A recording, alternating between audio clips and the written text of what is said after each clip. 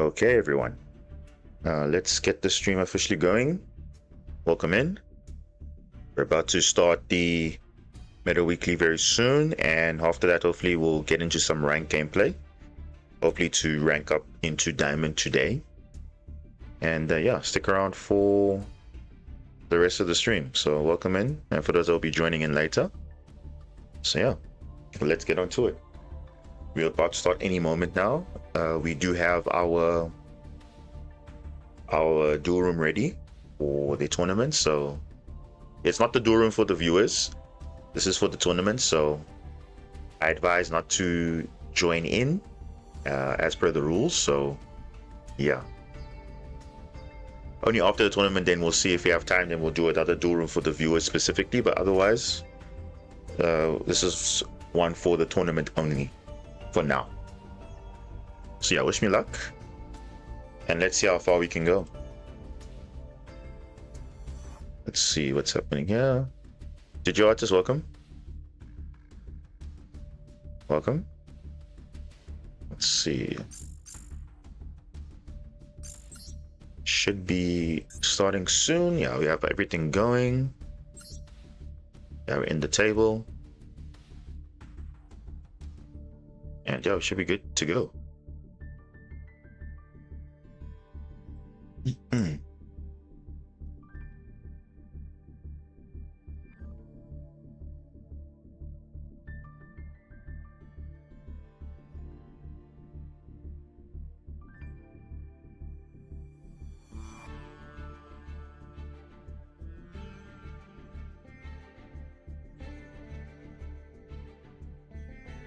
Yeah.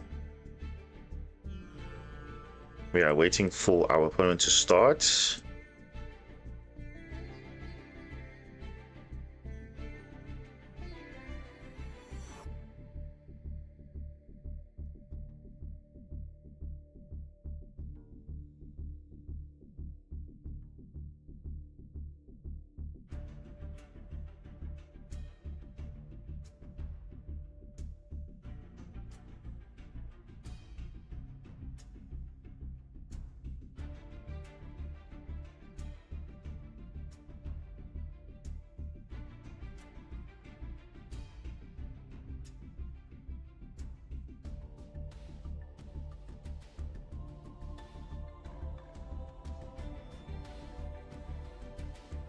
Yeah.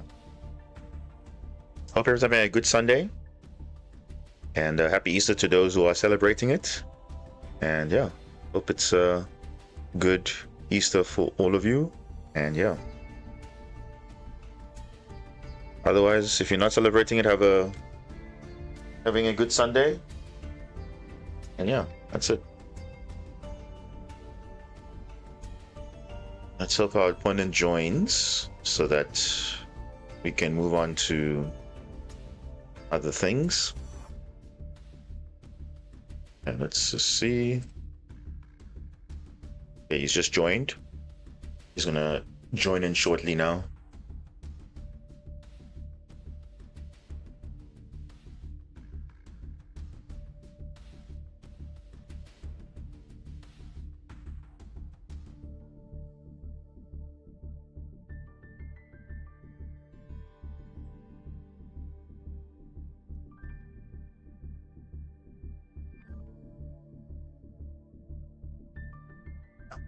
I joined just now, and then we're gonna start.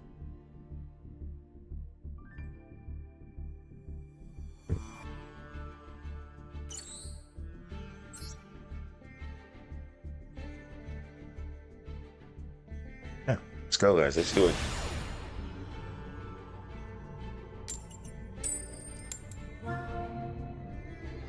Ooh, Master One Duelist. That's nice.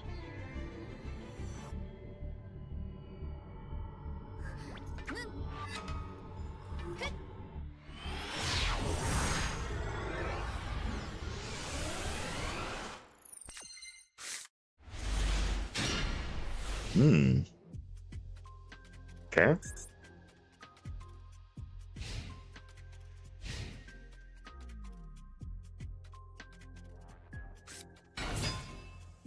Yes, Kana.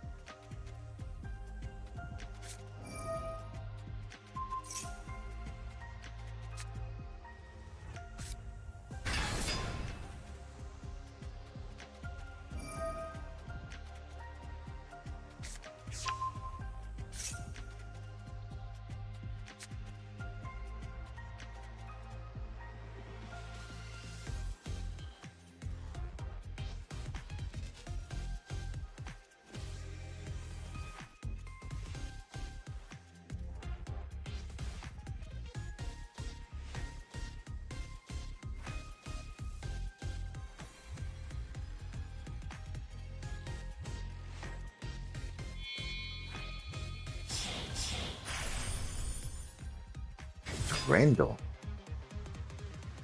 Okay.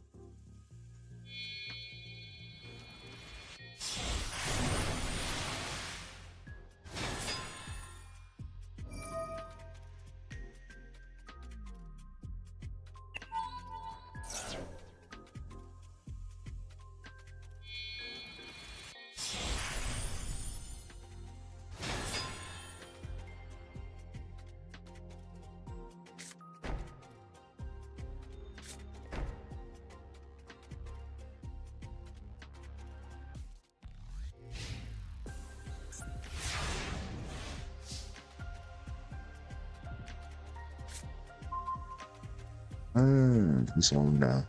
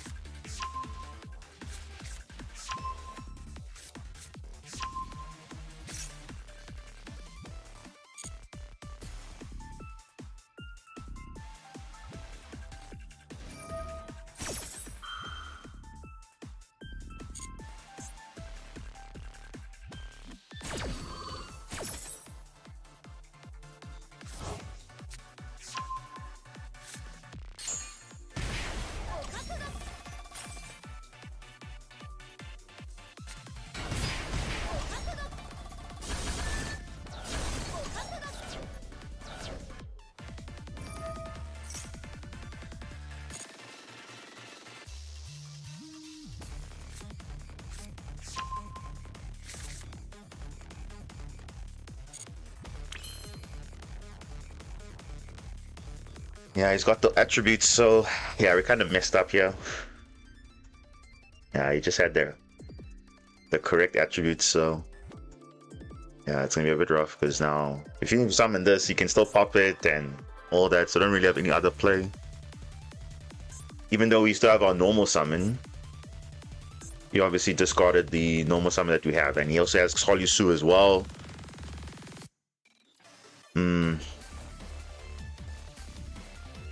Yeah, no, let's just take it to the next one. We don't have any other play after that.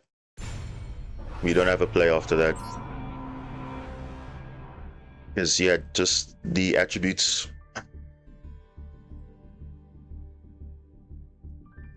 So it's fine.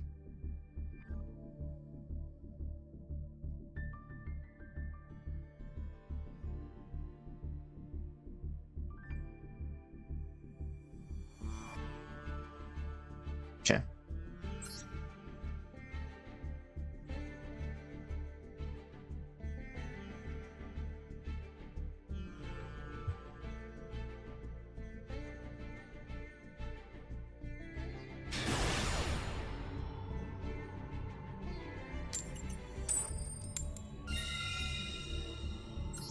Okay, let's get a good hand here.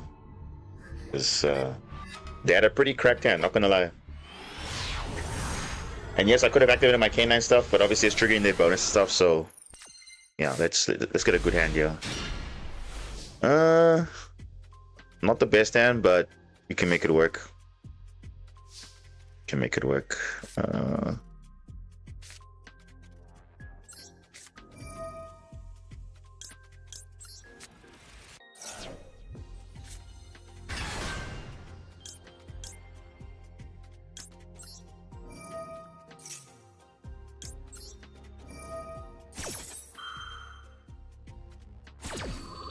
Okay, let's see what we can do here.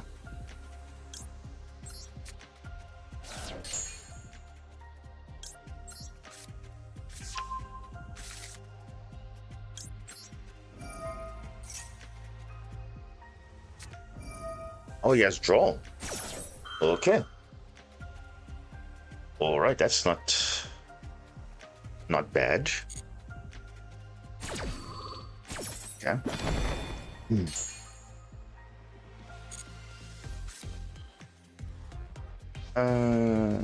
Yeah.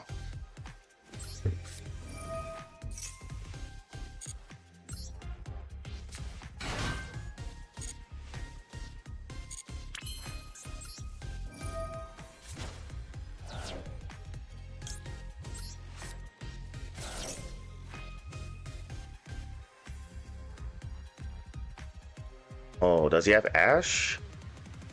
Ooh. Okay, that is rough. Mm-hmm.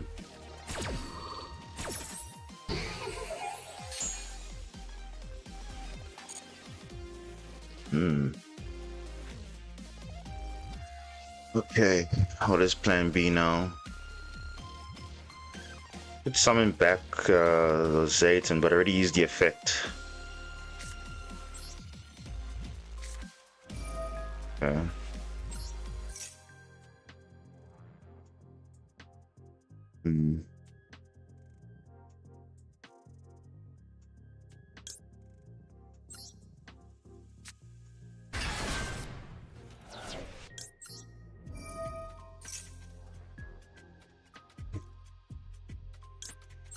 Yeah, this is the only play here, unfortunately.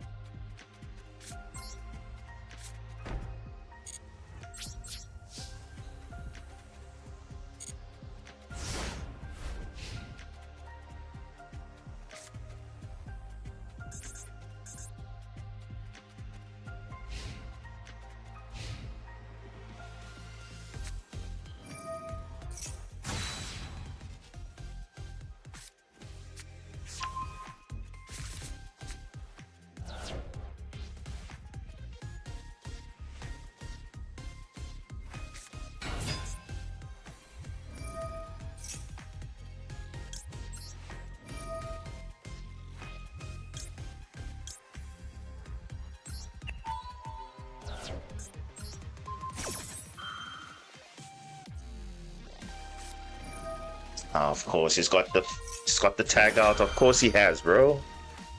Of course he does. Insane though. Man, that's crazy though.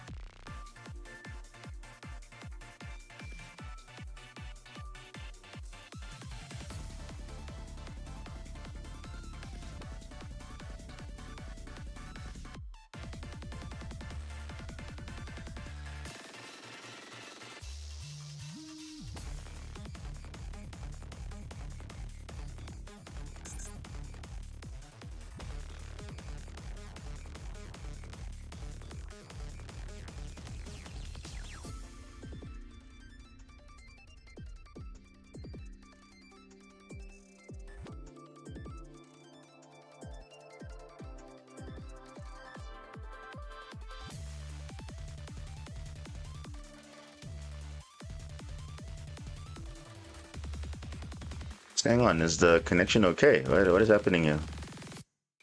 Surely it can't take this long to search a card.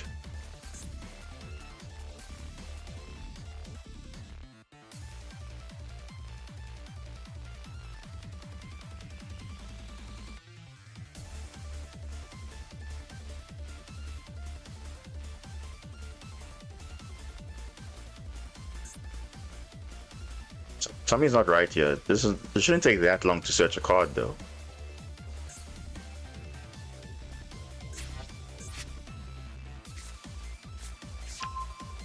Okay.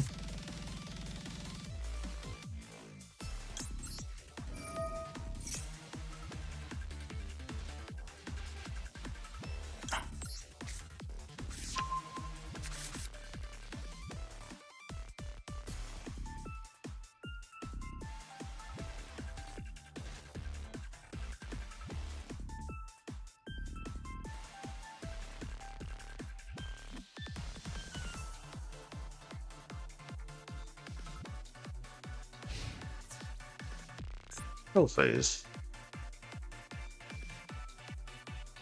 Huh. Okay.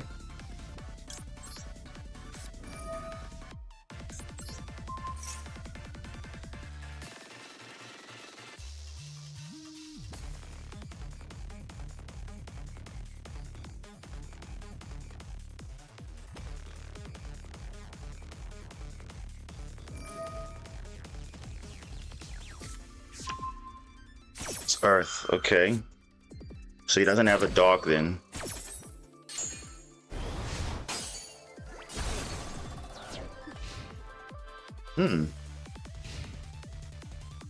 Wait, what?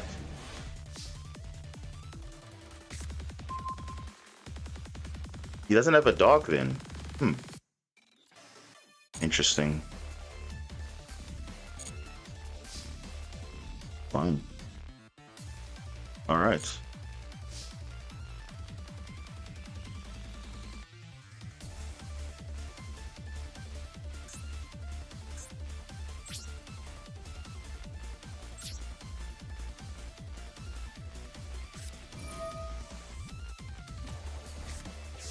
Okay, fire. Okay. Bonus.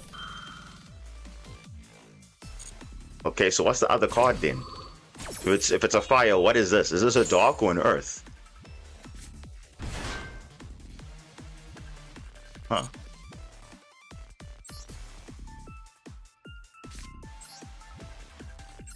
Okay, I don't think he has another attribute then. Because he has raisin and something else. But it doesn't matter. Doesn't matter. Doesn't matter, we win the game anyway.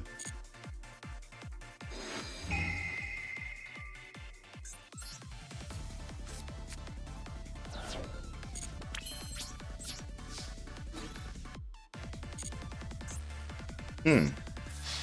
So I don't think he has a dog in his hand. I don't think so. No, I don't think he has it. I don't think he had it.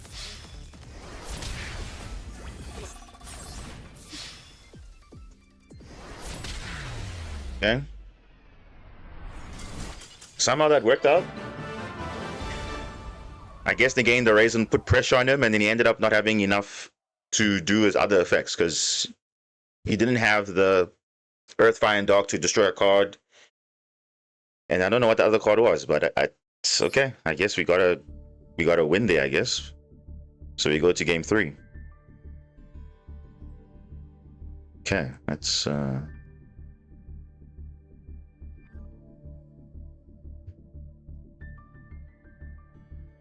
just fine.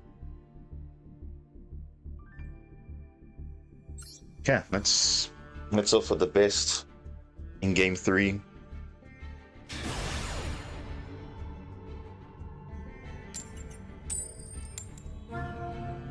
Yeah. Kevin Jones, welcome. How's it going?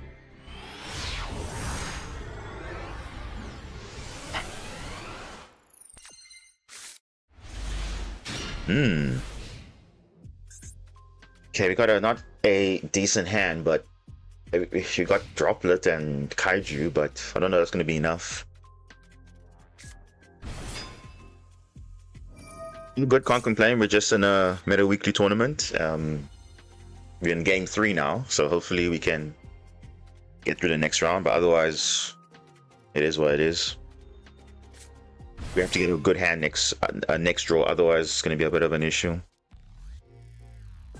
I mean, we do have Droplet, we do have a Kaiju, but sometimes that's not going to be enough. Just depends what their hand is. But from the looks of things, they're playing with K9 first, so that's always a good sign. But then again, they could have Vanquisher on the hand as well. But if they're starting with K9 first, it means they probably have K9 plays first.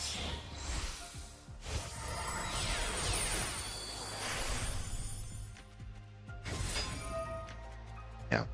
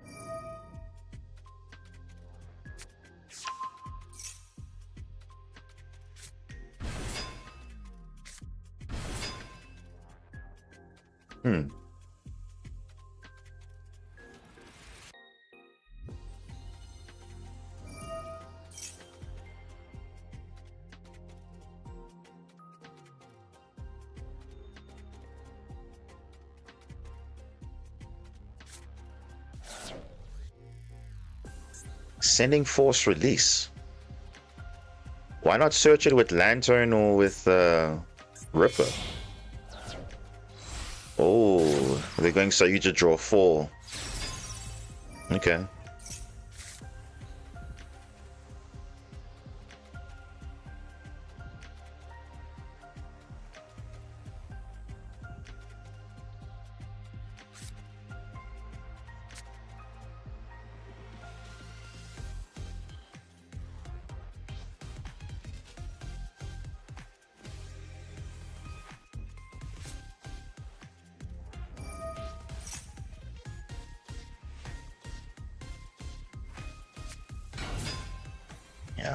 course. Of course you would draw a raisin. Of course you would.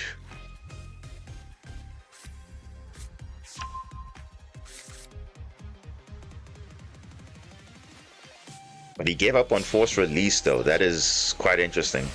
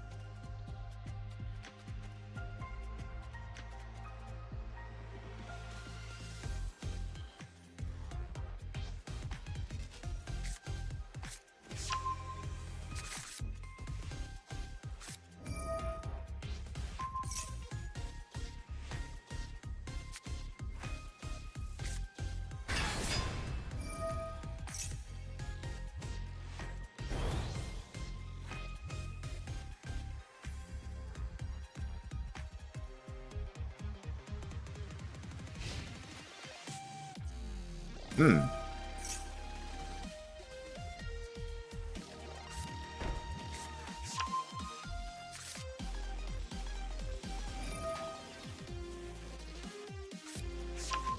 We need to get a good draw here.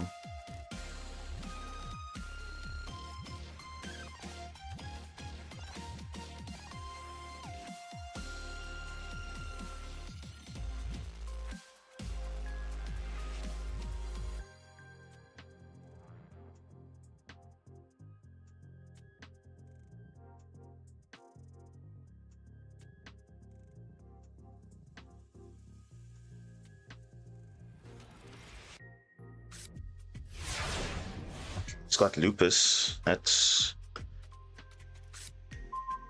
Ooh, Eldum. Okay.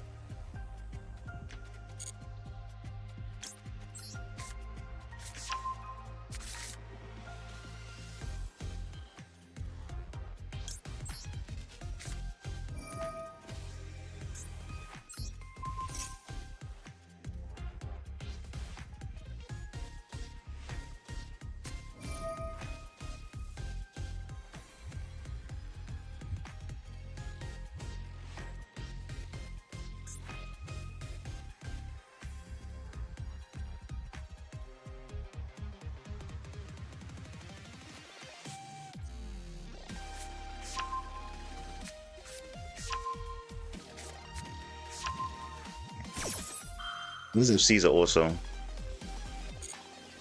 so it's fine. He's gonna give up the board there. That's fine.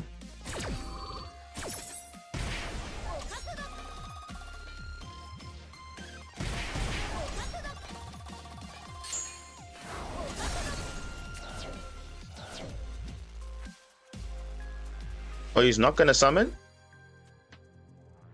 Oh. Wait. Did he mess up there? Oh, okay.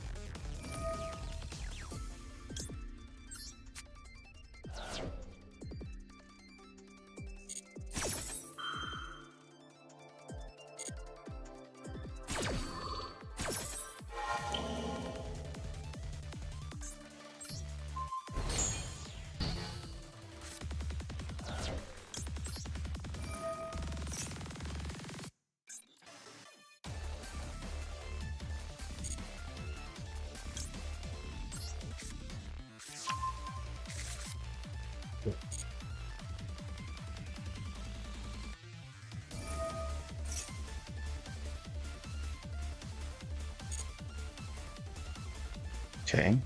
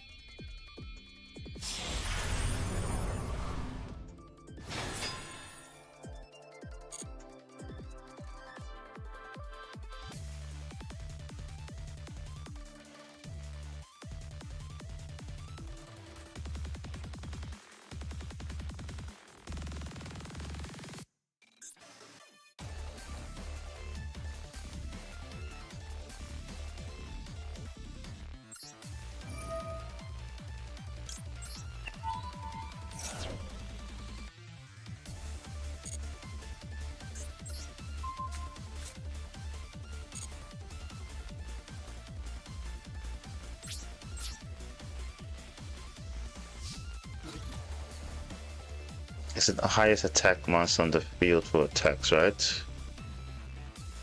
Yeah, while you control vanquish a monster, your opponent can only target monsters you control with the highest attack for attack, which is this one. So I can't even attack it. Okay.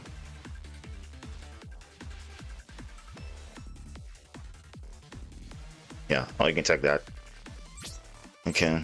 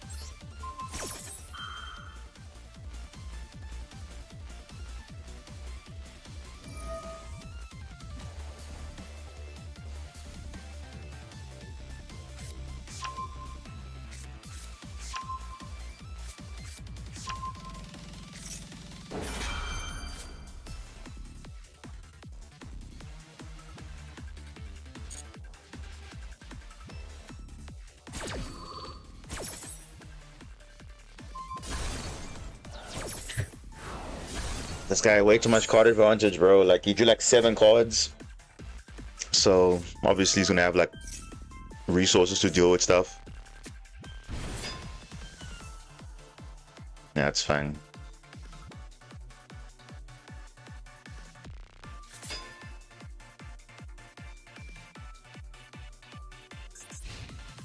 Yeah. It's just the card advantage was obviously more than mine.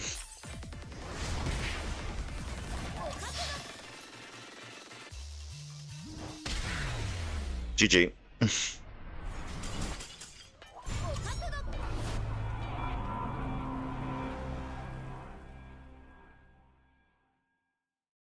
And that is that.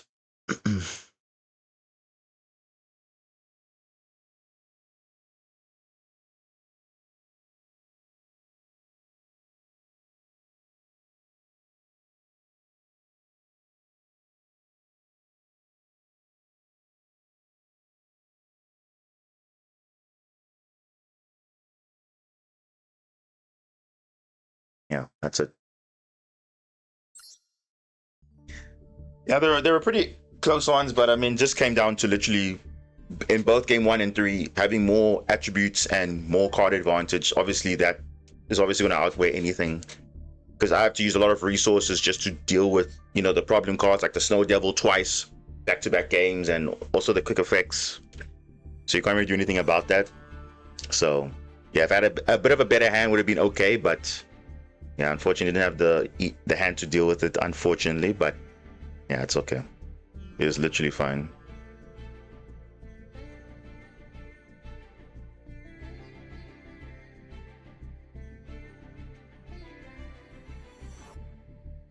Yeah.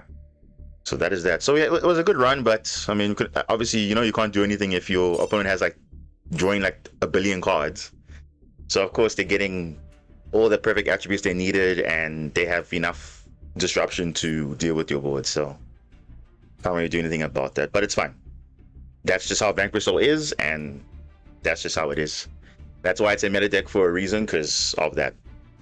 So it's fine. So let's just continue on with the rank grind. We are almost on the verge of diamond, so yeah.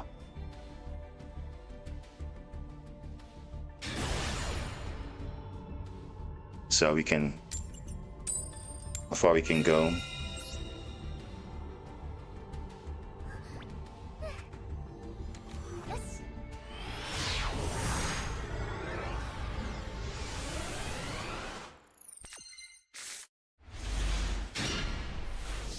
All of a sudden now, my hand is interesting now, all of a sudden. All of a sudden now.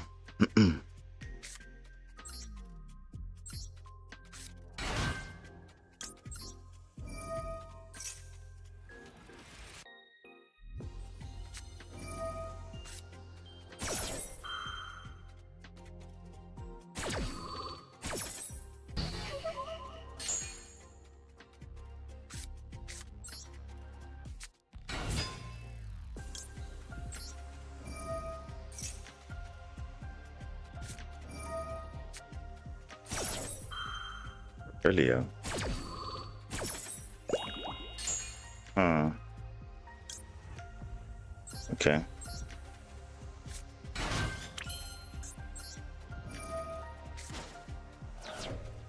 What else you got?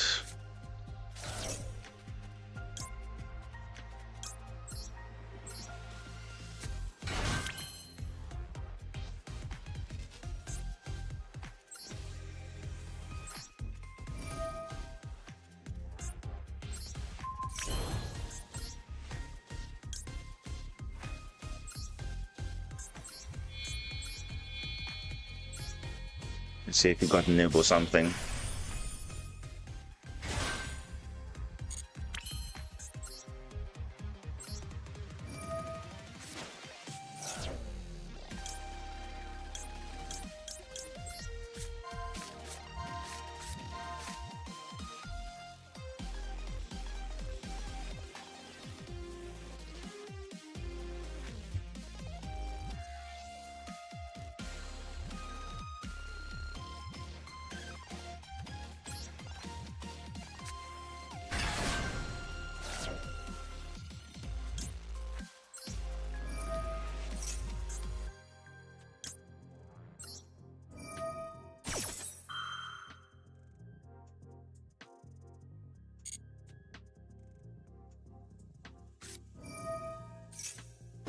Izuna?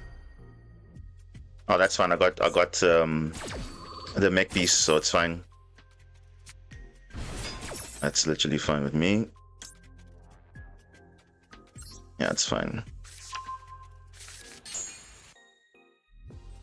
Or you can go Illusion Gate and then like steal your stuff, so it's like literally fine with me.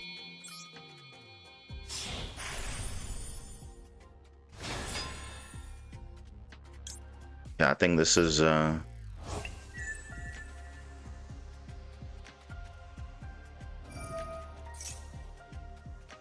got two ways to deal with it. Either negate now, or yeah, I think I'll negate now.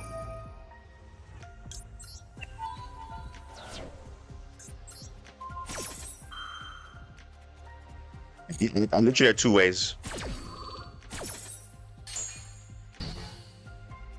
Okay.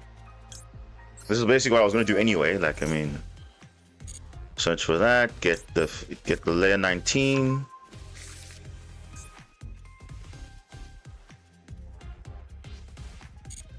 So here's the thing, I can go Illusion Gate and then steal the Izuna, because remember, it says you can use the effect of Izuna once per turn, but I can steal their own Izuna and use it for myself.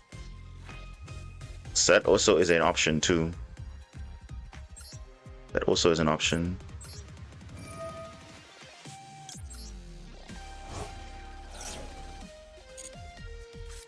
But yeah, let's see what happens.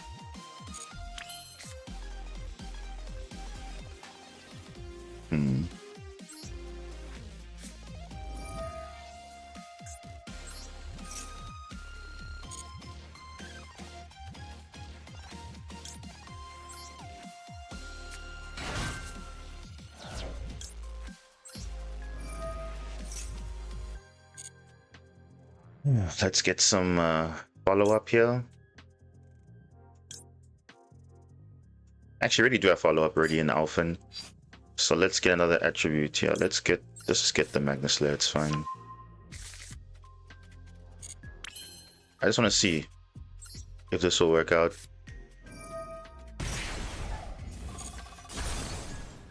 Yep. Steal that. You're broken. Steal their Izuna for my own. Yep, that's broken.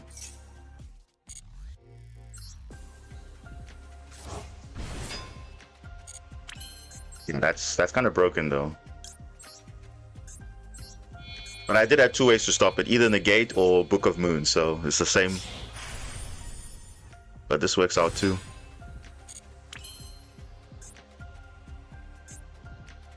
Yeah, let's attach. Yeah, we're gonna have like max materials, yo. They're literally going all the way, yo.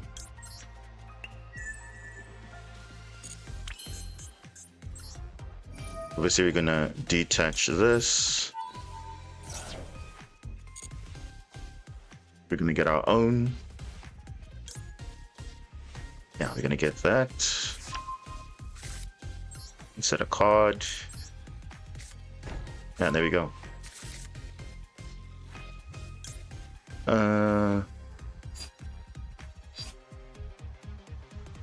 Yeah. I think we can do it this way. Let's summon our Onizuna again.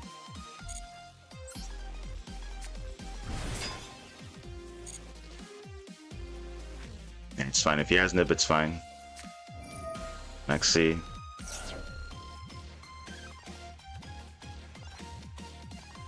That's fine, bro. Whatever. That's fine. You can dump this.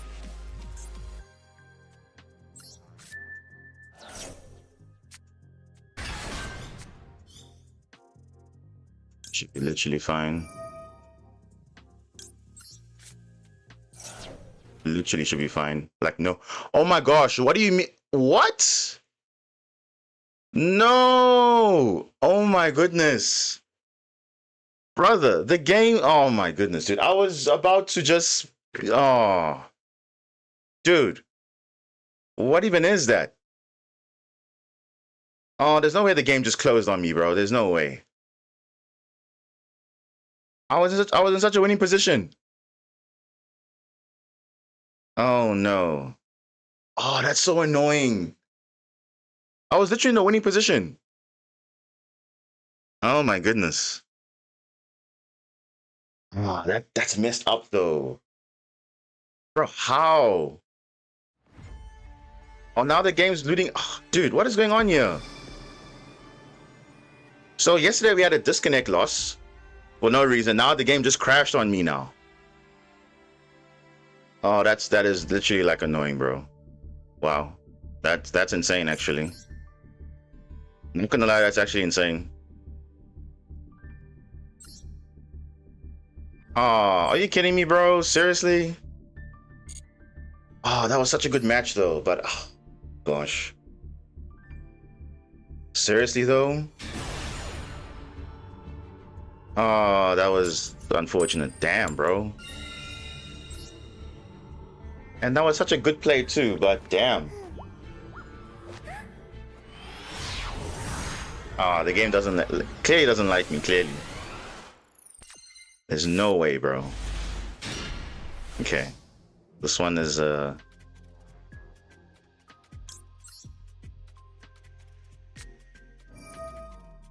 dude, that is so annoying.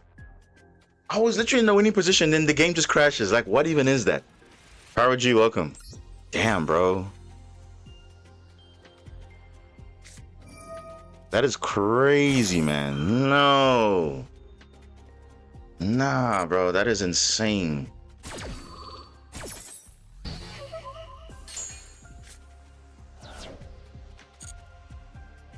Meta Weekly already happened, yeah.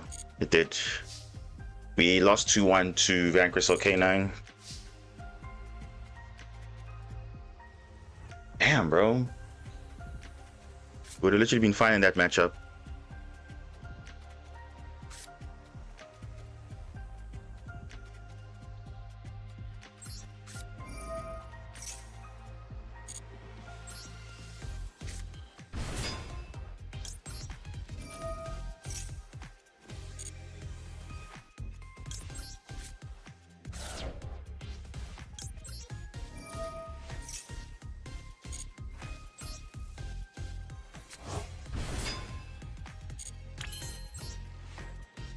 We're gonna go for the maximum interruptions here. It's gonna be K9 with Radiant. Yeah, I think we're gonna do it that way. So we're gonna Small World.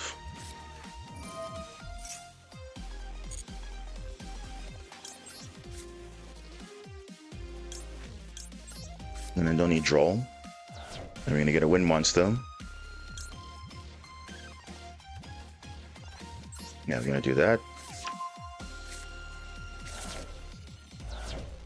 Yeah, we're gonna set up maximum interruptions here.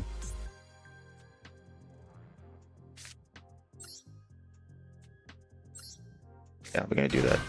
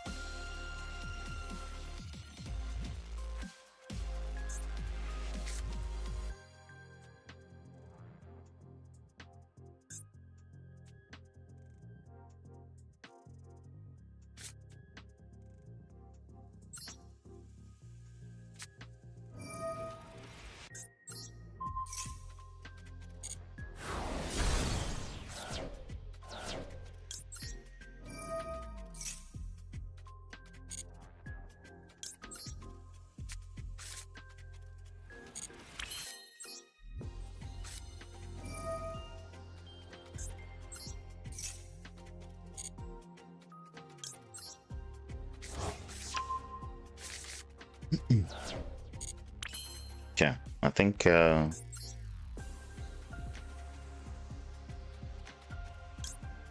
we should be fine, I think.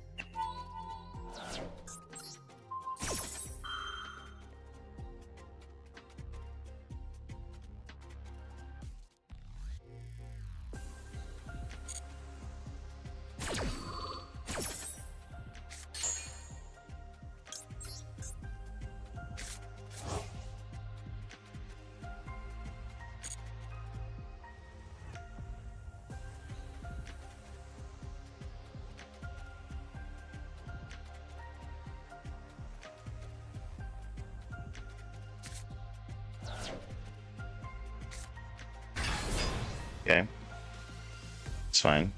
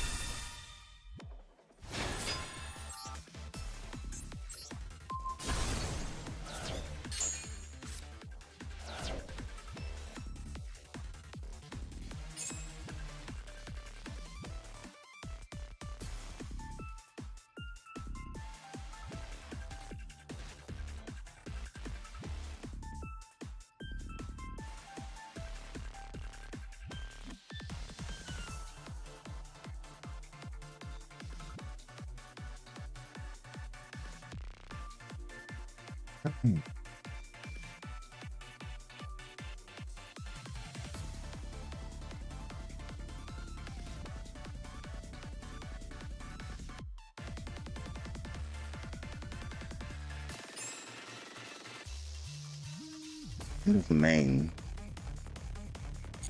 Okay.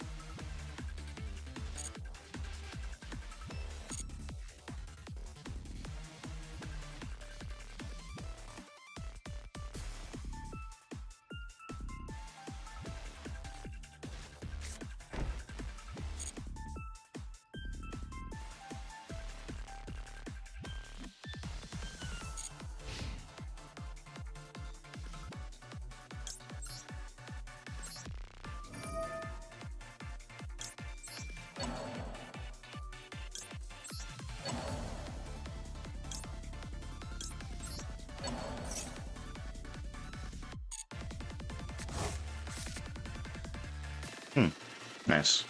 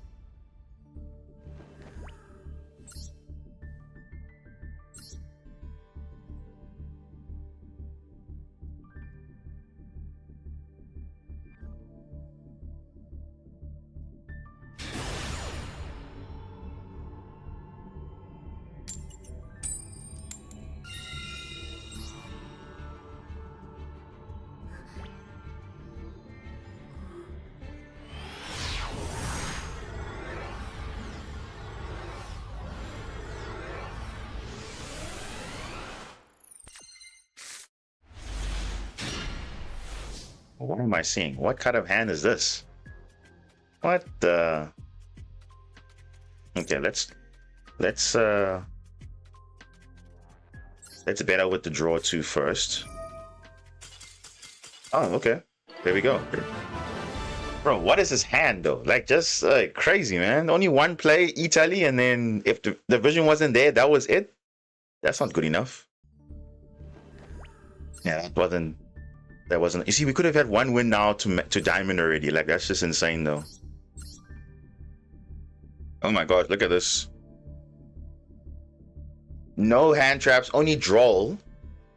And what? That's it. So pretty much, if they're not going first, they're losing on the spot. Yeah, that's...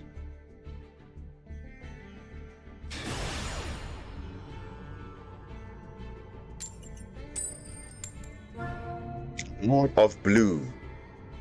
Let me guess, you're playing Blue Eyes, or you're just saying that because you want to be cool and say you're a Lord of Blue. Let's see, opponent. Let's see.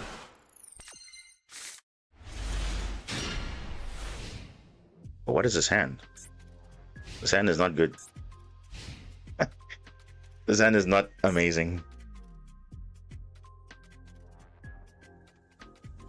Seems like they're a good... Oh, they're Sky Striker and Joya. Okay, that's interesting. Lord of Blue is playing Sky Striker. Oh, they could be on... No. They're definitely on... Not playing Yami, because Yami don't play this. Oh, they do. They could. They could actually. They actually could. This could literally be a Yami combo for all you know. It could be.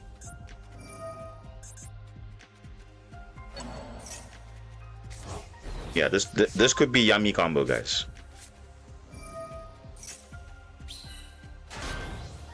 This could be Yami. Yeah, it is.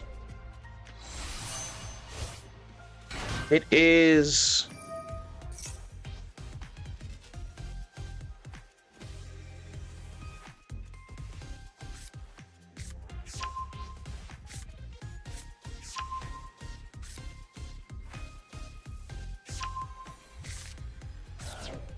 Dominus Purge.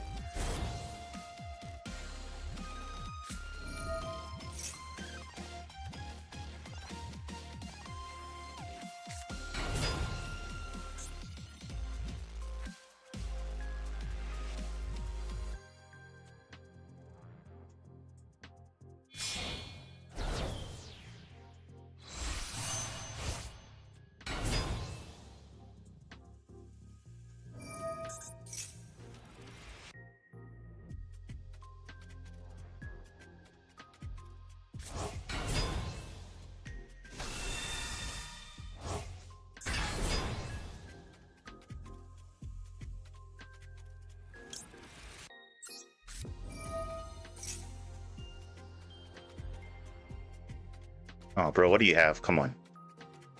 What do you have, bro? Just give me this one time. You definitely have something. It's surprise, yes, so you have surprise, but what else do you have? Surely Cupsy's at 1. What happened here? I don't know. They have Ash Blossom, of course. Damn. Okay. Oh.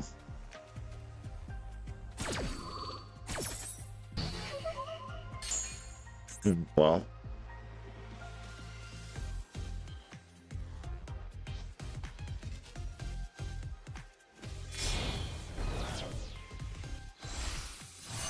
Metal Marcher.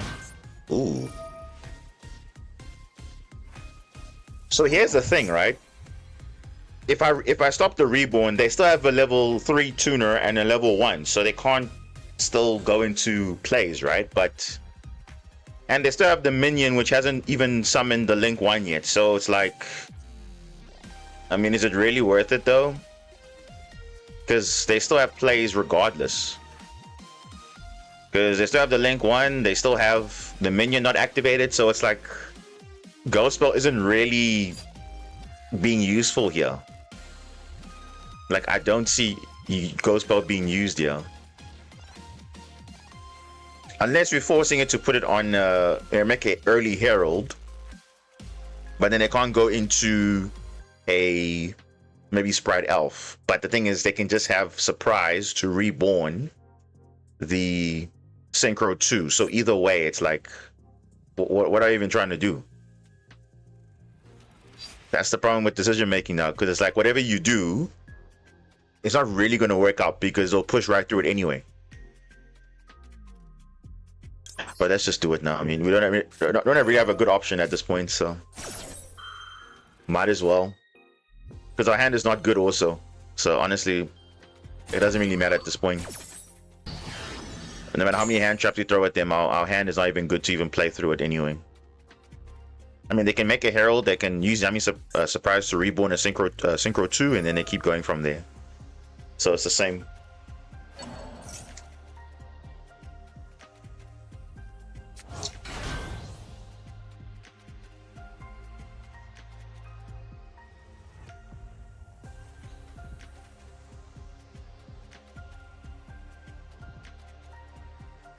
See, Capsule being at 1 doesn't really matter because they have other engines to still get to your Yami combo, so it's the same. Yeah, you can see Herald, there it is.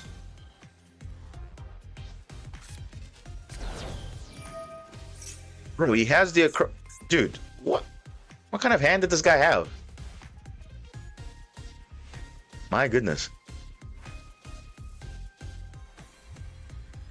He still got Surprise to...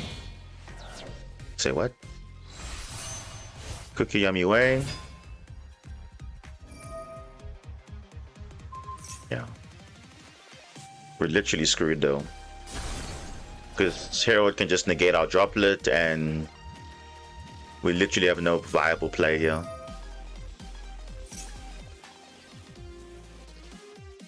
And watch, Sprite Elf's going to be summoned and then I will literally turn his whole engine online because of Sprite Elf just reborning the Synchro 2. Which is just broken.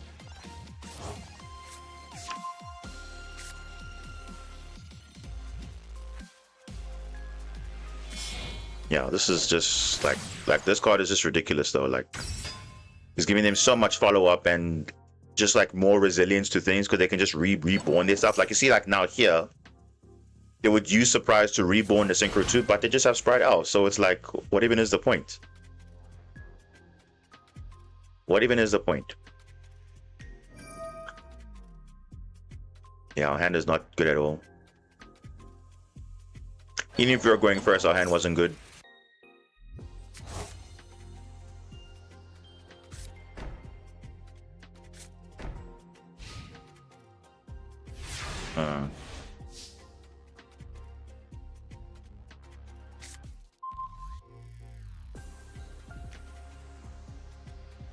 Had you?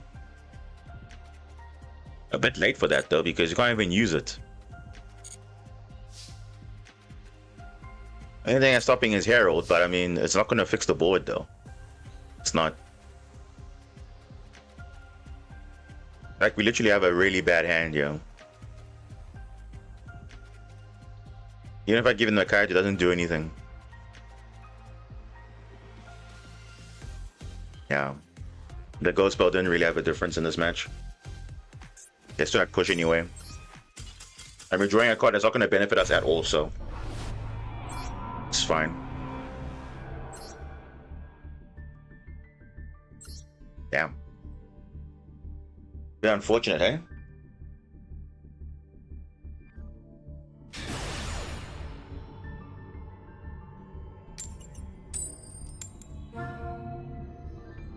Come on, now we're losing coin flips now all of a sudden?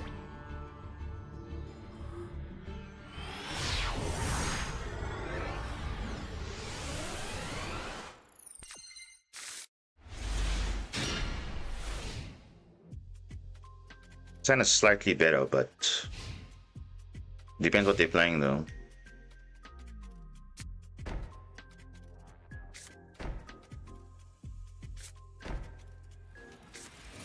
Oh, Jesus Christ. They're playing the man. Oh my goodness, bro.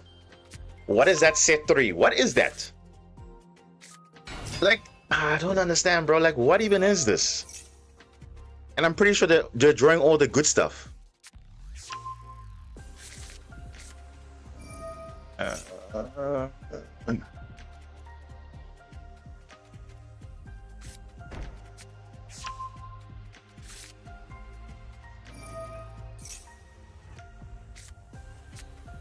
Did Meta Weekly happen already? Yeah, it did. We lost 2-1 to Vanquish Okanan.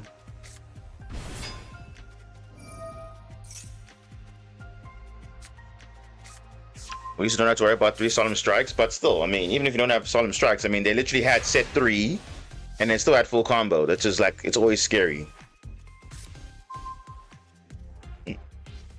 Joku's not ideal. It's not.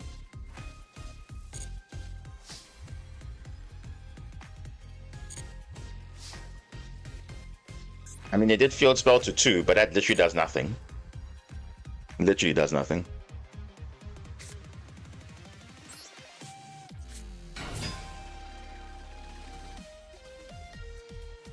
Oh, look at this. This guy has a solemn already.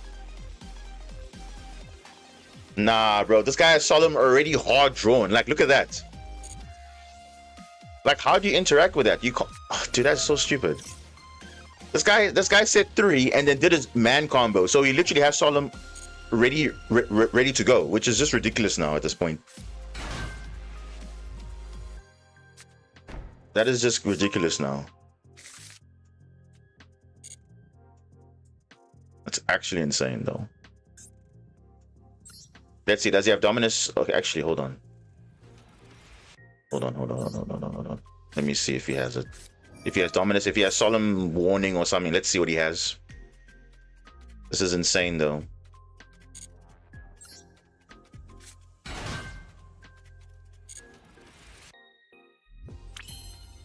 Okay. That's a good sign. And I need a draw here.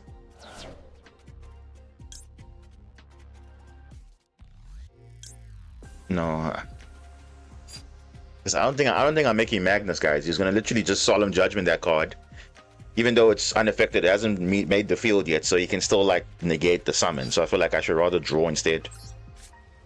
We'll figure it out later.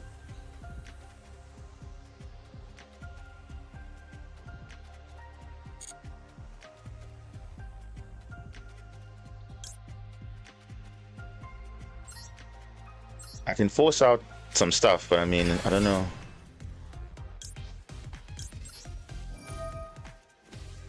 I don't know, let's just see.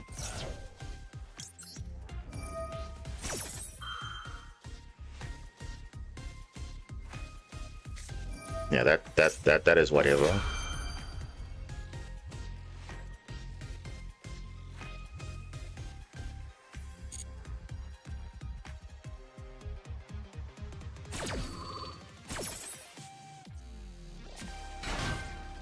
One, two, negate.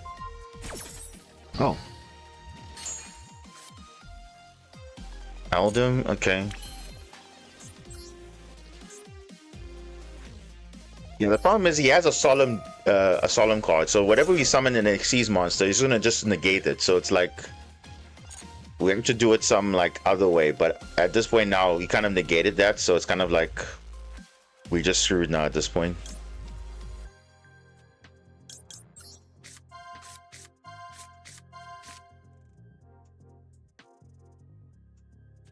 Oh, okay. Wait a second. We might have a play here. We might have a play. Yeah, we might have a play, guys. Just hold on. We might have a play. I don't know what else he has in the back row, but Dominus Purge. Oh, okay. That's actually good. We actually chain link block. That's fine.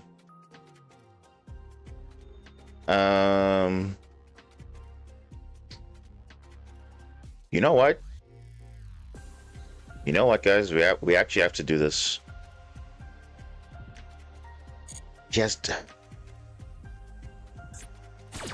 I'm just purge, okay. It's fine. This doesn't do anything. Yeah, I think let's search for a red layer so we can get Joker online.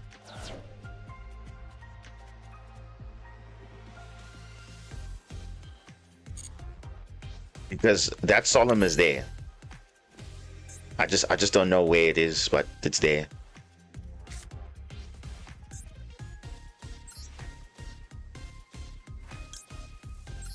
It's definitely there.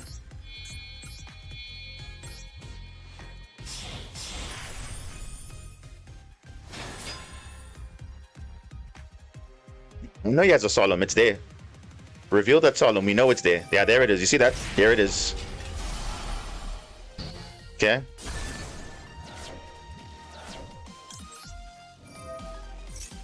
Yeah, I think I have to do it this way. Either search for this, which I haven't used yet, or you can search for this. He was supposed to saw him a while back. He decided not to. Because I think that could have killed all the plays. I couldn't have extended and all that stuff, but I guess he's trying to use all the stuff, but maybe I'm also should not play into that, but I think this is the best shot we have. Because I can actually clear the board, but the problem is I don't know what he has in his extra deck. He probably has a Baron de Fleur there or whatever, so I just want to see what he may have. But let's just search for this, because I feel like the layer 19 is not going to do anything here. Because you can go for a Zeus play anyway, so it's like fine. Red layer. Oh, bro, what else do you have? If you have an Impulse, that would be just so sad, though. Or even worse, a double solemn. Let's add... What are we adding back here? Let's add back a Zayton for follow-up. What is that? What is that back row card? What is it?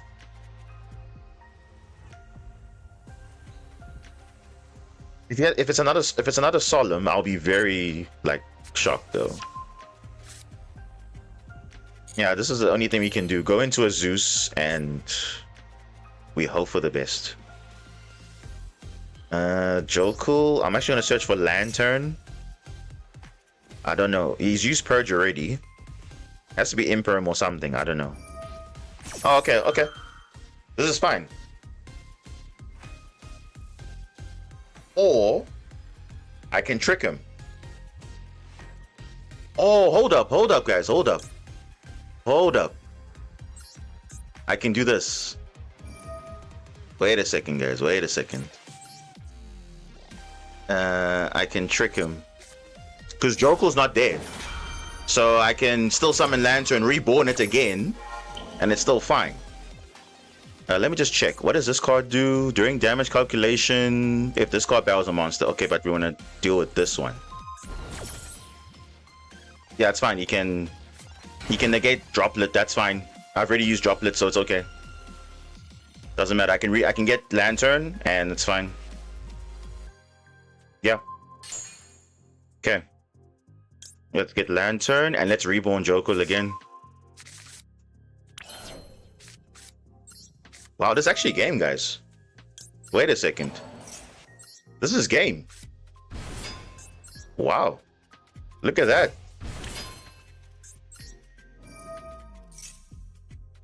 Wow. That's actually insane. Let me get force release just in case. Ooh. This actually is game, guys. Hold on. This is game. Arc Rebellion for game.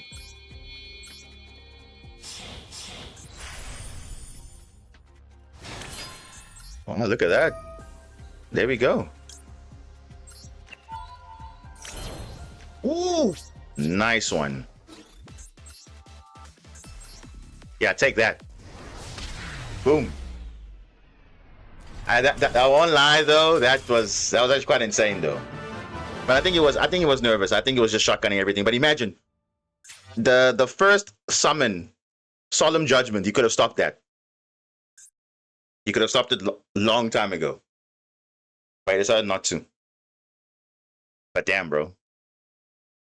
Damn, that was crazy. But it is very satisfying though. I mean, yeah, we literally played through a Solemn Judgment. We played through Dominus Purge. We played through 2 of his swamp deities. That's crazy. Yeah. Exactly. And that's what I'm saying. You got a shotgun. Because I actually didn't have any play after that. I didn't have. So I was just playing the game as if, yeah, bro, that was crazy. So you see, sometimes decision making is deciding whether you should negate the first thing but I think I would have negated the first thing. Look at that, bro. Look at this. 1-off Solemn Judgment, he hard drew it. 1-off. 1-off Dominus Purge, he hard drew it. These 2 cards is ridiculous, bro. Like, insane. Once I saw you mode that 3, it was over. Yeah, it was. And that's what I'm saying. The deck is so crazy though. Like if you don't stop it, it will just spam bodies, and then before you know it, that's it. But to be fair though, we were lucky with the mill of you know, the mills and stuff. But still, that was crazy though. I guess now you'll know next time. Solemn the first normal summon, because that's it.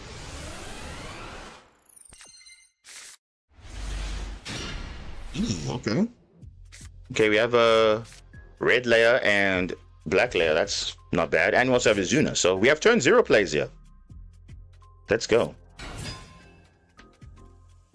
Oh, that's not a good card. Yeah, let's say a 1. Ooh. Huh. Okay, he's already got the World Legacy Crown. Damn.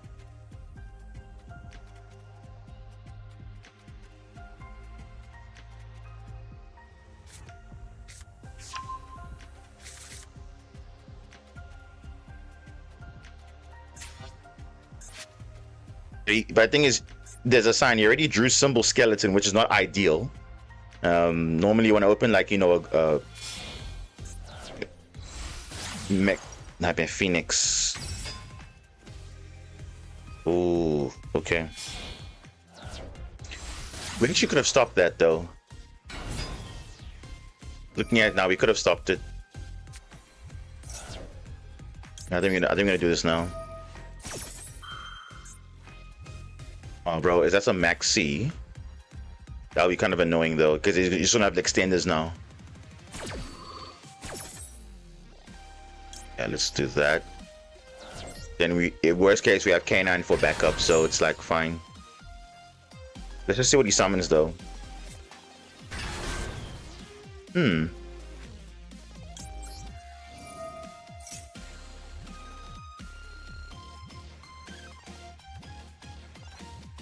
First of all, monster effect in the hand or grave has to be activated. So right now, nothing's activatable yet.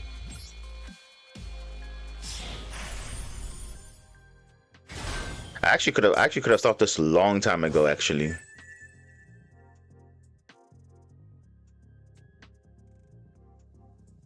But yeah, this is because if I stop this, he still has Galatea to reborn because he can banish a legacy, banish an Orcus which already has engraved to summon again. So it's like, I don't know.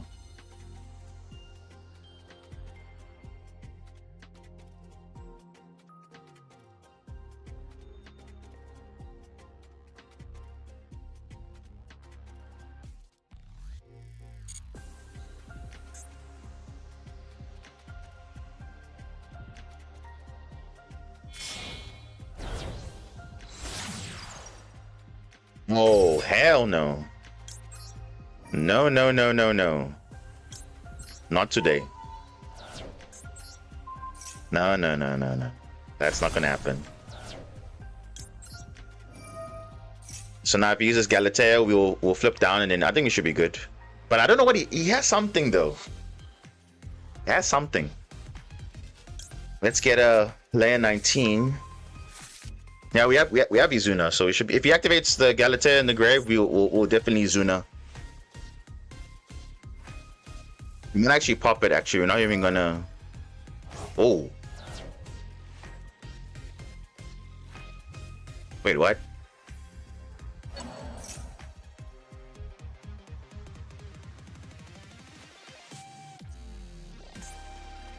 Oh.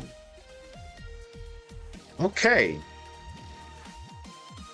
You know what? That actually changes things now because he's going with the reborn of the Orcus first instead of using Galatea's effect. Ooh, okay. It actually changes things a lot though. It actually does. Because now... Actually, you know what? I need to do this now because I wanted to. He's gonna use Orcus Nightmare to send Harp Horror, and he will still extend. So I think I need to destroy this now if I have a chance to do it. What does he have? Oh, he has Ash. Anyway, it doesn't even matter. He's got Ash anyway, so it stops our canine stuff. Oh well, it's fine. You excited for Kill Tune? I mean, yeah, I think a lot of people are going to be excited about it, but we don't know if it's going to be full power though, because remember, Kill Tune's only good if they have all the support cards. If they don't have it, then it's going to be not as good.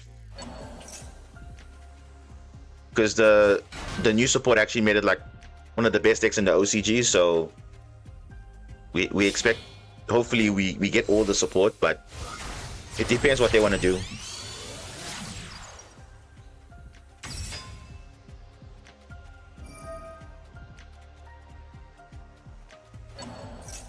He needs that Dragon Synchro as well. I mean, yeah, that the what's it? I think it's Zarlin or Zarin, one of the names. The Shackle Dragon. That is a very good card, especially for any synchro deck in general. It's a pretty good card, but especially good in Kill Tune because you can summon it naturally. Because they're obviously a deck full of tuners, so they can obviously tune into anything, they synchro into anything they want. So I think it'll be interesting. And our deck actually has a good matchup against it, so we'll be excited to see how we fare it.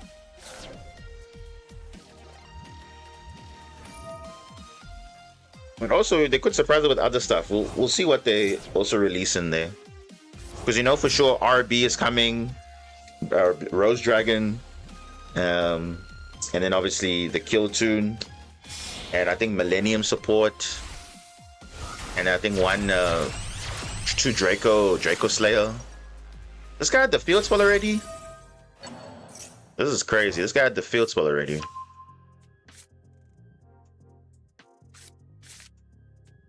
Or he uses Galatea's effect, maybe. I think he used Galatea's effect.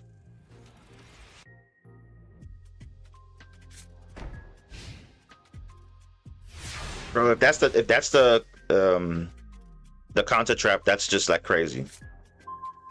Ooh, okay. Ah, damn. Our hand's not that good, eh? To be honest with you, it's not that good.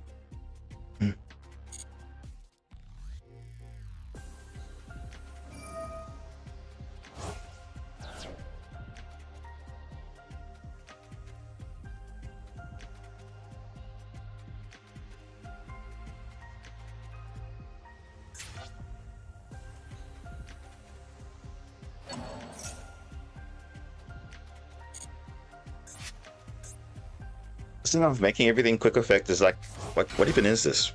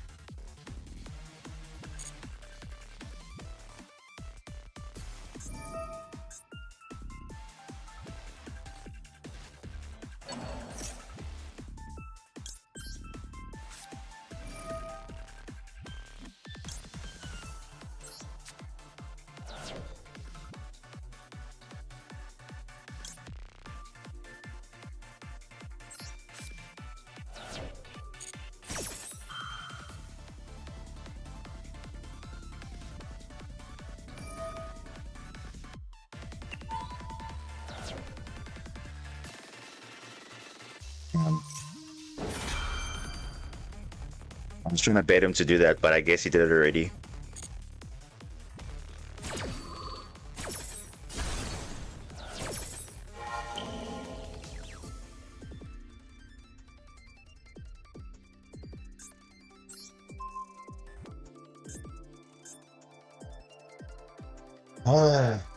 Mm-mm.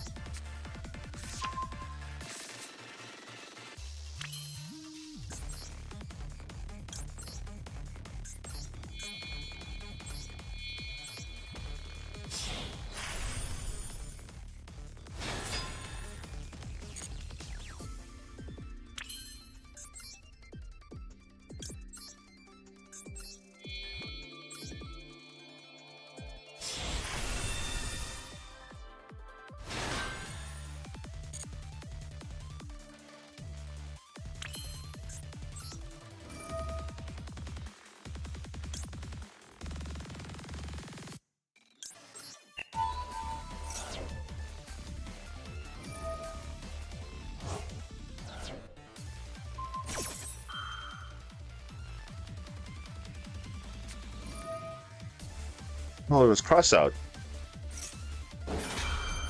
Okay. Okay, it was just a bluff, okay. I think he's sending Hop Horror for follow-up. Yeah, he's sending it for follow-up.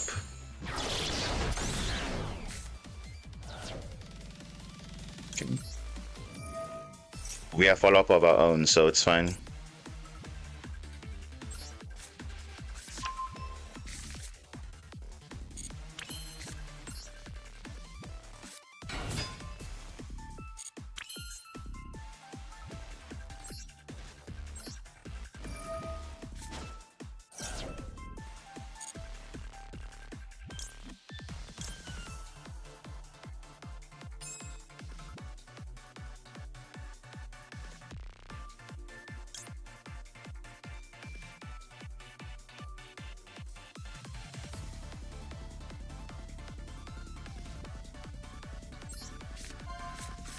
Yeah, come on. Okay, that's not ideal, but okay.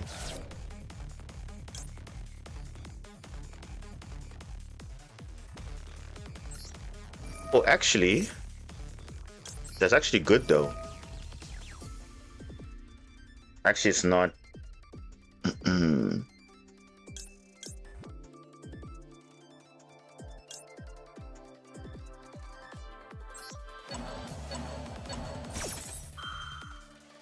We can make it negate again, but I mean, he's got the follow-up engrave though. So yeah, it's gonna be.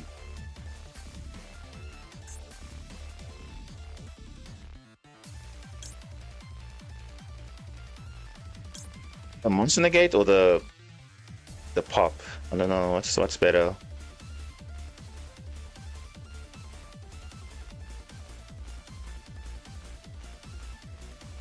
getting the Monster Negate or the Pop? I think the Pop is better. Because it'll force him to use resources.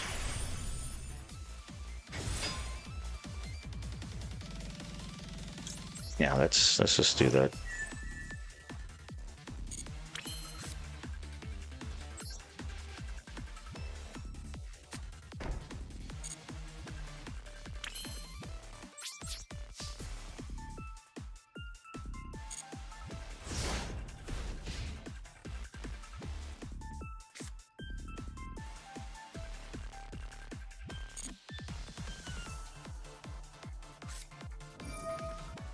Bro, of course, dude. Like, of course this guy's got he just top decks Imperm. Like, what are the odds of that, bro? Jeez, mate.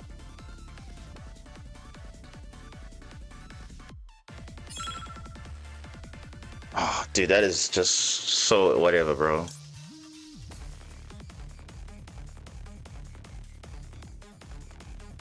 Well, I have to pop my own card. So messed up, bro. Of course he gets an Imperm. Of course he does.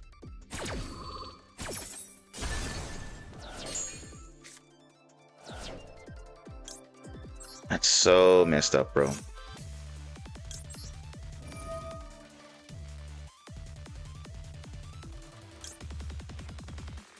I think let's just reborn this and we get follow up if he does something, but that's just crazy, man.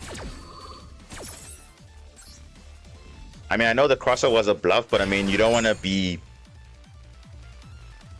playing into stuff unnecessarily.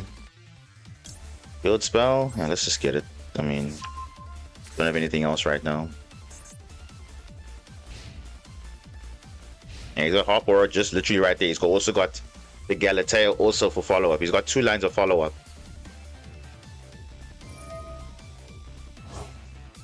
Damn, bro. We needed that to be on field though.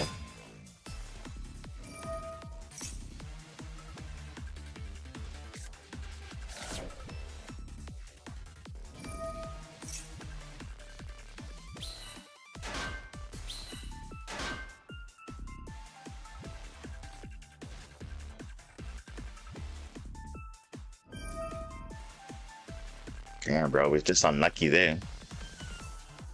He had the perfect top deck, and of course it's Imperm.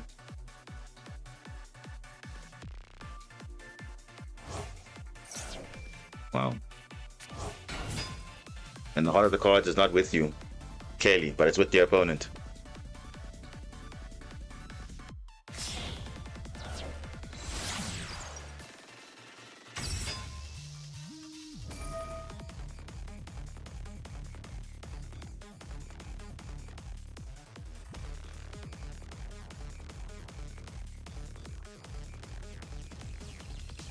Now I can go Dengurasu, send Zeus, and it's just all gonna be messed up.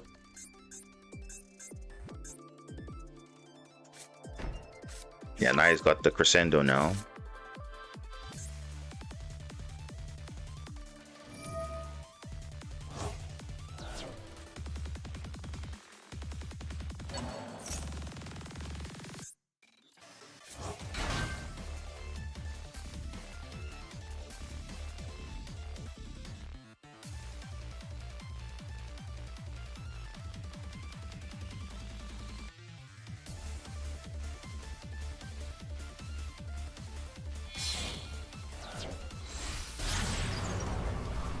Masquerina.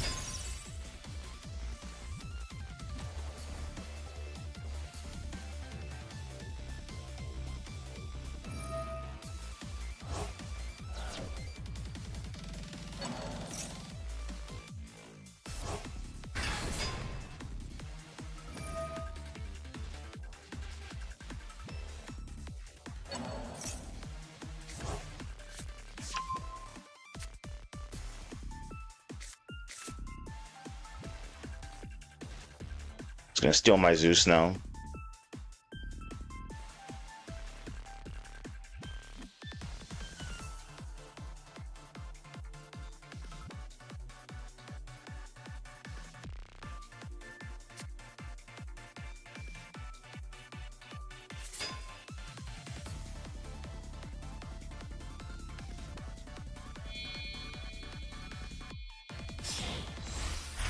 Then Gersu send.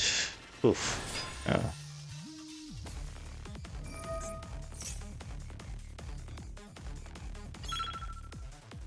Yeah, send a card. He's gonna send obviously this card here, so it's like not even a point to like reveal anything. You'll just send it.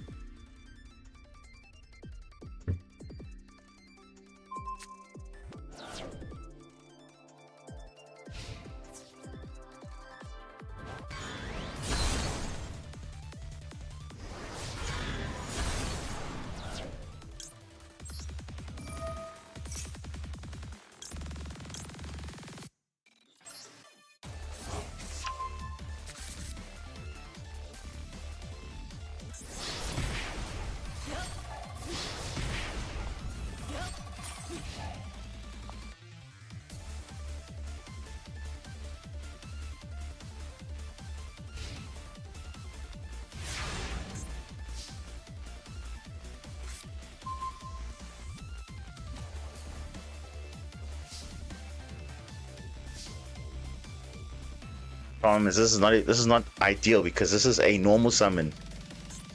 Damn, bro. You can't really push through this because Masquerade is just gonna deal with the monster that's summoned. You know what? It's unfortunate, bro. Literally,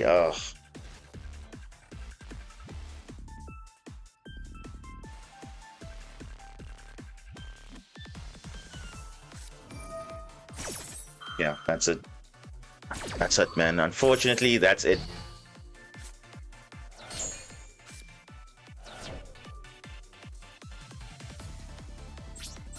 Yeah, I don't have a play. And remember, technically, they were playing with their second hand, which is the graveyard, so that's how Orcas can be. They can start with, they can have 0 cards in hand, but look, all their players were in the graveyard, so can't do anything about that.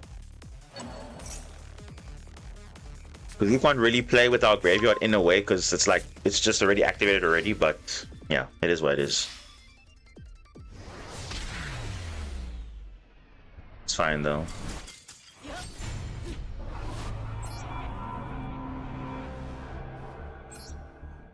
Damn, bro. That's unfortunate.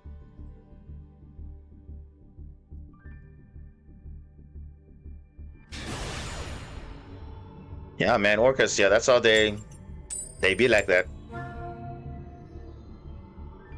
And to be fair, though, they did also have Ash for the K9 Izuna, so that also kind of messed things up a little bit. But yeah, they basically play with 2 hands, and yeah, that's it. Oh, what is this now?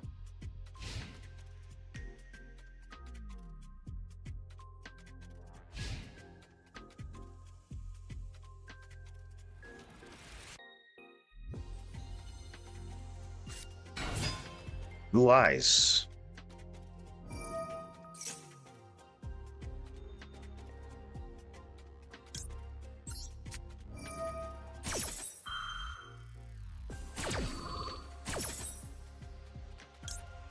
Blue eyes.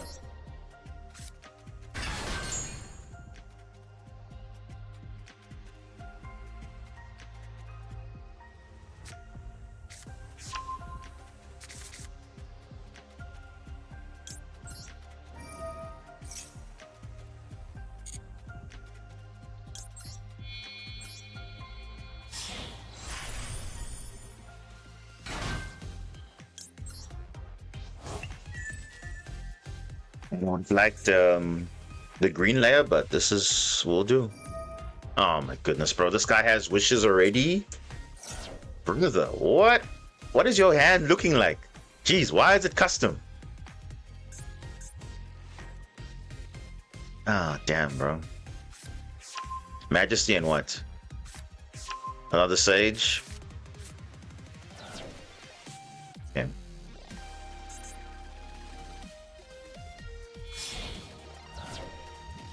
Oh. This guy already had wishes already in his hand. Yeah, it's fine. You can't really activate anything right now.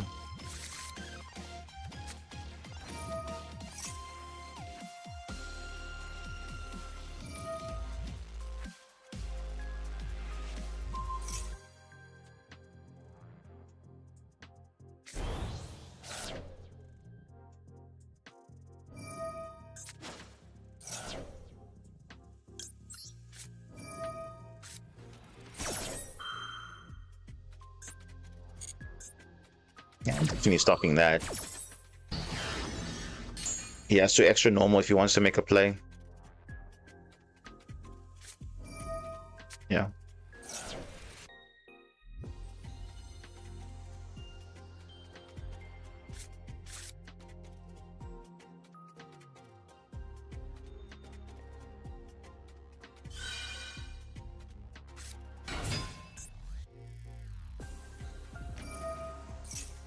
What the? This guy had a second Cyberman the Legend.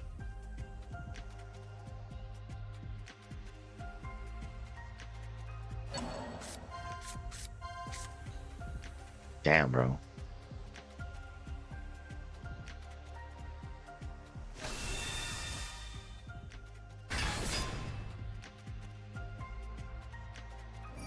Okay, yeah, that's fine.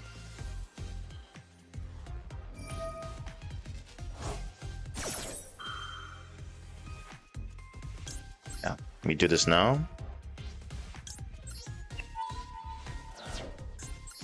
Off that true light.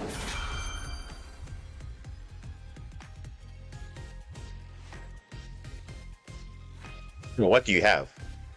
What do you have? Oh, okay, just setting. Okay, that's fine. It's like, what? What are you setting there? Is that Roar of the Blue Eyes? Probably. Damn, bro. Wait, Majesty? Wait, he plays 2 Majesty. Wow, okay. Anytime you have Roar of the Blue Eye in your hand also. Because that would be just crazy now.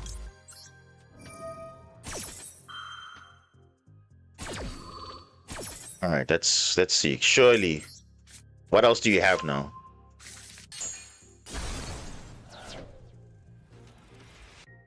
Do you have Roar as well? Like, then you have all the extenders you're looking for. Brother, are you kidding me now? This guy has every extender already in the hand. Like, what is that? What? This guy only searched. This guy had wishes already. And he already had a... bro, what even is this? Bro, that is custom hand right there. Holy moly, that is custom. Like, what am I seeing there? Yeah, I'm gonna shotgun the Majesty now. Dude, how lucky is this guy, bro? This guy had like all the extenders in the world. That's crazy, man. Yeah, GG. Like, you done. I can't believe it, bro. Like, this guy had every single card he was looking for. That's insane. You guys are saying this, right? He literally had... He had wishes. I thought he just got a Cyberman the Legend thinking he does have another one. He had another one. He searched for a... He had a Majesty. He added it with wishes. And he also set it again. So he's playing double Majesty. And he happens to have... Maiden already in hand as well. So it's like, this guy had all the extension he needed to kind of play through. But of course, True Light does, you know, stop everything. Because obviously I made sure that when he had Blue Eyes and 2 tuners, you obviously stop that and then obviously do it again. And then pretty much I have full combo. You can see, look at my hand. It's like literally custom as well. So, yeah. I pretty much had full combo there. So you wouldn't have done anything afterwards. But just imagine, though. This is why turn 0 is needed. Look at that. Because if I didn't have that turn 0 play, I would have been screwed over, basically. Because he had literally every single extender you can ask for. Which is ridiculous. Let's have a look at that deck list, though. Hold on. I have to look at this. Yeah, he's playing double Majesty. And he's playing 1 of Solemn. So you're telling me this guy had a Maiden, a Sage, double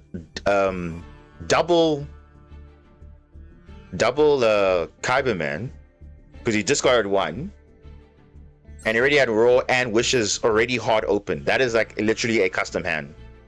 Literally a custom hand for Blue Eyes. But of course, True Light Luckily, we were able to pop that, so that's good. But if I didn't have that, imagine, would have been just insane. You would have like, you would literally have like the perfect aim board. You would have probably made Magia. I didn't even check, was he playing Magia? I'm not even sure, but I'm pretty sure he could have made like the full end board plus Magia. I'm pretty sure, based on his hand that he had. Yeah. Man. Okay, losing gates is fine, but I mean, double Jokel does not. It's not usually ideal, but we got the Bureau, but I don't know if that's also good. Depends on what they're playing too. Oh, branded. Oh. Okay. Branded. I think when the new support comes out, you'll see a lot more branded players, because it will get a whole lot better, because then basically branded fusion becomes not even a proper combo. Fallen of White Dragon is like full combo. In the end phase, by the way. Oh, okay, he's committing to a lot. So that's good for us though. That is good for us.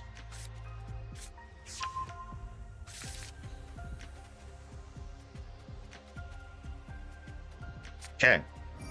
And there's the classic branded fusion, which will literally become obsolete. Literally, this card will not be as strong. But it will still be strong, but it won't be as strong compared to like the Fallen of White Dragon combo. I know this because I've seen it.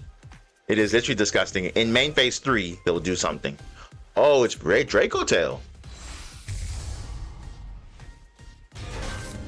Oh, they're probably going to go into Nib now. If they're playing to Nib, that would be like really crazy for them. Okay, they're playing. Oh, what? Why are they playing so many? Okay, Brandon opening. Fusion monsters can't be destroyed, but that's fine because we'll clear that hopefully before then. But okay, Rahu limited to 1, by the way. So I guess they're playing more like a branded, heavy branded package now, since, you know, Lucius is at 1 and Rahu's at 1. So they've lost basically four copies of a card.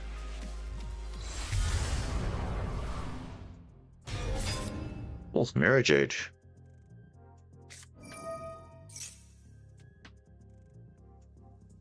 The question is, are they going to play into Nibiru? That is quite rare for Dracotel to play into Nibiru. What? This guy Urgula, Frixel, and Arthur. Wow, bro, that's and Firmino. Bro, if he summons one more time, that's like super greedy. I'm just saying. That will be super greedy. But he probably will.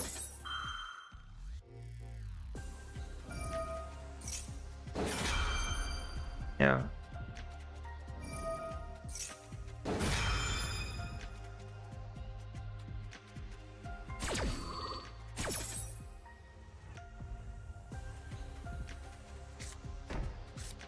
Flame, so he can stop a spell. I'm probably going to bait him with Thrust first and then probably losing it afterwards,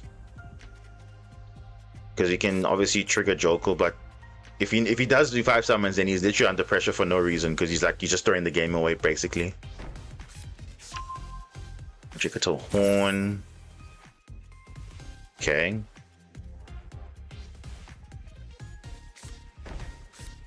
And Kitu.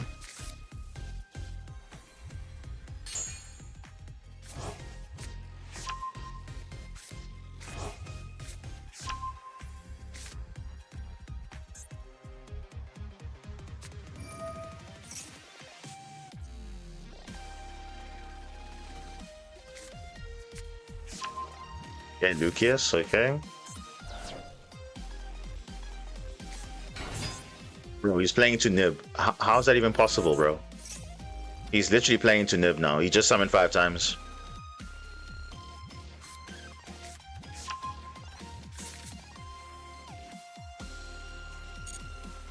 Wow. That was quick.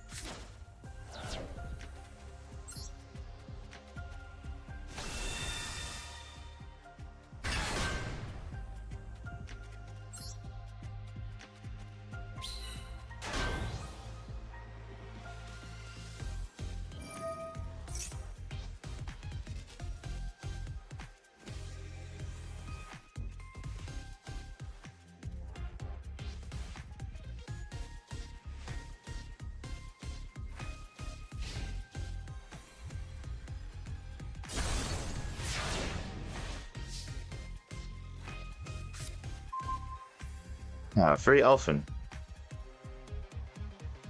That's actually pretty good. You can bait out obviously the Feminas and all that stuff, so we'll see.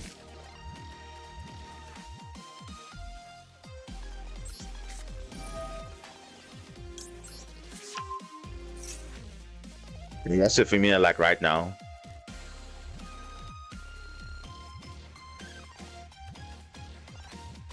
He's got Malulu, so but the problem is there's two Jokos. So if he Malulus, doesn't really matter. He has to negate the one and destroy the other. That's the only way he can actually like play around it. Because I think he had Pan as well. That's the only way he can actually like play around this well, is to Malulu the one, destroy the other. Because it's two Jokos, you can't. Oh, the Albaz. Okay, that's also a thing.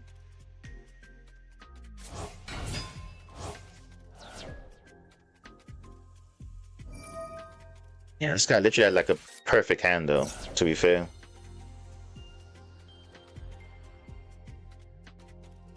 It stops one, but does it stop both? Let's see.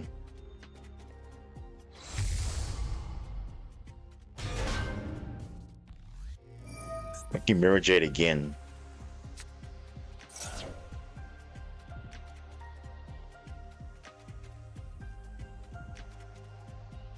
So it's Femina, Urgula, and Pan. So best case can go to a Star Source Dragon.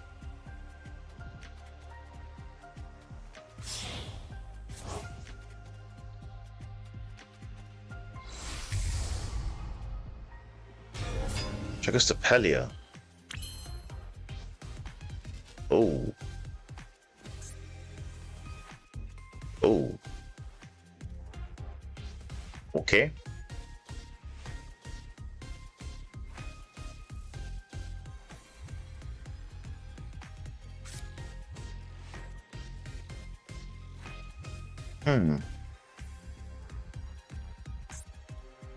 Trigger Sapelia. Is there a way to bait this? Because the thing is, I want to use Thrust there because I can technically. Hey, my Illusion Gate is also so good.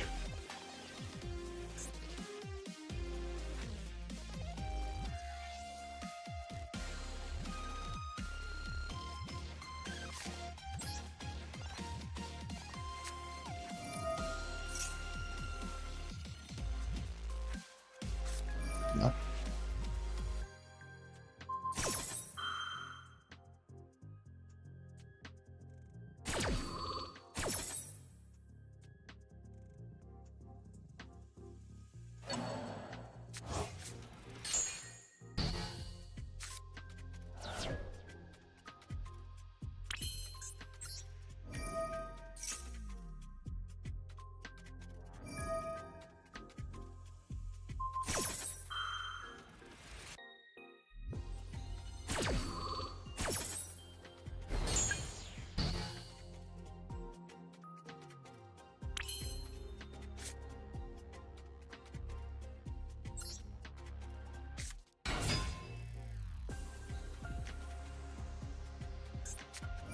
Yeah, you'll just spin it back.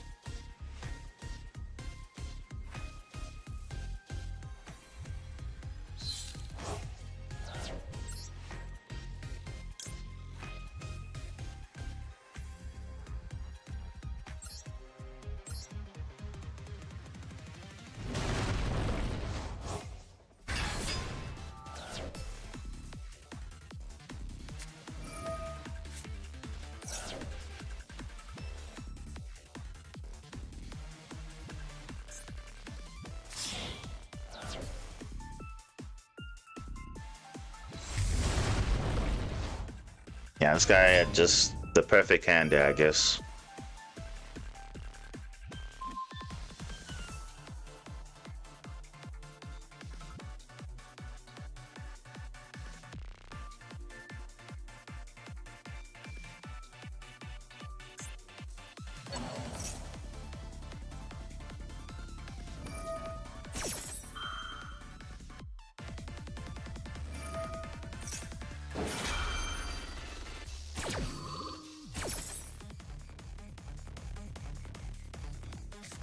Hilton is not here yet. It's coming in the next pack.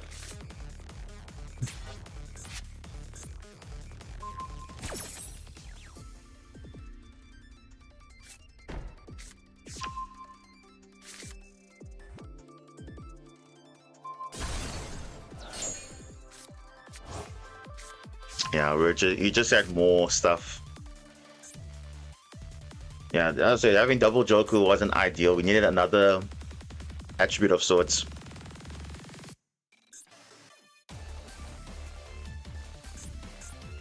You know, and we see the branded stuff also was another push, so it's like can't really do anything though.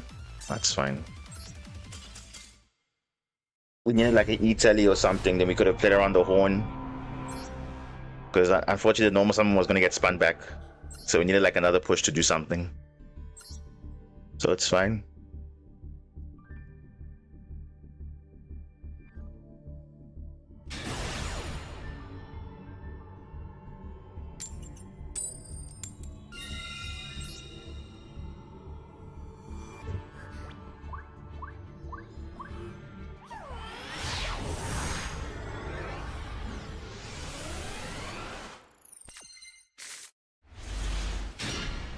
What?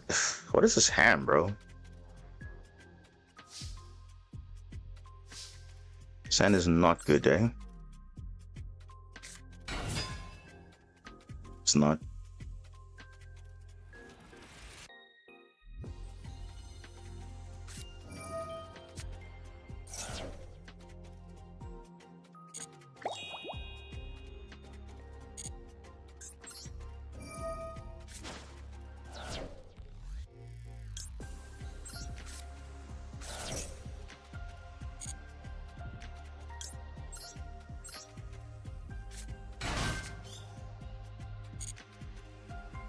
Oh, come on, bro.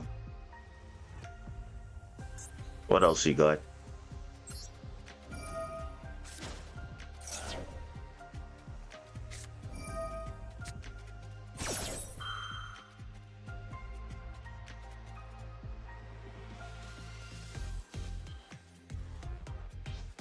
Full loss and maxi.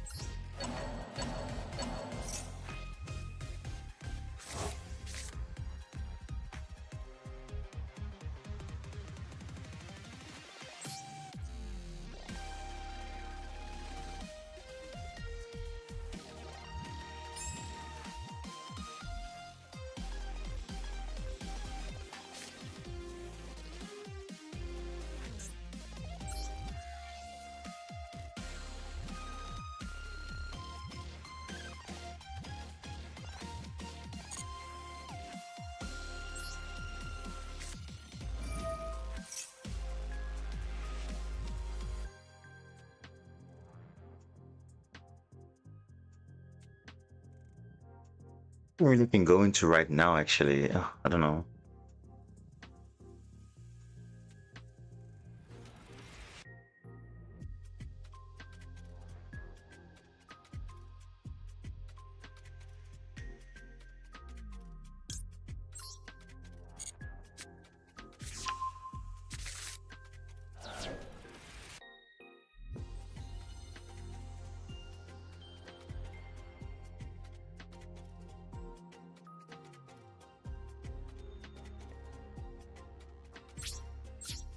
It's fine.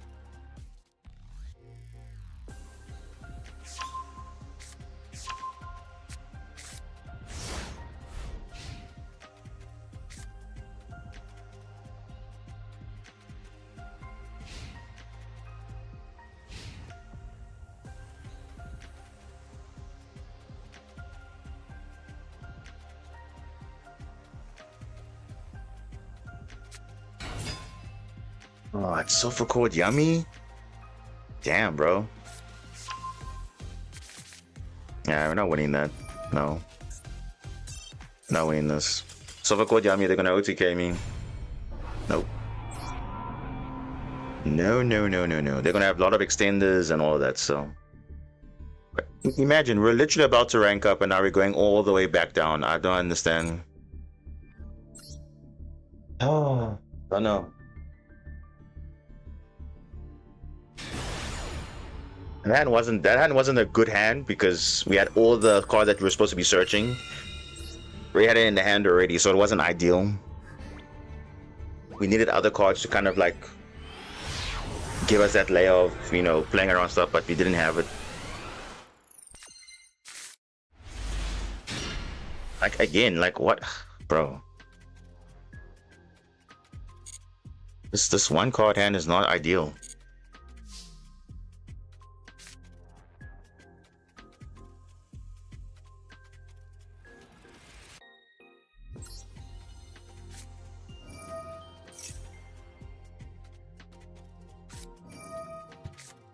This guy's full as well, bro. Like, and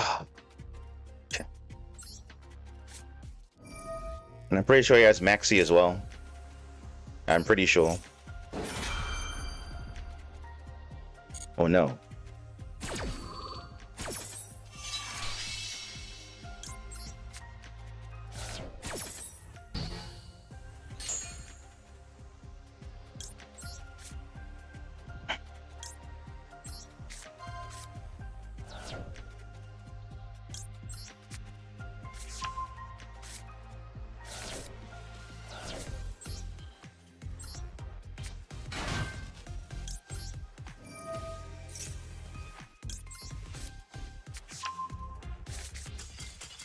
Okay. You think I'm on Radiant, that's why he's scooping, but I'm not on Radiant. I'm just using it as an engine to go into other stuff, but okay. It's fine. What was he on anyway?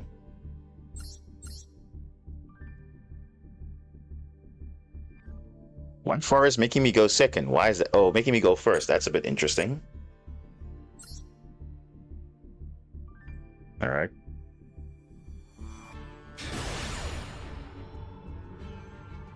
Wait, are we facing the same guy again? Did we not face the same guy earlier? Manual 97?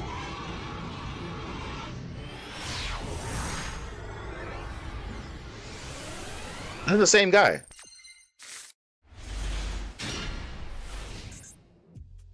Is this not the same guy?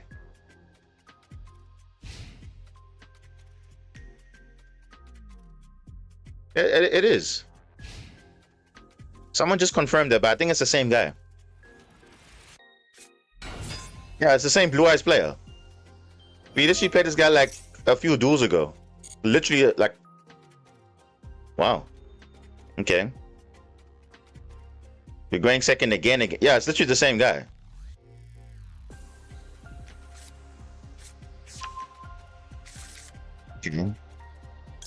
Yeah, it's the same player. That was, I remember the name. Like, what?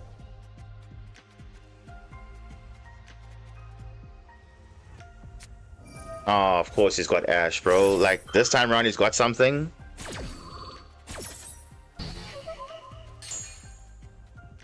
No, I'm saying the previous duels, not the last duel. The previous other duel we faced was Man U 97 as well. This is the same field, same thing, same sleeves, all that stuff. It's literally the same. It's literally the same guy.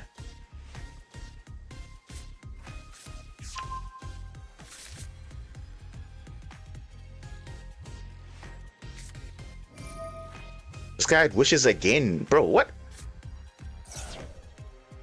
That's broken, dude. This guy had like pretty much the same custom hand again. That's insane, though.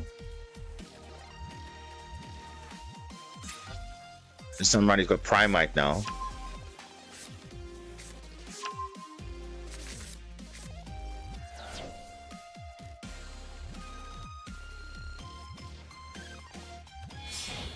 So this is the same guy.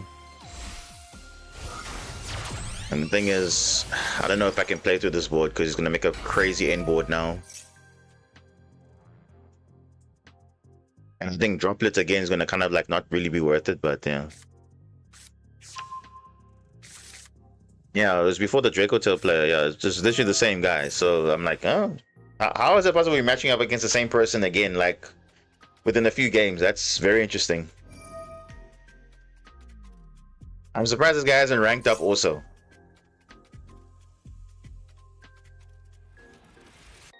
But this time around, he's got another custom hand, and I don't really have a custom hand again.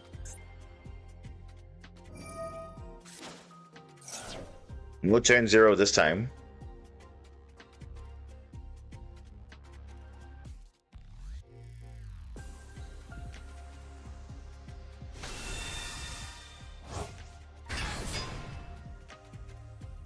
Yeah, we need a maxi to go through because, so I mean, you see, this is the only interaction that we have. And Ash just says, that's it. So again, turn 1, it's more powerful turn 1. Turn 2 isn't really that, you know, because it's like your only interaction gets stopped, and it's like, what do? You sit there and you still have to watch him combo. I don't know. And Drunklet's not going to do much because he's going to have a crazy field, and it's going to give up my entire hand, and I have literally no play afterwards. He's got Joe Beam there. He's gonna have obviously Siffer Dragon. He's gonna have Spirit Dragon. He could have Vela also in the hand. Probably he probably will. Yeah.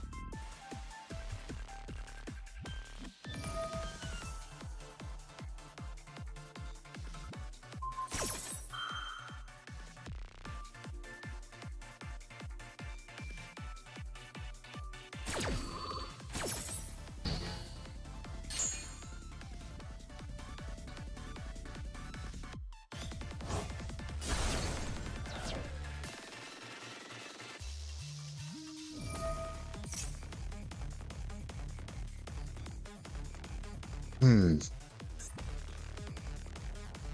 Had to give up my whole hand for that.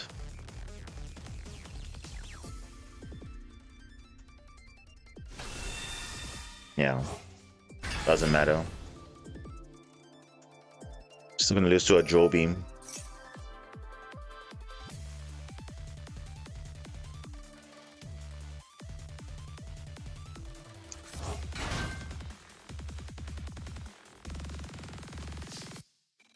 Yeah. That's the thing, yo.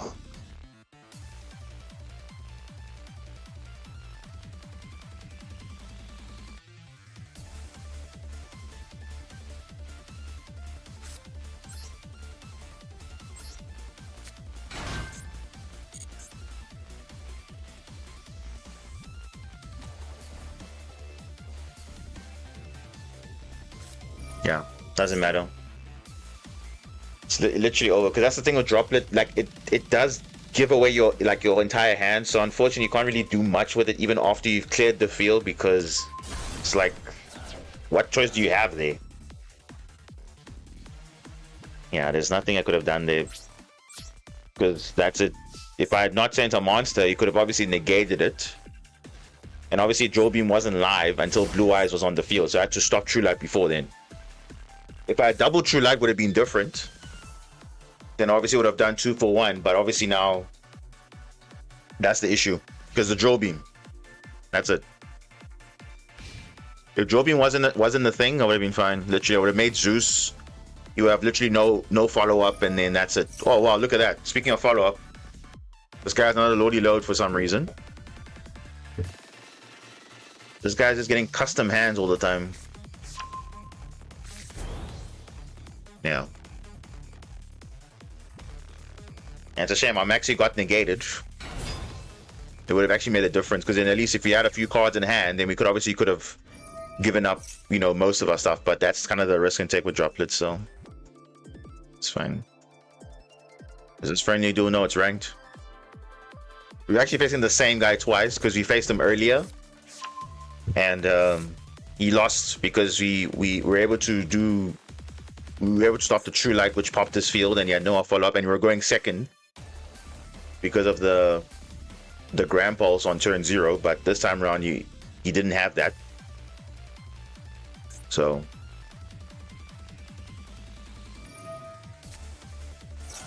two Joe Beams. He's got 2 Joe Beams. I don't know.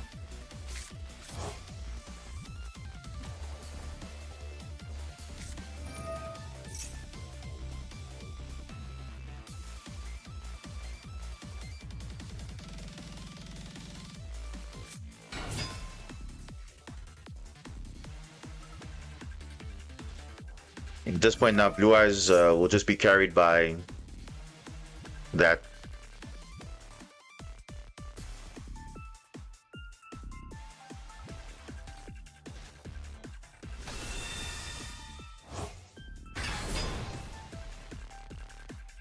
This is over. Because I had to literally droplet all my good cards. I had to droplet that to get rid of Thrust.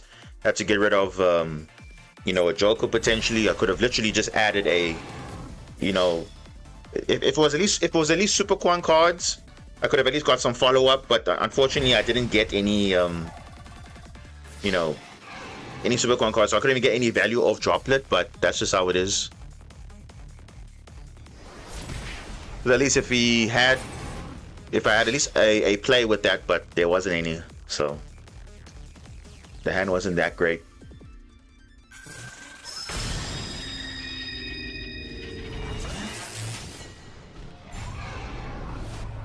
Yeah, I needed the right hand for droplet to be more effective, but droplet wasn't really effective there because the whole hand was the good cards were thrown away, and that's the downside to it.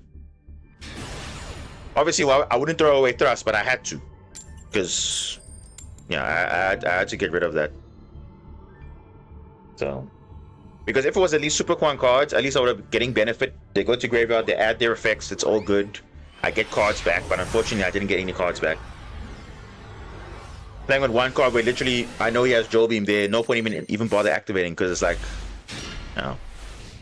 Like you see, if I had these, this would have been better because I've gotten a quick play spell and at least a monster for the follow up. But I didn't even get that, so it's fine.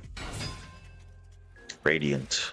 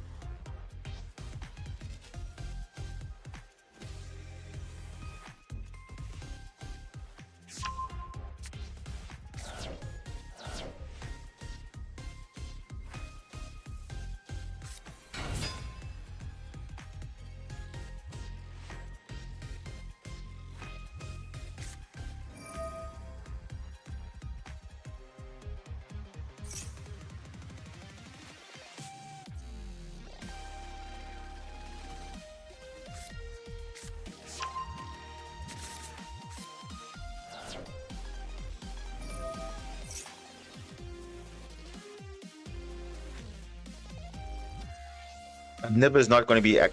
You only summon 2 times. I can't really bluff Nib because you can see summon is activatable now, so it's definitely not Nib.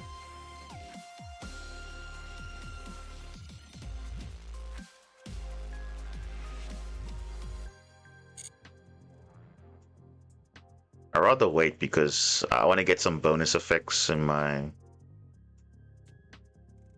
inventory. Yeah, my Crusade is fine.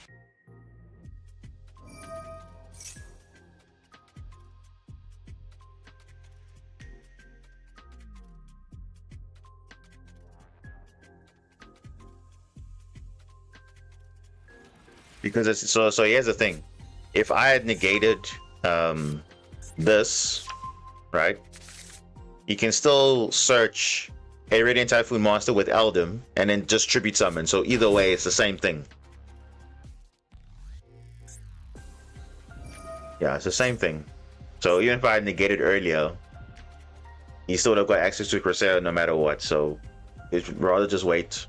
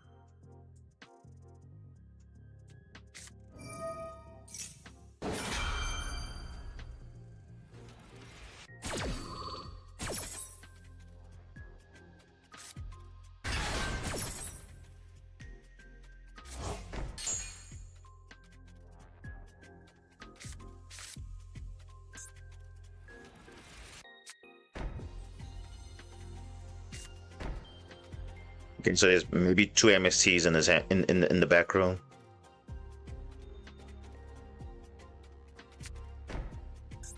Okay.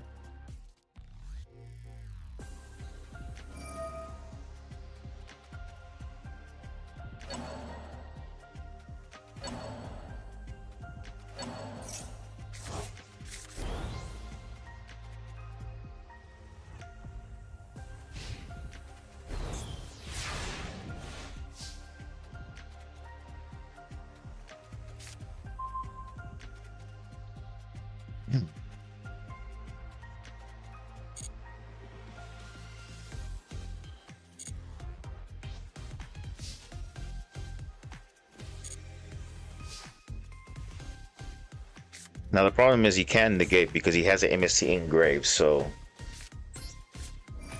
let's see what he does.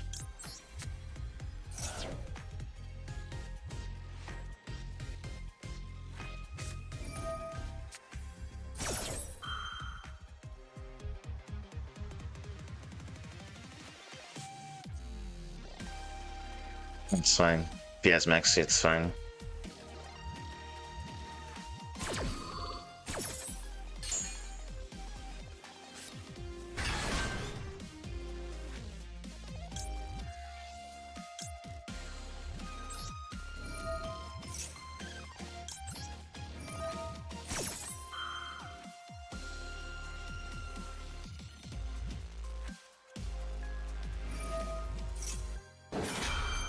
Cool.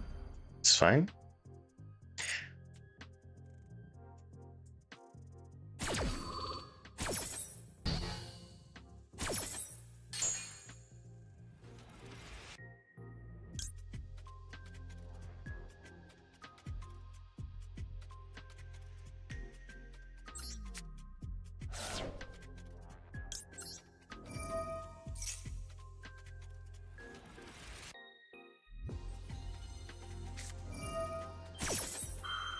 What is Purge?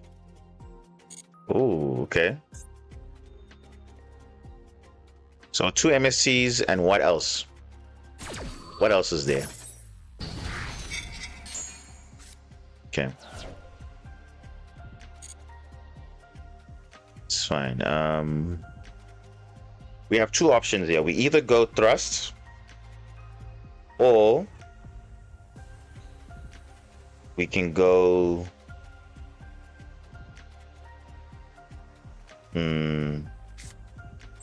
yeah, I think let's go thrust first. I think we need to draw 2 here.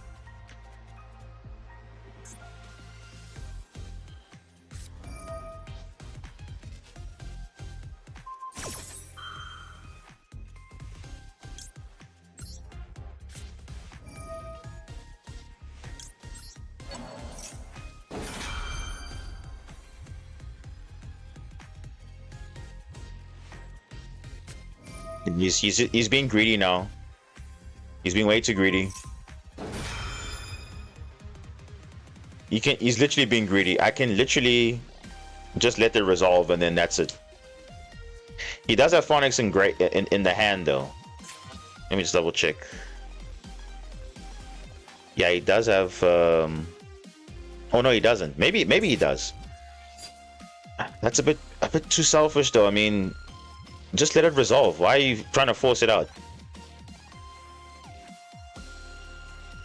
Because now you see 3 MSCs are engraved, and then what is this? This is an Imperm or what?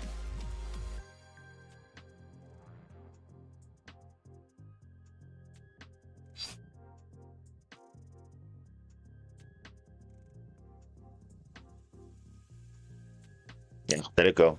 Let it go. Let it go. You'll choose to negate thrust, it's fine. Yeah, it's fine. He's literally just used 2 MSCs for 1. That's not.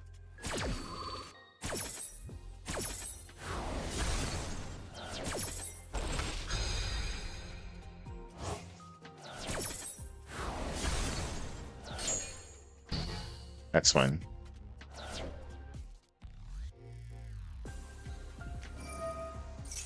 Yeah.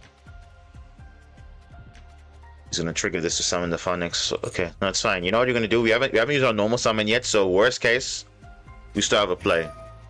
Oh, wait. Another... Oh, so Phonics was in the hand. So, okay. Okay.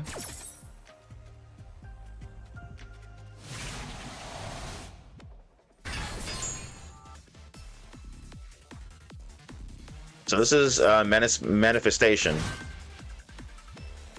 This is manifestation.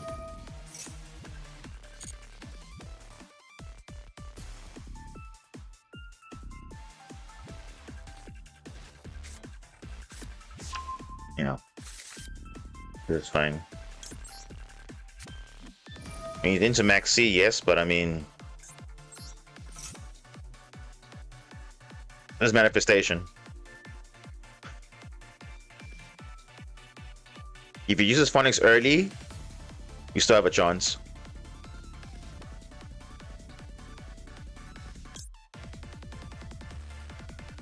Yeah, we still have a chance.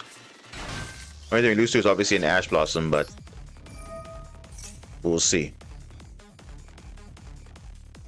Yeah, he's taking the bait because I still haven't got my normal summon yet. So it's fine. We'll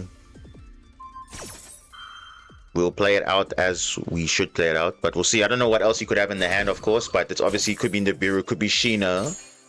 A lot of cards could be there. I don't want to add back any of these. No, I've triggered them already, so... I haven't triggered this one, though. Yeah, let's go Fairy Zayton. This is just manifestation. You use this negate. He's used that already. The only thing we lose to is an Ash Blossom. That's literally it. This is just sending to trigger a card to grave. That's it. Nothing else. Everything else is triggered. It's only Nibiru we lose to. And Ash Blossom. That's it.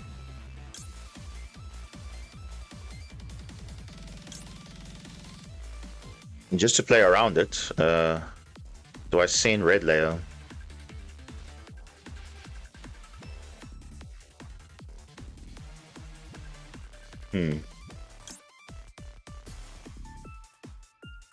Now let's send out dead cards in the deck. It's fine.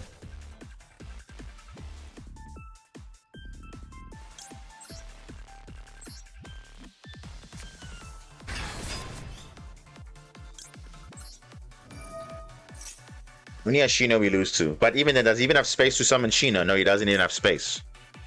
So it's literally fine. I mean, any of these will do. Honestly, any of the XCs. I kind of want to keep this one. Just because. And then, yeah. I think, yeah, just make a Zeus and then you just pray that. But the thing is, I'm pretty sure he's gonna get follow up because these cards will come back. So it's like doesn't really make a difference. But yeah, we tried our best there, so it's fine. If Maxi wasn't in play, then you would have been literally screwed. But it is fine.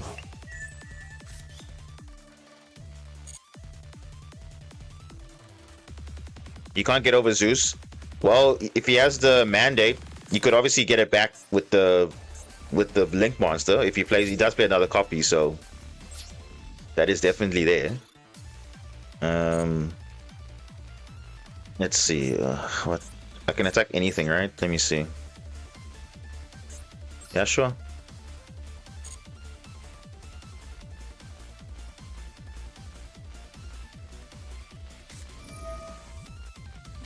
What? At MST.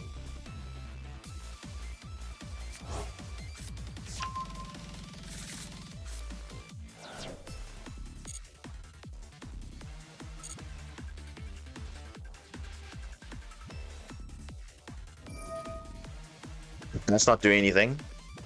That's not doing anything. You're just getting your MSTs back, that's fine.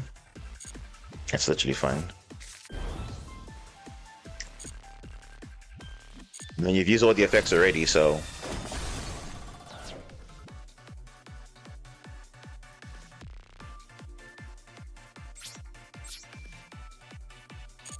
Yeah, he's getting obviously getting card advantage, so I'm pretty sure he's getting follow up already. So it's like,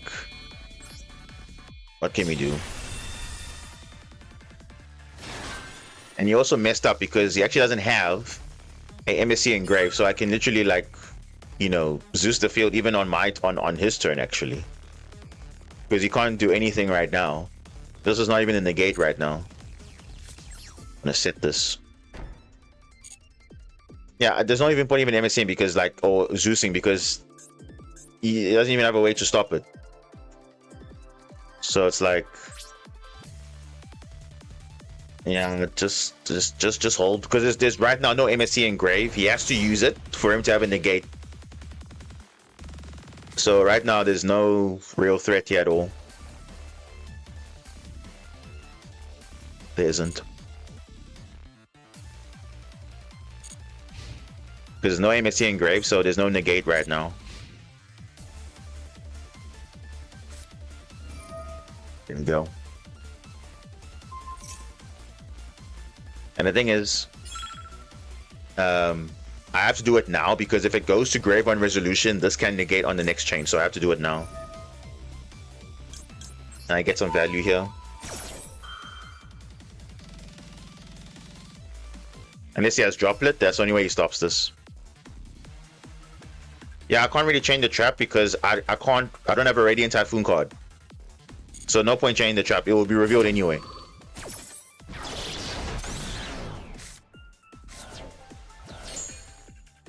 It's fine. But the thing is, he knows that if he tries to do that, I'll do that. But it's like literally okay. It's literally fine. Yeah, I get what you're saying, but obviously he knows that because remember Zeus is a chaining block already, so it doesn't really matter. Either Zeus or that's a chaining block. Doesn't matter. Because he's saying chaining block, but either Zeus or the trap was a chaining block, so either way, doesn't matter. But the problem is I didn't want him to have MSC engrave because he can obviously, get the negate live. That's fine. Let's see what happens. Let's see what he does here.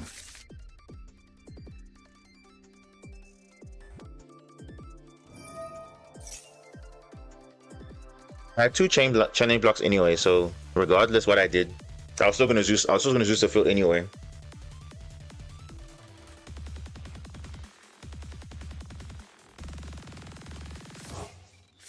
Okay, get Phonics back. Yeah, so he's getting MST back, which is fine.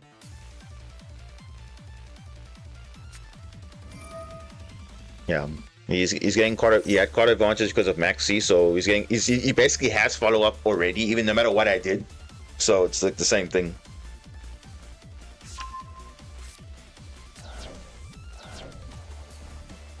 So it's fine. You probably still have game anyway because naturally you'll have cards. Like I said, he's just got more cards in hand, and that's it. So even though I broke his board, if you under Maxi, of course, it's like if you can't OTK him, then that's just what it is. So he's negated.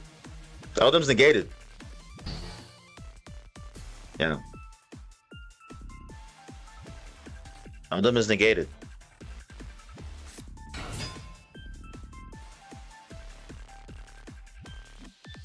You have to trigger a MST so you can deal with damage because you still have plays, yeah? And there we go. There's your quick play, and you can go for game now. So did I lose to the deck? Not really. I lost to Maxi. That's it.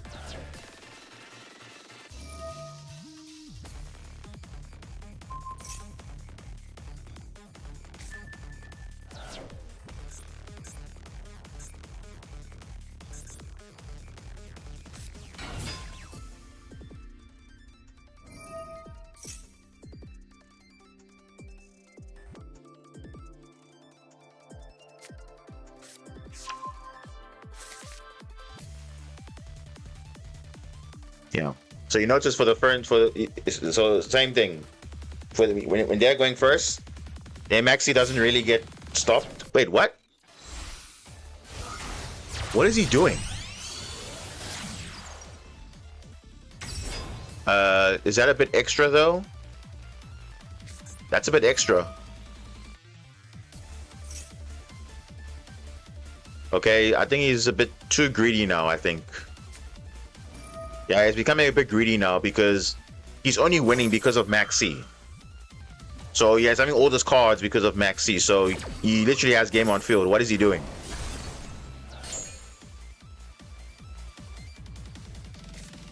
Like, I get it. You want to get your MSC negate online, but you had game already. Just finish it. Close it out. It's not... This is not necessary, though. Yeah. I don't know. Players just want to be like that? Okay. He had definitive game right there. I don't know why he's doing this. There's no next turn.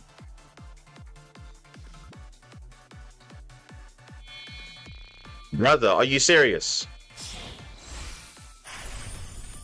Bro, look at what this guy is doing. Bro, how bad do you have to be to do this? You're literally winning the game because of one card, bro, and you're behaving like this? Look at that.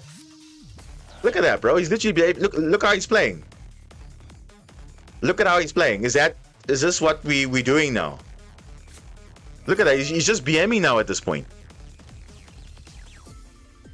Nah, bro. This is again another example of you are literally just you trying to want me to surrender or something, bro. I'm literally better than you, bro.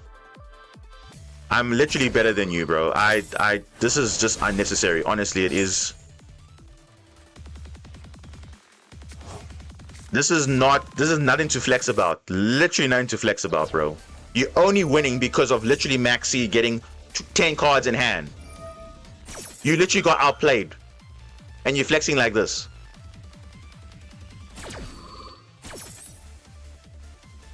Nah, bro, I don't like these type of players, bro. Honestly, you literally had Maxi, bro. I wouldn't be flexing if I were you. Look, I mean, look at this.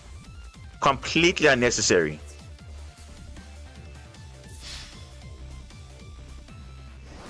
Wow. Well, you guys are seeing it on stream. It's here, but I mean, it's like.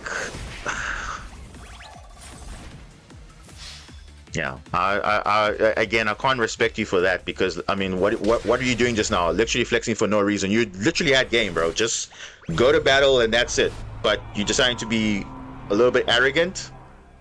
I don't know. He's on YouTube. What do you mean he's on YouTube? Bro, this is literally that's one way to be. Like, literally disrespecting your opponent, bro. Literally. You literally had Max C, bro. It like...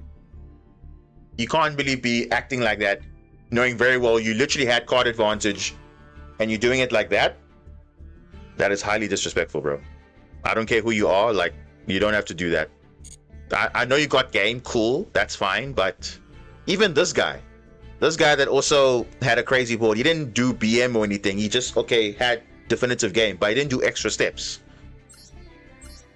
Shaggy, bro, like, you know, whatever. That's one thing I don't like. If people behave like that, honestly, I don't have respect for you at all. Because I get it. You have it. You're gonna win the game, fine. But doing those extra steps, that's literally BM, bro. And remember, I'm not even playing a meta deck, so it's nothing to even flex about as well. So. Literally, if Maxi wasn't in play, I would have had you on the spot. So, there's nothing to flex about there.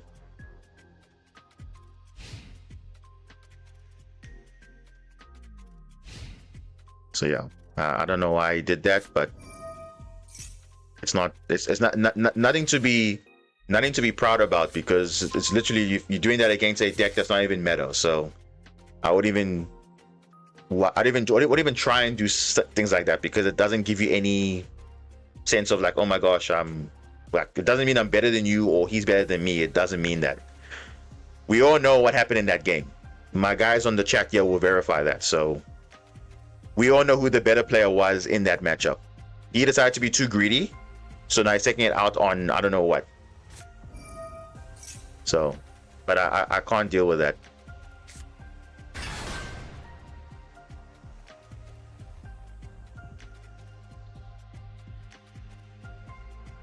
Wait, summon a monster to the field. Why? Why would you do that?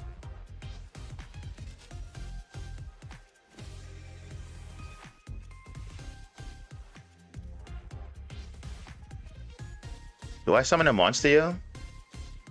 I think I do.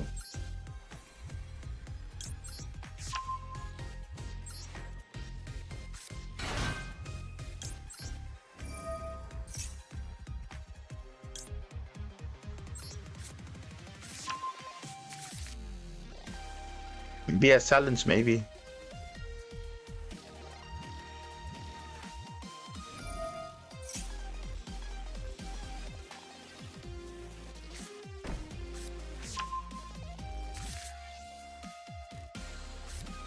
Metal Morph. Yep.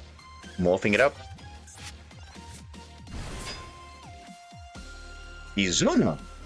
What the?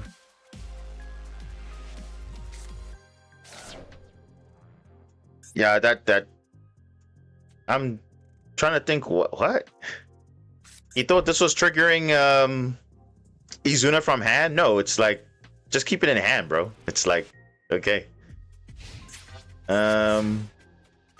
Two unknowns and max metamorph. Ah. Okay. It's actually pretty good. So now what you're gonna do, we're gonna force it out. Yeah, Zoa is literally like it's giving you free summon, which is crazy. I don't know the unknowns, so I'm just gonna clear the unknowns for now.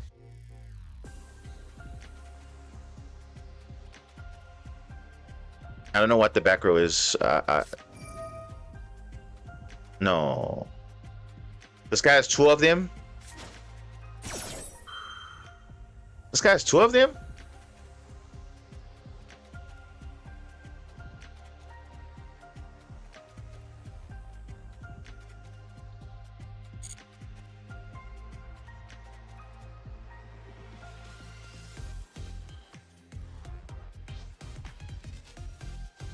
Okay. Wait, what? What the?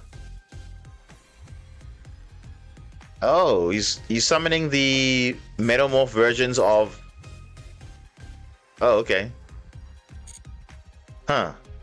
All right. That's interesting.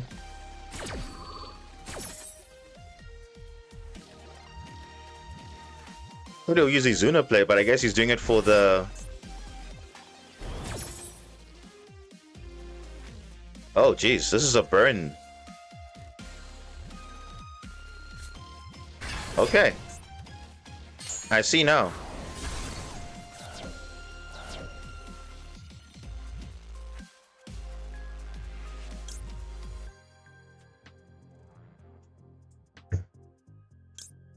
Okay, right, we have to do this.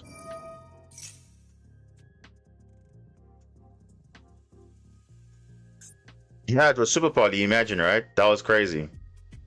You could have lost on the spot right there.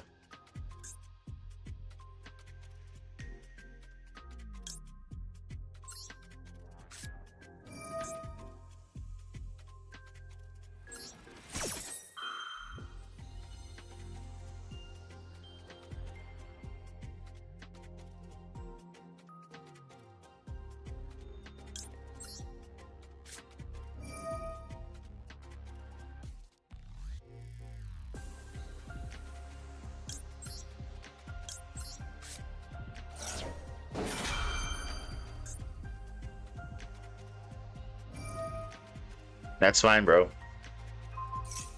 It's fine. You can destroy it. It's okay.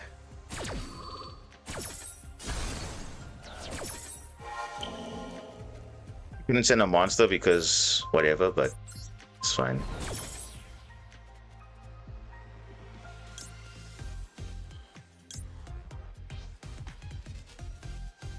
And by the way, that was on the previous turn I summoned, so I can summon again actually. So joke's on him actually, because I actually summoned Eldon previously, so I can still use the effect again. Now I can't use talents. If he uses Lupus, then I'll steal it. How's that?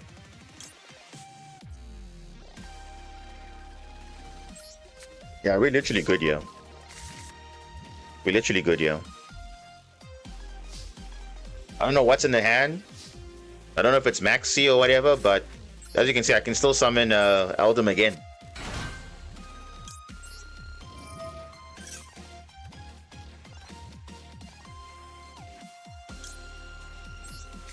These cards I'm not really worried about, so it's fine.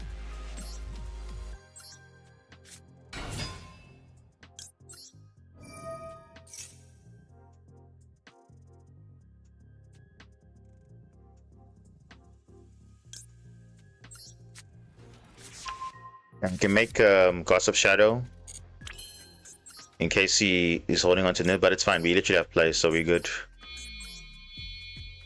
We're literally good. Gonna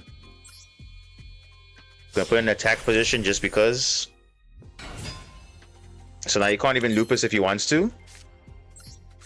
And there we go. Oh, don't Lupus. Do not. That would be ridiculous now if you're gonna Lupus for no reason. Yeah.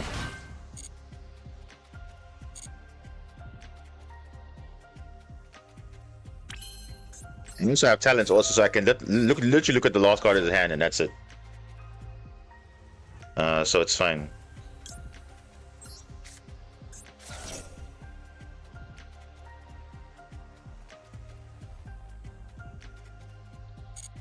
Obviously, if he activates a monster effect, he hasn't done it yet, so we're still good.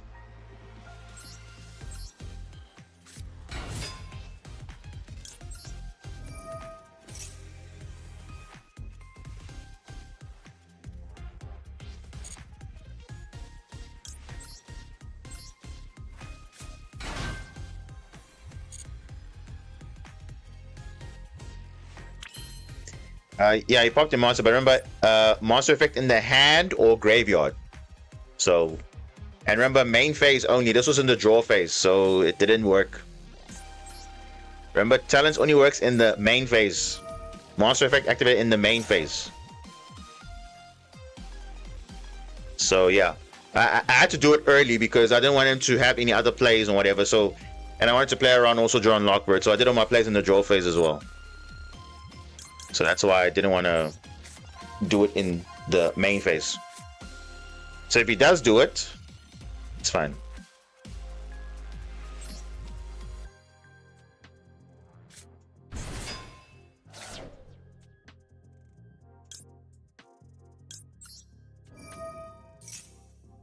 Yeah, I'm probably just going to OTK him, I think.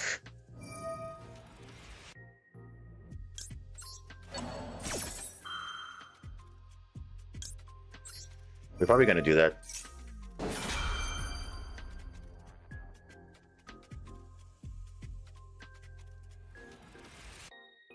You wouldn't activate anything, bro.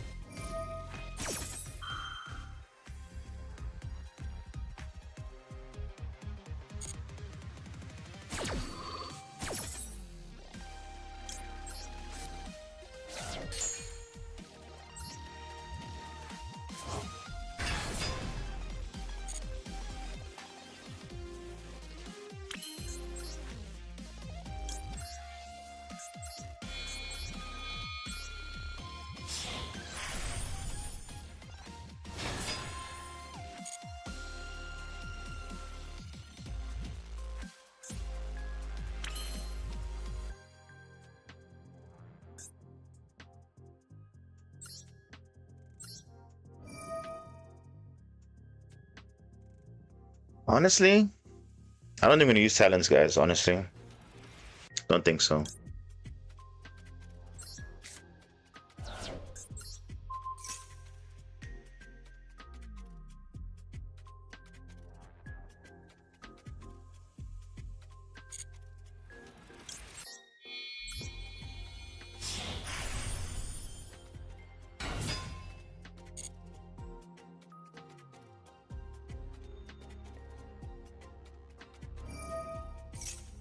What are you doing, bro? What are you doing? Because I threw talents away? Is that why you're doing that? Brother. Actually, you know what? It's fine. You can do that. I don't care, bro.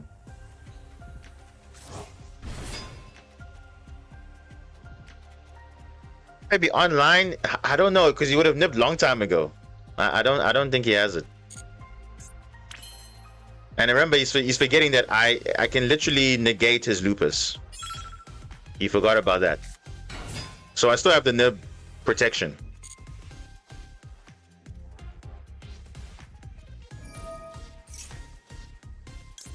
All right. There we go. There's your bait.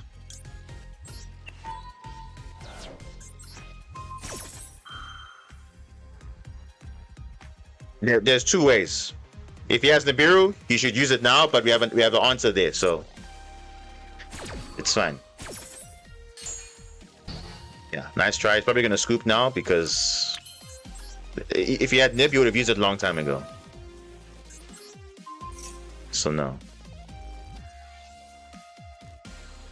And I'm sure these cards are triggering, so yeah.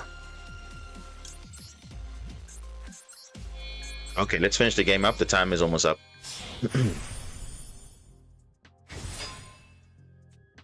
Okay.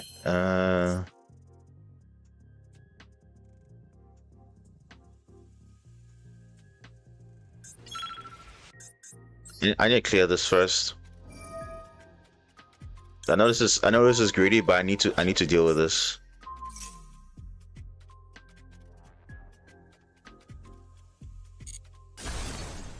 Yeah. You know what? Nah, it's fine. Yeah, let's just close the game out, guys. Let's close it out.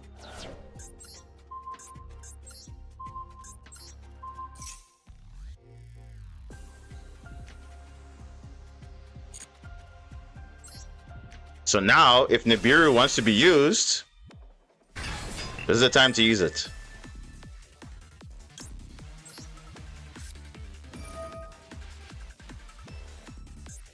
Yeah, let's just do this now.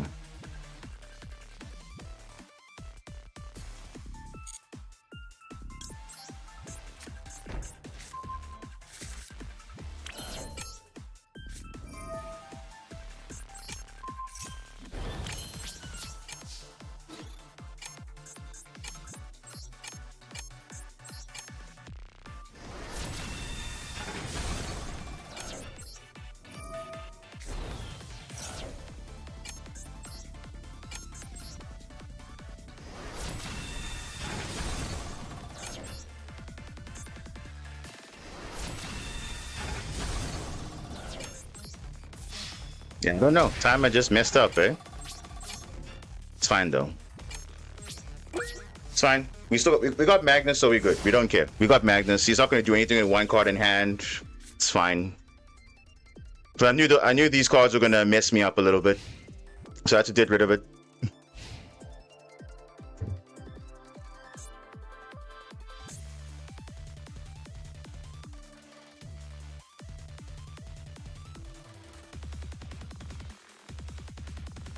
Yeah, I know it's not going to do anything. One card in hand. Yeah, he's not going to do anything. Yeah, this is so. It's a card in hand is nothing. Yeah, it's nothing. Yeah, it's fine. I'll just spin it back now. It's literally nothing. Yeah, this is game. There's nothing else. Yeah, what else is activatable here? Lupus is banished, and yeah, there's nothing. The Roy. Okay. Yeah, only a few seconds gets added. Can you believe it? Not even your whole hand, just not even like the whole like 100 seconds or whatever. You just get like 30 seconds and then 60 seconds for your other turn. It's like ridiculous. So it's fine. All right, let's go.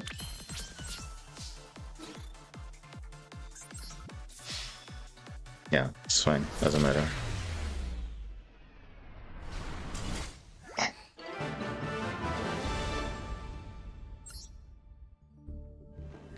I'll say if Nibiru was there, it would have been fine. Bro, how have we not ranked up by now? We should have at least ranked up by now. But you know how this game is. You take like 10 years to rank up.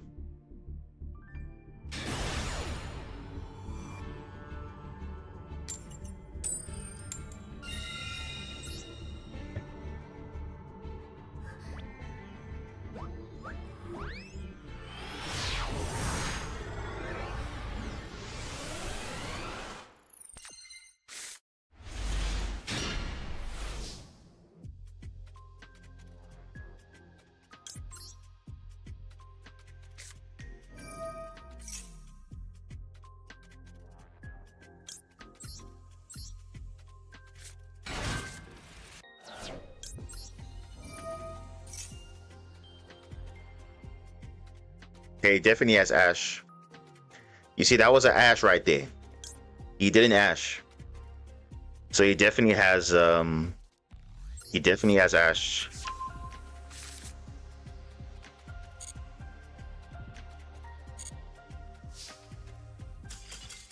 Yeah, you see? You know why he's scooping? Because he realized, oh wait, I should have ashed that. You realize now I should have ashed that because now I have a play around it now. Alright, let's have a look at the other guy's deck list first. Magnet. Say what now?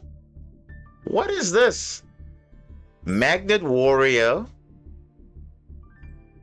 Magnet Warrior Castira. With stun cards. Okay. So he's playing K9 for Oni, Ripper, and Hound.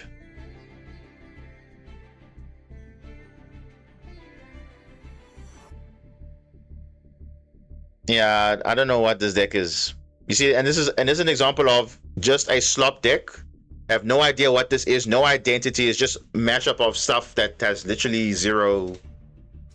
I don't know what synergy is here, like what actually is just okay, whatever my hand is, I play, but I don't see any synergy here. I don't know. Honestly, I don't know. And the other guy, let's have a look at the other guy. I don't know.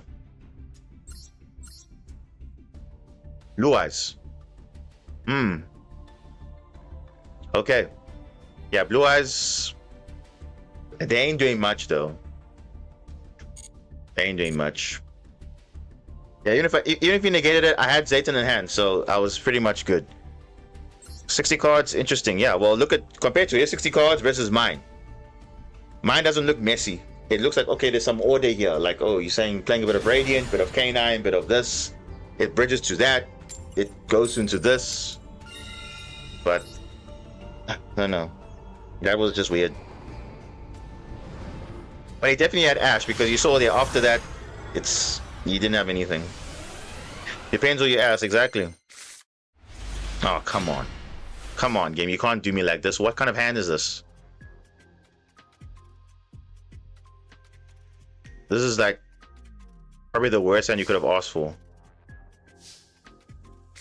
I may have to search for literally Zayton here. Yeah, I literally have to search for Zayton, guys. You see, I don't know if I can search Droll because I kind of want to keep Ghost Spell. Hold on. Ghost Spell's an Earth, right? 0 attack. Yeah, I need Zayton, guys. Or I need Fairy Alphen. because this hand is not good.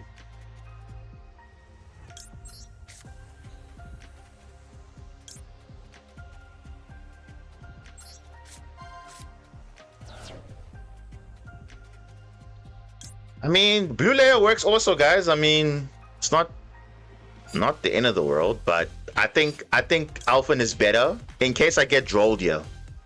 I think in case I get drolled, I think Alphen is better.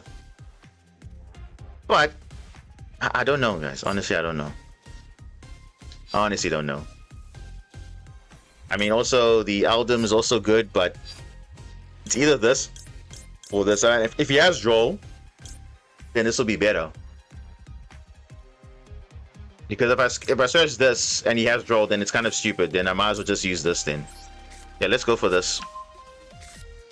If he has it, yeah, okay, no, it's fine. But if he has imperm, then I'm kind of screwed up now. No. Yeah.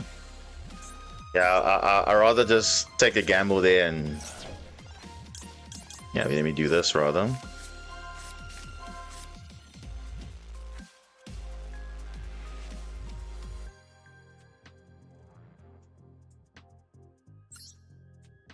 Okay.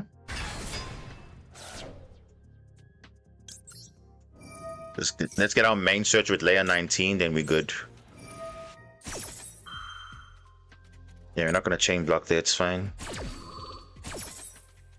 We're gonna send, you know, we could send no, let's just send this.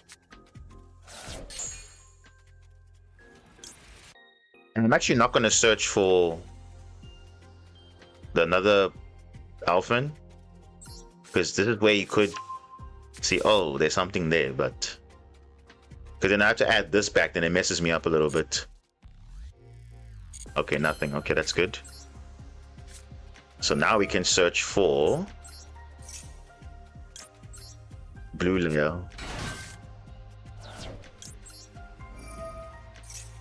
And now we can search for Alphen. Now if we get drolled here, it's literally fine, but obviously he would have used it now, but he doesn't have it. So that's always good news. Okay.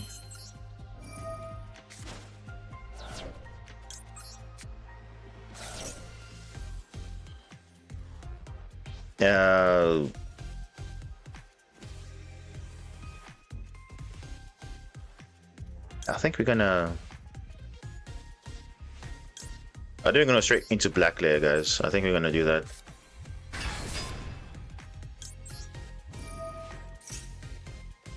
Get more materials, and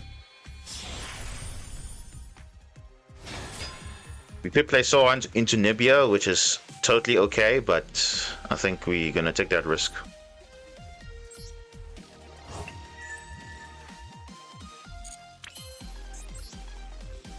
And now he would have had it if he really did, so okay. We use black layer's second effect that we did already, so it's fine.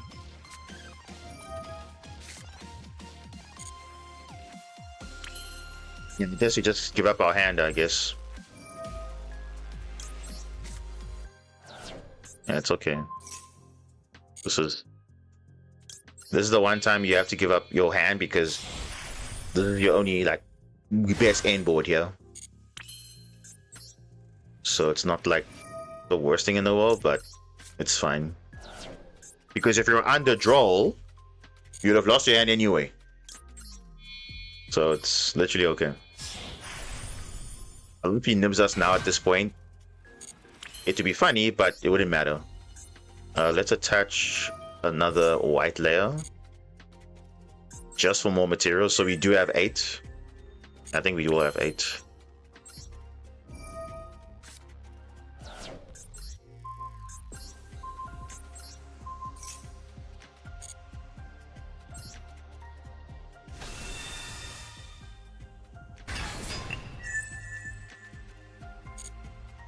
So we have 8 materials, but 2 of them are duplicates, so we technically have 6 materials.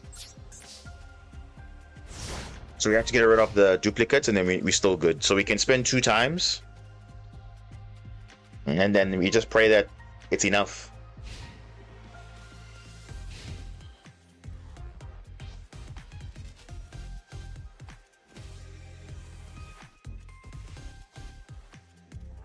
Yeah. So always remember, it's always different materials. So people initially, when they were playing this deck back in the day, they always wondered why my thing doesn't actually have the draw effect or whatever, because it's 6 different materials you need to have. So you can have duplicates, but as long as you have 6 different materials underneath it with the duplicates, it's fine. And at least the game shows you as well what is highlighted. If it's with different names, then yes, you get the different benefits. So, but the main thing is when you have that, you have to detach the duplicates. That's all.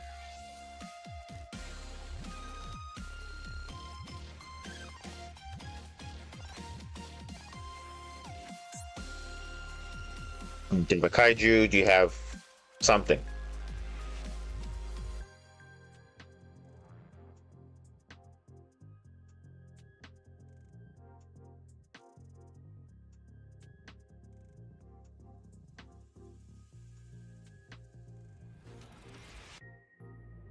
Yeah, I was thinking now. How do I? What do I do? What does this card actually do? Remember, if he does AFK, he will surrender. Yeah, I think you're right. He probably just left now. He just left. If he says surrender, yeah, he definitely just left. He just left. Like, nah, it's fine. Let's check his deck. Blue Eyes again. Oh, wait a second. What do I see here? Psychic and Punisher. Oh, okay, so he does have an out. Wait, he's playing Heartbreak Dragon Archfiend? How are you summoning this? Because you need a non-tuner Dark Dragon Synchro. How are you summoning this? Oh, with Crimson Dragon maybe? Yeah, maybe that's the target because level 9 makes sense. Harbinger makes sense. Snake Eye Vengeance Dragon? What? Why? Okay. We're not gonna ask questions like that. It's fine. Synchro Turbo Dragon. Yeah, but obviously under draw you can't literally do anything. So unless he hard draws the stuff. Okay, rank up game. Can we get a good hand, please? Then we can at least close out the stream on a good note. Then we know, okay, we got to diamond. We can work on the next pack and then take it from there.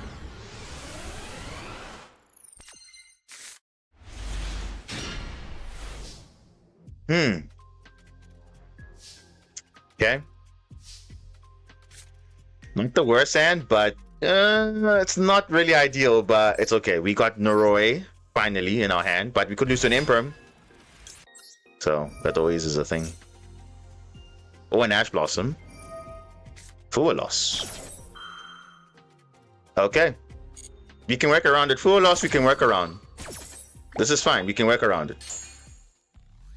We can work around this, guys. Yeah, we can work around this. This is like literally 2 draws. And that's it. Literally 2 draws. Now, again, if you lose to draw here, it is what it is, but it's fine. Yeah, Ripper is fine. Yeah, it's literally 2 draws, but that's all. Literally 2 draws.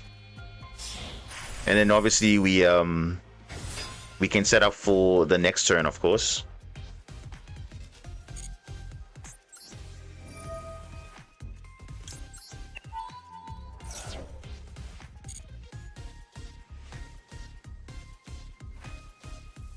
Should I get Lupus? I mean, I don't lose to full loss anyway, but I mean, yeah, let's get Case for K9. And let's set the Force Release.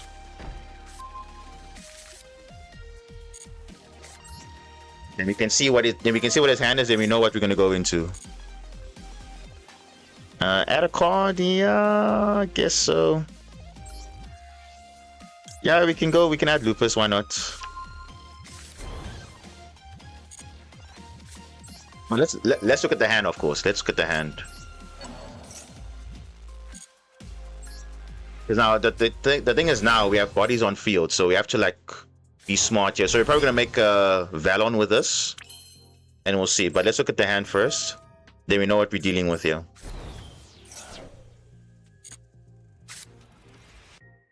Oh no.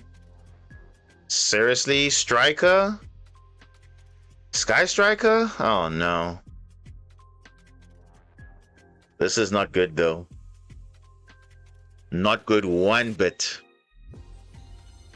Sky Striker. How do we deal with Sky Striker?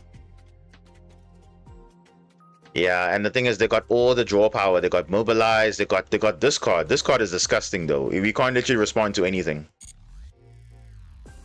Yeah, and the thing is now.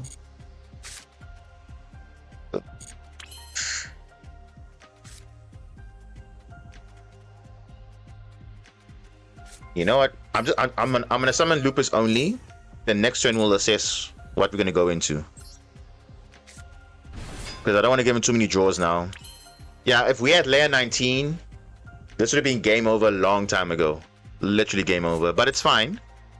Yeah, we just have to just play it out like this.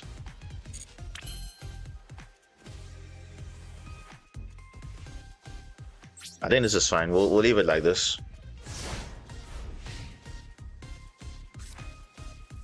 If we had at least a quantum card, we could have done something, but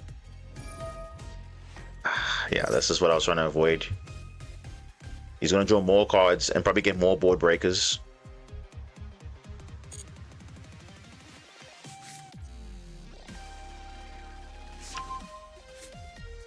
Wow, he managed to get a Radiant Typhoon card. Otherwise, he would have discarded his entire hand. That's insane, though. You know, definitely lost there. But then again, he's got quick play, so he can just discard a quick play, so it's okay. Doesn't really matter.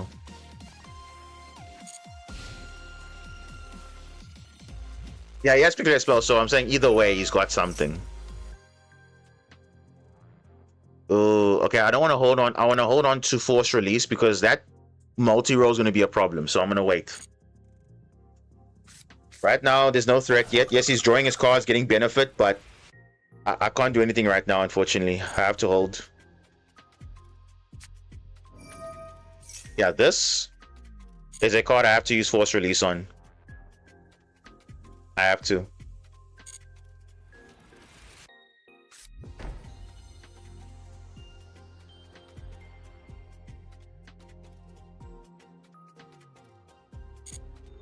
Yeah. Yeah, I have to get rid of that. This is something I have to Force Release because if I don't do it, it's gonna be a problem. It's gonna be a big problem. Because then I won't be able to respond to any of his spells, and I'm pretty much shut down. All right, Werewolf, do your thing.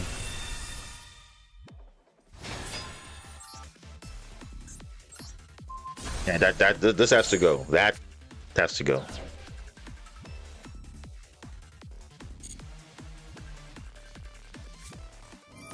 Oh, come on, bro. No way, bro. Ah, damn. This guy had already the maneuver. And he's got Widow Anchor.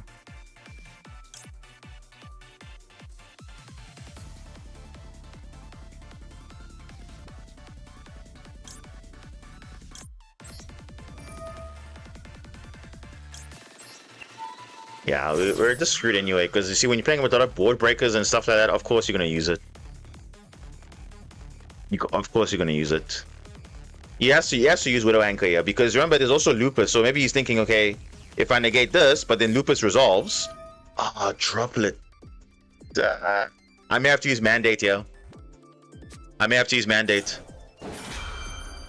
Yeah, I have to use Mandate. Oh, no, wait, what? What the...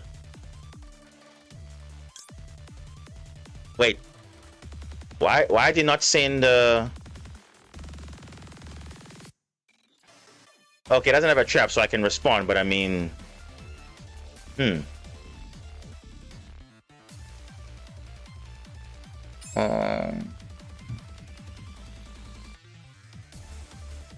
he droplets one. Um, do I negate? Do I do anything here? Okay, wait. I'm gonna wait. I'm gonna see what he does. Okay, he doesn't use anchor. That's interesting. He negates this. Okay.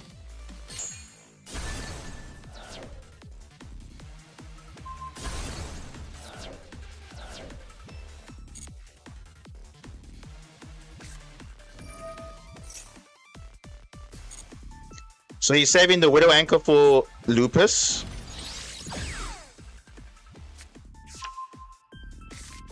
That's fine. I'll probably just negate whatever he link summons.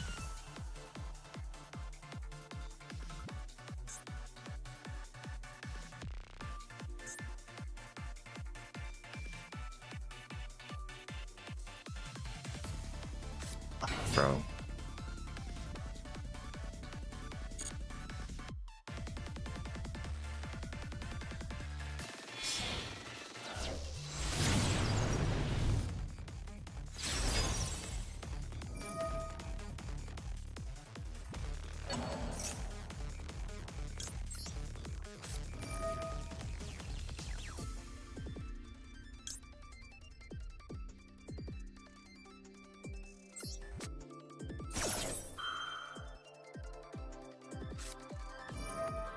Linkage. Ah, bro, this guy. Oh no.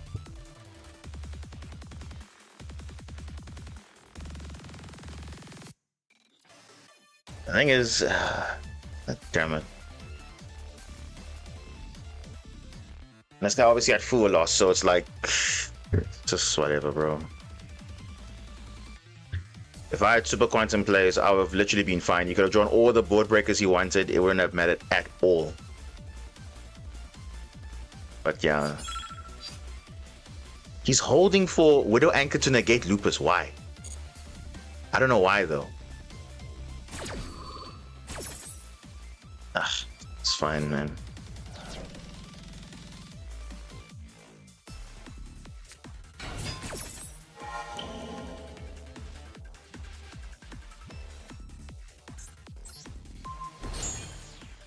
Yeah, he sees. But multi-rolls use its effect already. But he can still get all his Sky Striker spells back. Alright, Digio Artist, all good. See you next time.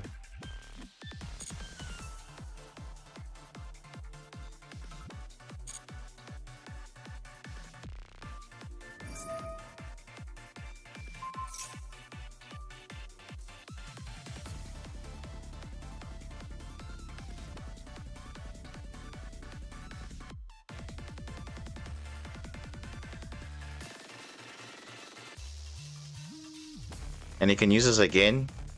Yeah, he can. Yeah, Jesus, no.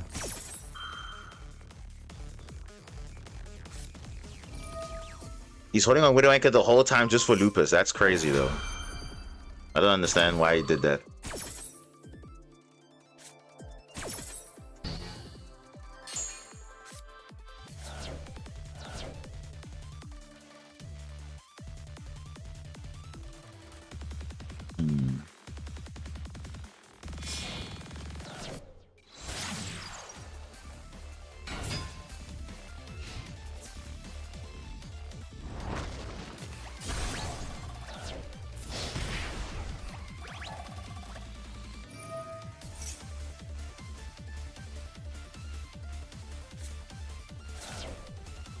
Gate.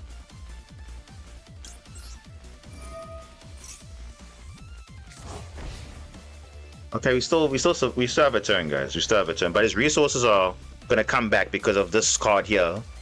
Gonna get back Widow Anchor, gonna get back all that other stuff. So we have to see what's gonna happen.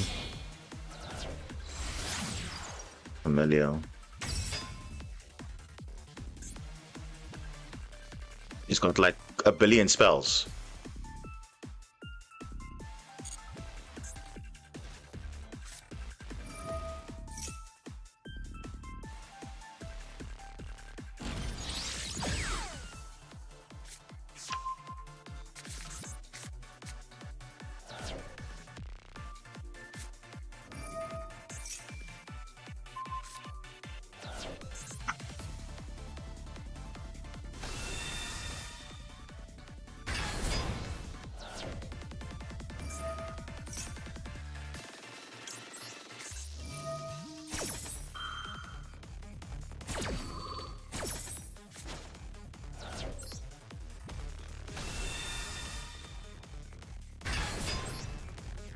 Yeah, this will slow him down a little bit. Because you won't be able to activate his Sky Striker stuff if he has a monster in the main monster zone.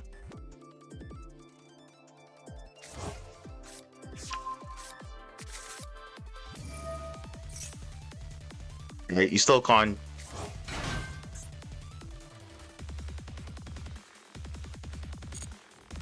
Oh, if I had time though.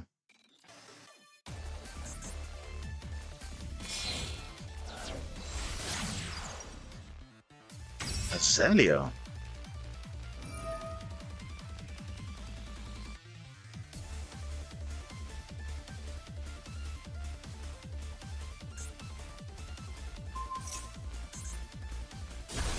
Yeah, I can't really use Zuna here, so it's like, damn. Instead, Lupus, it's fine.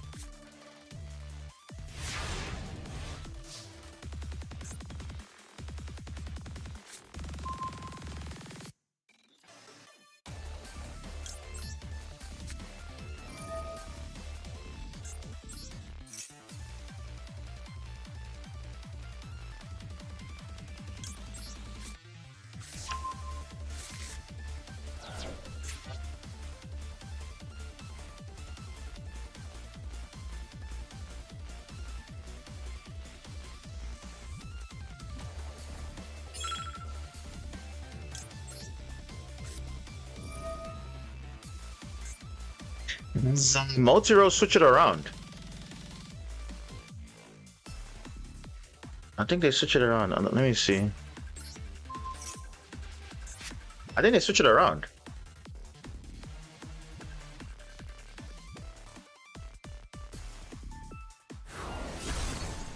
No, they don't. Okay.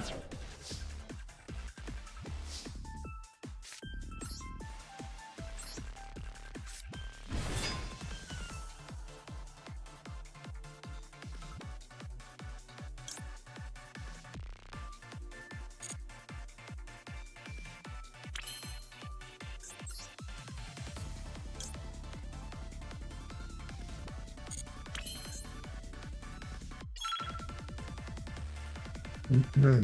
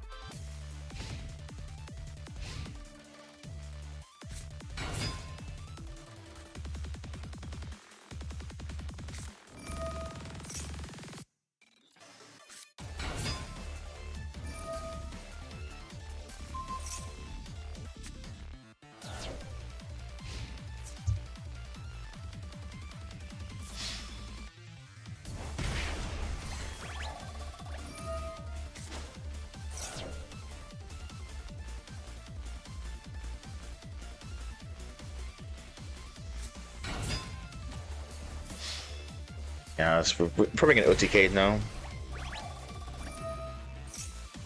He's gonna send. He has linkage already, so he can make another 0, and then it's gonna be game. Yeah, that's game. I'm not gonna even bother.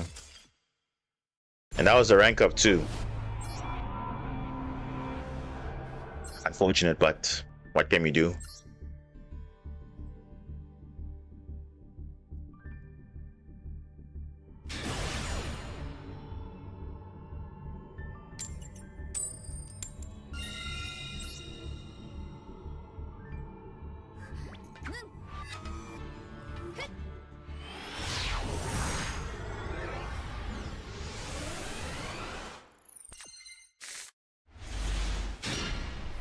Now, why couldn't we get this hand earlier? Come on, game. Seriously?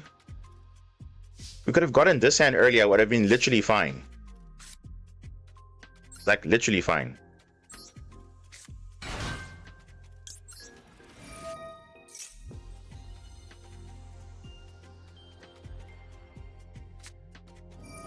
I'm saying this game is weird, bro. Like, literally, when it doesn't matter now, all of a sudden now, it's like the hand is perfect to do something, but I don't know. Okay, I think I have to go now. This guy probably has Ash.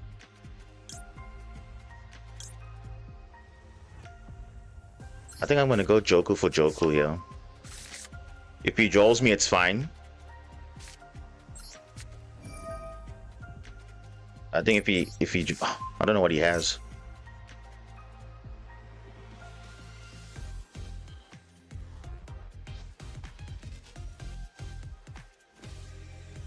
Does he have a full loss or maxi? A full loss, okay. You see, now we can actually play now because we don't care about the full loss per se. But I mean, geez.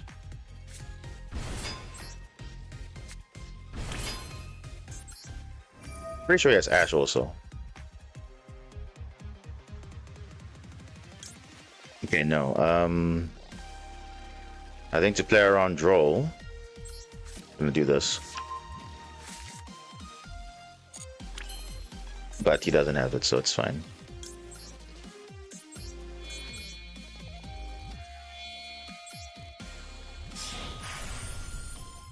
But I mean, where was this hand earlier? That's my problem, because it's like we should have had this hand in the previous game. Then we would have literally not cared about what we were doing. You know?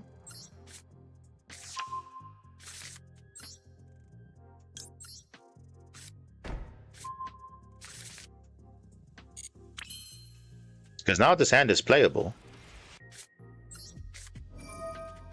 We're gonna keep Izuna and Lupus for last in case we get if we get disrupted. This guy has Ghost Spell. This guy has Ghost Spell. This guy has Ghost Spell. He just confirmed that now he has Ghost Spell. You see, nothing else was triggering. Only when I want to summon from the grave is a Ghost Spell. So that is definitely some good knowledge there. So because of that, I am going to do this. I'm going to add Lupus right now. And I'm saying, Pyro G, like, it's just a hand. The hand just needed something else, but it wasn't enough because given they were playing just spells only, I mean, Magnus would have soloed that completely. Yeah, this is it's fine.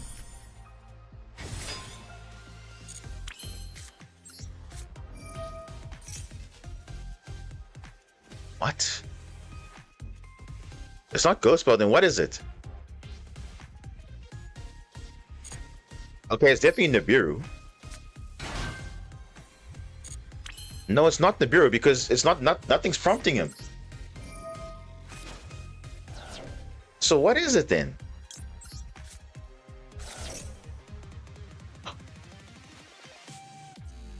Ash Blossom?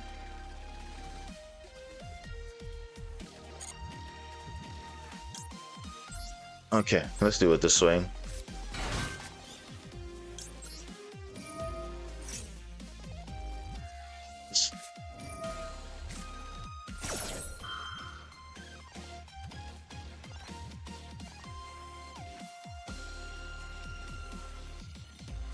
This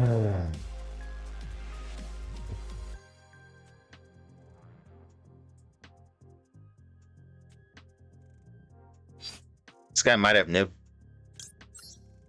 This has to go through. This has to go through. Yeah, he literally drew that. This has to go through. I have to search for this card.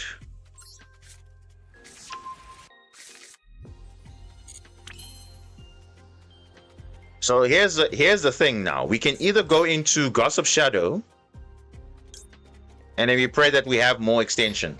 Or we go into Grand Pulse and then we just make sure we have Magnus online and then that's it. Before the Nibiru comes. That's the option we have now. I think let's do it.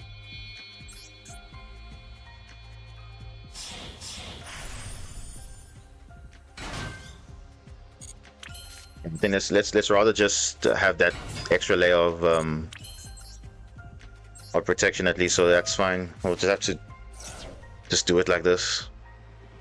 You see? What is that? Is that impulse? Oh, damn, bro. Of course. Damn it, bro. Sometimes this game is so interesting, really.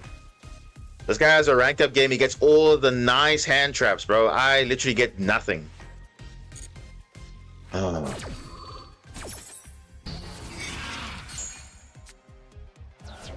Well, at least no Nibiru now because he's playing Impulse. But I mean, still. The fact that he... Dude.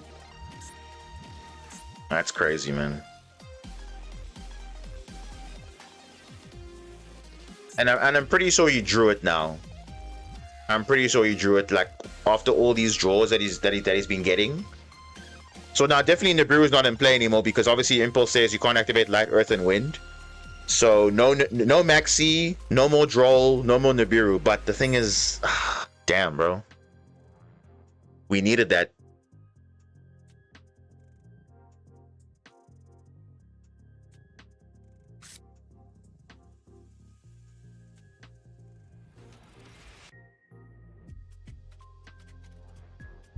Nah, we're just getting screwed over every time.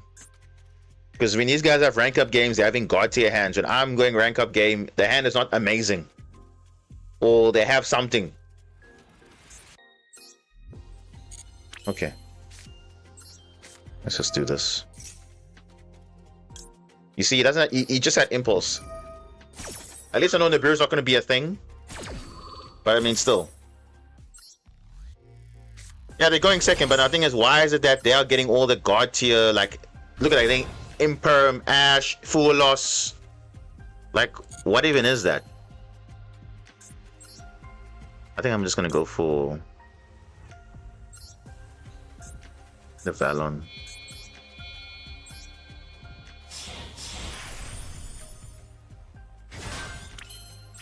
Yeah, it's fine. Dude, he's probably playing Malice or some BS.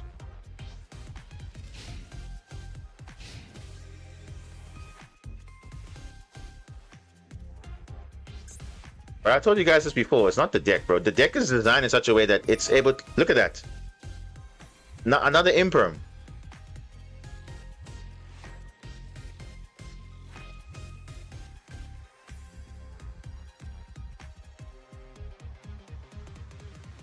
Mohammed, it's literally up to preference. I mean, some people prefer the Fiendsmith engine because it helps play around Droll, but Super Quantum can play under Droll.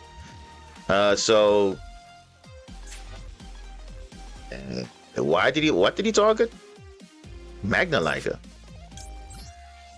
Okay, no, I don't know what he's on, but let's just do this now.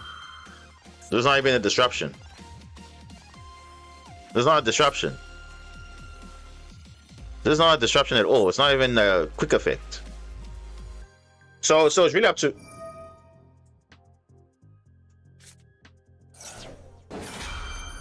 Super Poly. Oh boy, I'm losing to Super Poly now? Really? Really now? That's crazy. I'm losing to like almost everything in the book now, basically.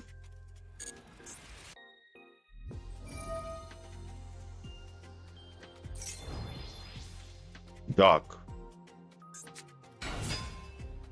Orcus. Ah, oh, damn, bro. Orcus, that's so interesting.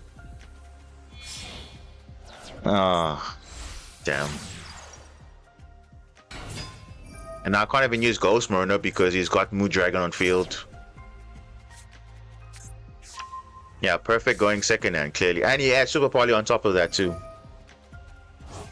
So yeah, K9, I think it's in my opinion, I think it's better than Fiendsmith because Fiendsmith, unfortunately, it takes a lot of extra deck slots for no reason, and also it's like, yes, it plays into it helps you play on the draw and whatever, but at the end of the day, you are playing a Super Quantum deck. You're not playing a Fiendsmith deck. So I know people want to play heavy Fiendsmith engine or whatever, but some would say it's more consistent. But what does that even mean? More consistent? Are you more consistently getting into Magnus? Not really.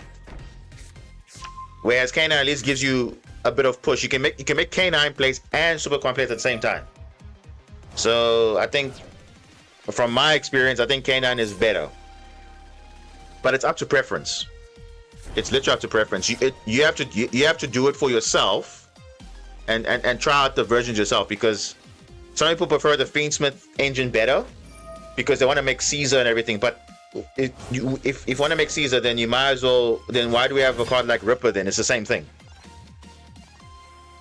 So I don't know. What engine is best to out Lunalight? It is K9. K9 engine is better to beat Lunalight because you can make Arc Rebellion.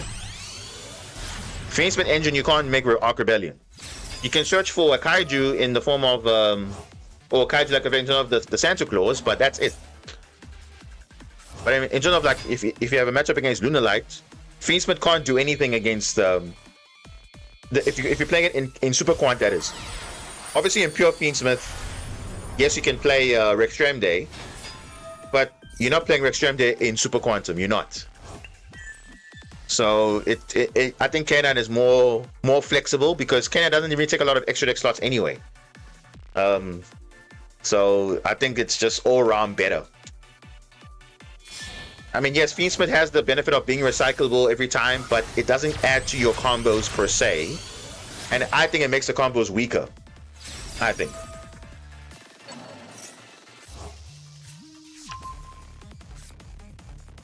So yeah. Because I don't think it's good in Supercoin playing Rextreme Day, because at the end of the day you might as well just play Fiendsmith then and just not even play Supercoin at all. So at least K9 has a bit of synergy with the deck you're trying to build. So, but again, it's entirely up to you. It's not like I'm saying this is 100% play with K9, but I think it's just if you're playing Super Quantum, you have to play it with K9. There's no other way around it, because there's no other engine that can benefit in Super Quantum than playing it with K9.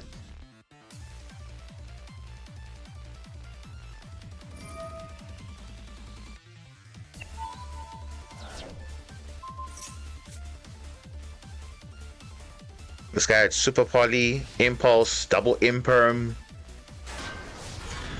Full Lost. Let's add that to the list. Full Lost, drawing into his stuff. Yeah, it's kind of insane though. Now he's got a free Book of Moon. He's got all that stuff, and I don't know.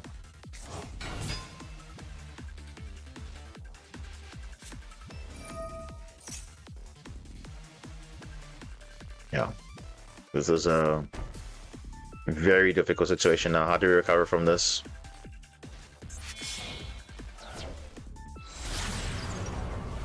Mascarina. Is that a mistake though?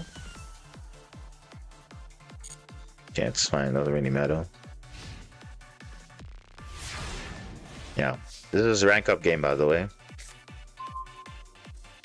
I mean, red layer is fine, but it's not going to do the job though.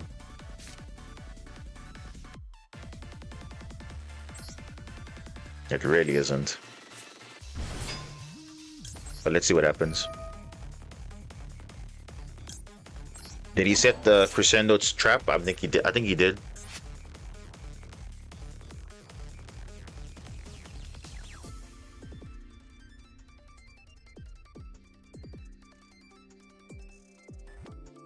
Talk about luck, eh? I mean, imagine having a hand like that going second. I'll be great every single time. Look at that. Double imperm. Obviously full loss, of course, but he also had Ash Impulse, like drawing into your card that you want to see. You don't see that every day.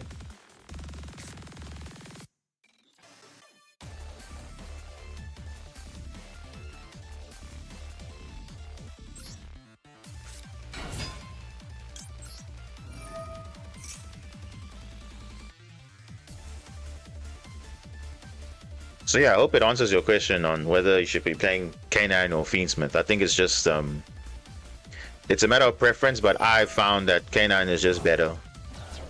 It covers so much ground more than Fiendsmith, I think. Because it's not like Super Quantum can't play Underdraw. You can, and it's just better. So.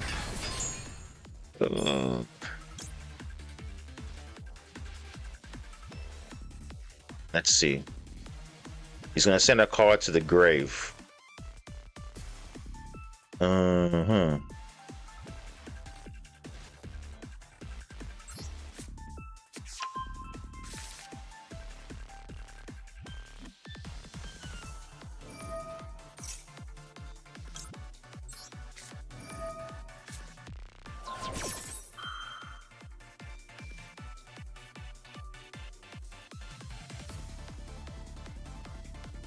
Link it off.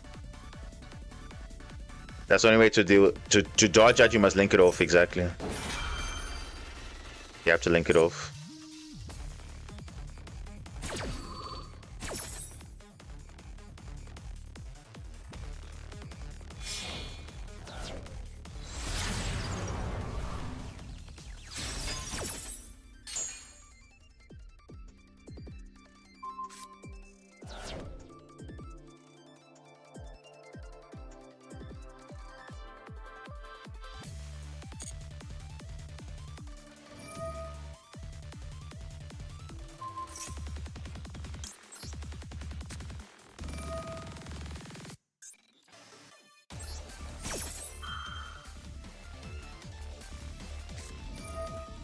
Yeah. We're not winning this. We're not winning that. This guy had just the perfect hand. So it goes, he gets to rank up to diamond, I don't get to rank up. Gotta love Yu-Gi-Oh, isn't it? Perfect hand for going second. Literally perfect hand. Literally perfect hand. K9 doesn't have recursion that Fiendsmith has. That's fine. That's fine, but obviously, in terms of actual synergy, also ask yourself the question: why we're running Fiendsmith in the first place? To have an answer for a Nibiru or whatever, but it only covers a special summon. It doesn't cover all the hand traps. Whereas Ripper is a lot better if you're comparing the two. So that's what you're playing Fiendsmith for. Is just to make an answer for Caesar. If you're playing it in like a Super Quant deck in this case. That's all you're doing it for. You're not doing it for anything else. It doesn't add to your Xyz plays or whatever. It's just there to make Caesar, but it actually makes your combos worse because you are committing all your plays to that, and then instead of actually trying to maximize your materials for that. So it's not really like that's why even before the K9 cards came out, I never found any success with the Fiendsmith version. I found more success with the K9 version, and you can look at it back. All the videos before that, you can literally see, because Fiendsmith sometimes in some situations wasn't ideal. Yes, it does play under draw very well, whatever, but you're only making a Caesar in Super Quantum as an engine. That's it. You're not doing anything else, you know. So it's a lot of extra deck slots for what? Is it really worth it though? But again, it's up to preference. It's not. What? This guy sets a field spell. What's going on here?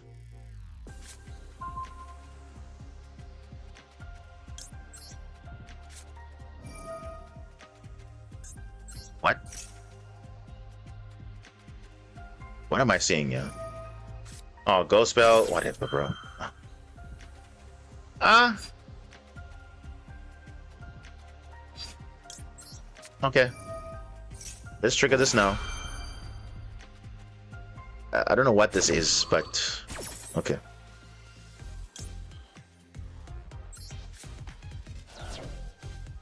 Why did ghost spell work? Because it's an effect that includes adding MST from the graveyard, so it will negate. That's why. It will negate. Because it says there, add MST from deck or graveyard. So because it includes an effect that will add a card from the graveyard, even though you're not adding a card from the graveyard, you can negate it. So that's the issue with that. So even if a card is not intended to summon from there, you are still going to do that. It's weird, but that's how the word is. The card is worded that way. So if you are attempting to activate a card that would do something from the graveyard, you can use a ghost spell.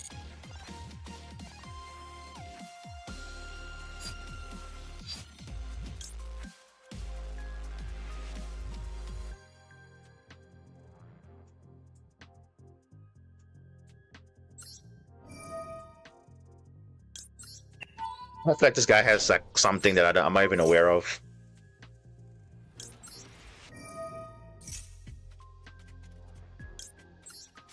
Sets a field spell, sets a back row. It's very sus. I don't know what that is. But yeah, we're gonna be in draw phase. We're gonna do some stuff. He's probably thinking, what the hell are you doing? I'm literally just playing into you. I don't know what your board is, but we're gonna do something.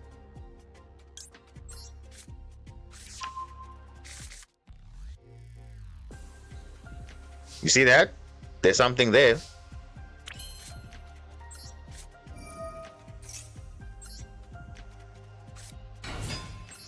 I'm not gonna find out. I'm gonna do it now.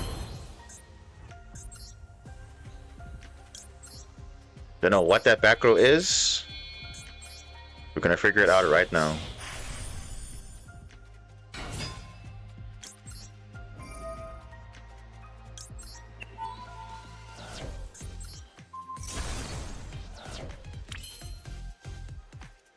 Crescendo. The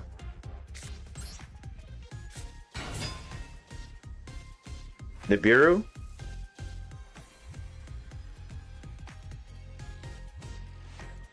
What am I seeing here? Does he have Nibiru?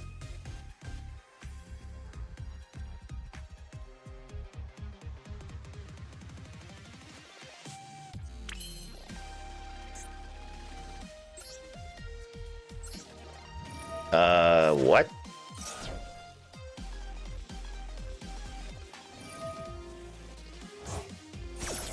Adding a...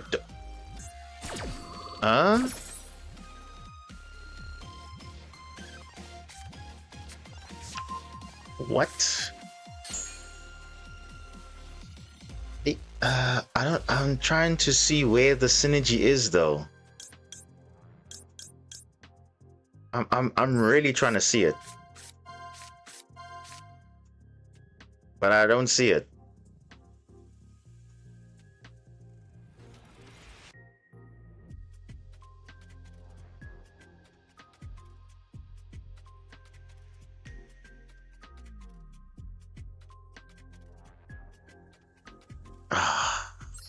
Okay.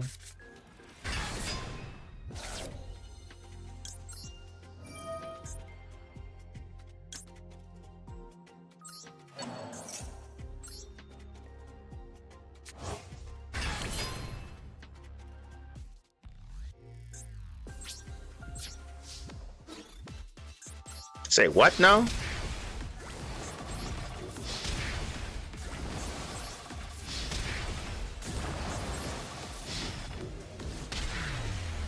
Well, I'm so confused. What just happened there? He said field spell and crescendo, and that's it. I don't even know. The field spell was probably the babble.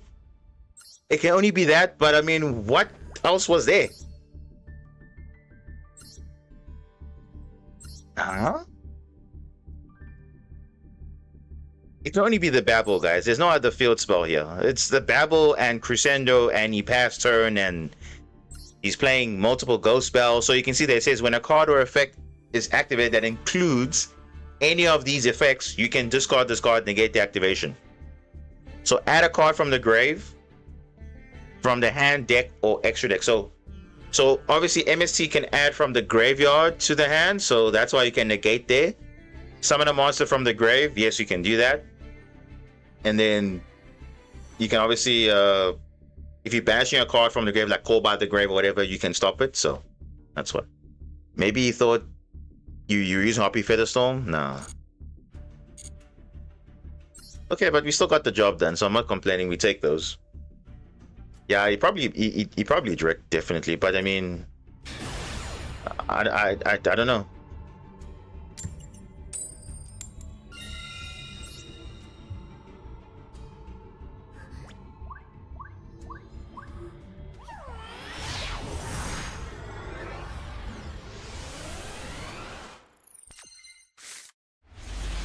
Oh wow, nice hand going first. Very nice hand actually.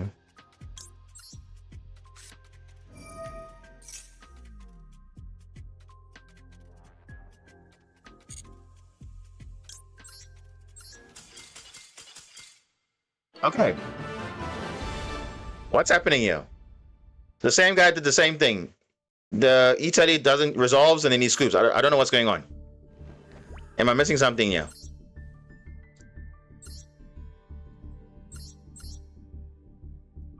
Blue Eyes again? Like, why are the Blue Eyes players scooping to an Italy? I don't understand.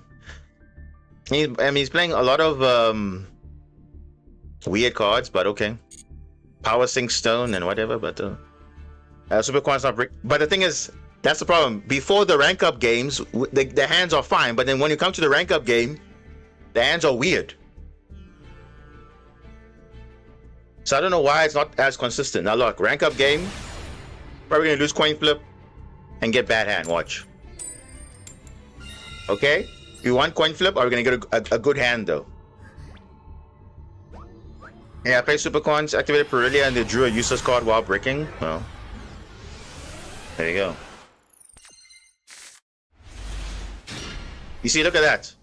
Look at that. What hand is this? This is not a good hand.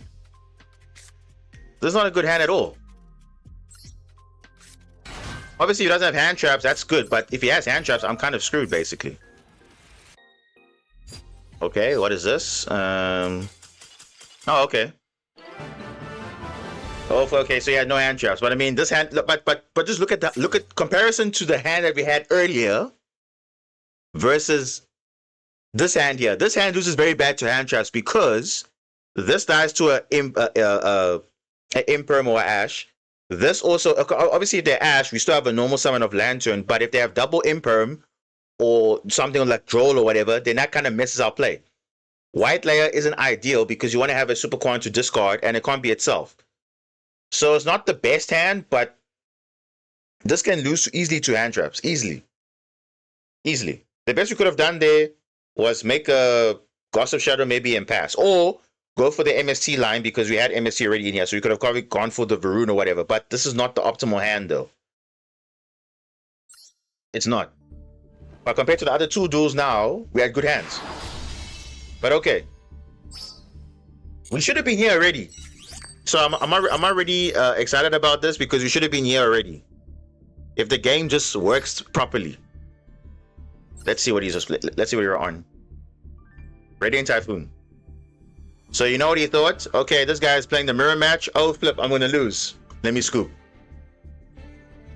So you see, only because I was playing the other cards and not the canine, lantern, or white layer, whatever, he would have probably stayed in the game. But he saw Swen, the mirror match, I'm scooping. But yeah. But now you see, it's a mind game thing because you saw, okay, but now wait. He's playing Radiant, so I'm going second. He's gonna set up a full board with MSC negate and everything. I'm not gonna have a chance. And let's be honest, if you're playing the mirror match, I would probably be like, hey, look, the chance of me winning is gonna be very low because they're gonna have a full board and I'm playing into that board. So It's like, yeah. The last weekend was free. Doesn't feel exactly. But honestly speaking, some of these losses here should have been wins. But the game was saying otherwise. So it's like, it's fine. These are whatever, because literally these guys just scooped because they either had nothing or this guy thought it was a mirror match, so whatever. But we should have already been in diamond already. I'm just saying.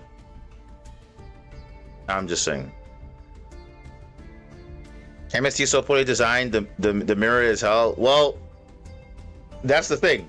I mean, they made MST relevant again, but people don't want to face the mirror match. But here's the thing, and this is the hard truth. And this is what and remember we were saying in the last stream about how to get better at Yu-Gi-Oh!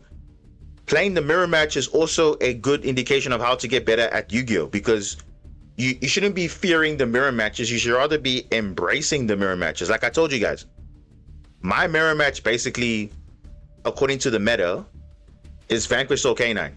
Because why? They're playing the same cards I'm playing, and more interaction that I have is with that deck versus any other deck. So I see Vanquish Soul Canine as my mirror match per se. So when I face VS Canine, I'm not scared of the boards. I'll play it the best that I can play it.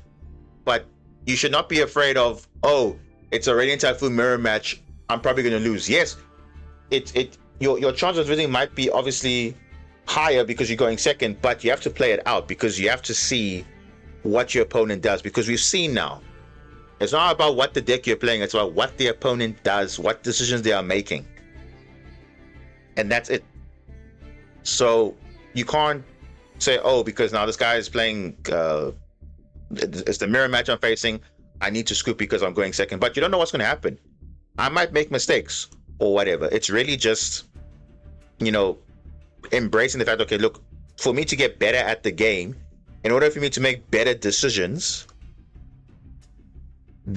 I need to play the mirror match, because the mirror match will tell you these are the small interactions that will help you win games. Those small interactions are making those small decisions, deciding, okay, when to use MST, and knowing that, okay, if I use MST, they might have a chain block for the mandate, so I need to make sure, okay, that's not going to be there. I'm also noting how many MSTs are in the graveyard, how many's in the back row, and all of that stuff. So even if you're not even facing the mirror match, you understand what the interactions are by just playing those matchups. So you shouldn't be afraid to say, oh, but okay, I lose to the mirror. Yes, same thing. Imagine Draco Tail players. How will they get better in the mirror match if they never faced other Draco Tail players? You have to face Draco Tail eventually, whether you like it or not. So you have to get used to it. The same thing with Yummy mirror matches. I'm sure they're also interesting, but it's a lot of decision making that gets involved. And usually the plays that really shine is when the mirror match happens. It's not when you're facing the deck that's not playing the same play style as yours. It's rather in the mirror match. So it's always interesting to see what happens when the mirror match is played, because obviously I know your deck, you know my deck, but what are the few differences that I take note of in the matchup that I can say, oh, but based on your advantage in your hand, based on your graveyard, based on your field, I can use that to my advantage or not. Your mirror match is Super Quants though. Yes, it is technically, but let's be honest. Have we ever faced Super Quantum on ladder? No, we haven't. Let's be honest with ourselves. I have not faced Super Quantum on ladder ever since I've touched the deck since last year, guys. Last year, October. We're now in April now.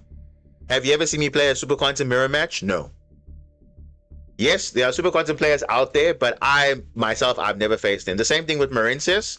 I don't see Marincius as much, but what I do see is Mermail. So I see Mermail as my mirror match because I'm playing the same cards you are playing. So the moment you are playing the same cards as your opponent, for me, that's a mirror match. Even if you're playing it as an engine, if you're playing more or less the same engine as mine, I am counting that as a mirror match. So that's why I say Mermail is a mirror match for me, because I don't see a lot of Marincius players on the ladder. So and it also helps me to understand, okay, but I know what your deck does, so I know the card that's going to win games or it's gonna impact the game, because in certain matchups this card is not effective, but in the mirror match it is effective. So I'll give you an example. What I mean by that. So if you look at, let's say, Mirror Mill, right? So there's a card that people don't really talk about as much, but it's this card here, right? The Neptibus, the Link monster. In the mirror match, this card is very, very, very good, because it doesn't trigger when you send cards to the grave. It triggers when your opponent sends stuff to the graveyard as well. So it triggers your own stuff too, because if a water monster sends to graveyard to activate a card or effect, your opponent, myself, it triggers. So if you're the, let's say, the Marincess player, right, and obviously if you're playing Mirror Mill Marincess, you are playing this. You know, going first, if you're playing against Mirror Mill, this is the card you want to make. You don't want to make Argonaut. Argonaut is not good in the mirror match. Why? Because the Poseidra can get rid of the field spell. Even though, yes, you got Marincess Wave and everything, but why worry about that when they have to deal with this card? And guess what?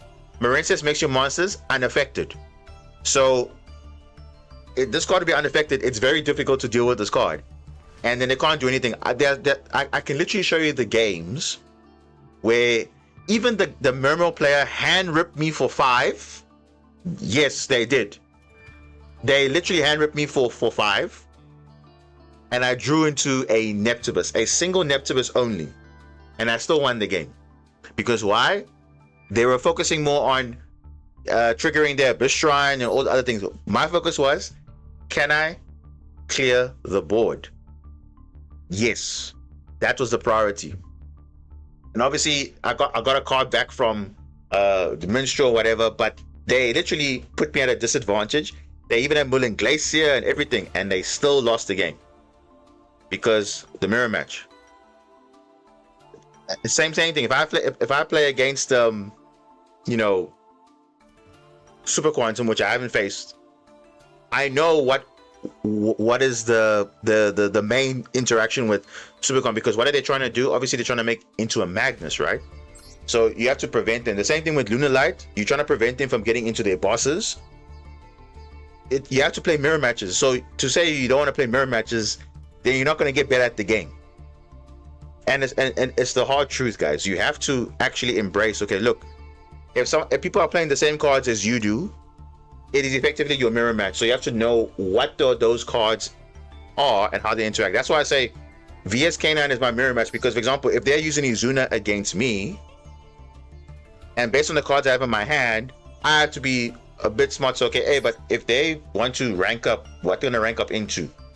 How can they disrupt this board and so on and so forth? Because if you know what they want to do, you can kind of play around it or just play right through it, because you know, okay, it's not going to really matter, make a difference. You saw in that other duel where I had Jokul and Lupus and I had Jokul, Noroi, and I think Izuna. So I had 3 level 5s, but he obviously had Izuna as well in his hand as well. So obviously it triggered. But then I also had Force Release. And you know what his mistake was? He did not Exceed Summon with Lupus early. He didn't. So what I did was, okay, fine. Since you're not going to do that, I'm going to force it out. So I went to Jax. He then went to Exceed, but then I had Force Release. So I obviously ranked up the Jax to pop the other level 5. So you couldn't Exceed Summon. But it's just, it's just a detail that if you know how the deck functions and how your cards work, then that's how you know how to interact. So I'm just giving an example. Obviously, yes, we initially talked about the MST mirror, but I'm saying mirror matches in general. That's how you have to think about it. So I'm not saying we're complaining about mirrors in general. Yes, Bacon, I see you saying that, yes, but we're just saying an example of, okay, why you shouldn't think, okay, a mirror match is bad. You should rather be playing it and understand, okay, what decisions the opponent is making, because you're playing the same cards you're playing. So you know what's the priority for them, what's the priority for myself going into the board, what's the interactions and all that stuff. But obviously MST mirrors are different, because obviously it's all about resource management. It's about how many MSTs are engraved. It's about Do you have your Corsair live? Do you have your Vibrant Vortex or your Phonics live? Do you know when to use it? Timing is everything. So that's how you have to like think about it when it comes to mirror matches, because all those small details, they can definitely help you to win more mirror matches than usual.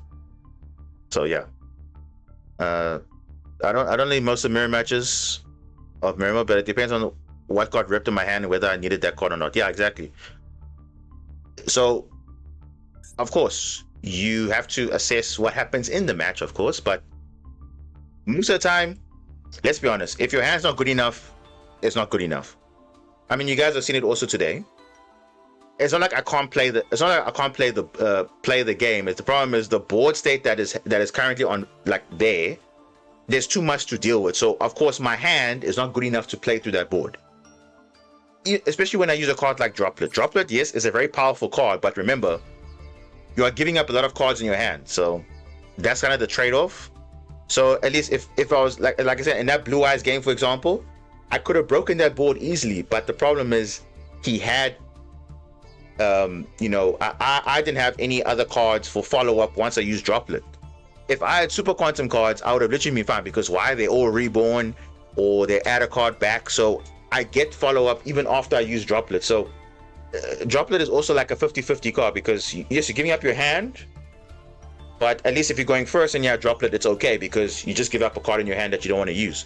But going second, it's actually more detrimental, because you're giving up potentially your entire hand just to clear the board, just to make a play.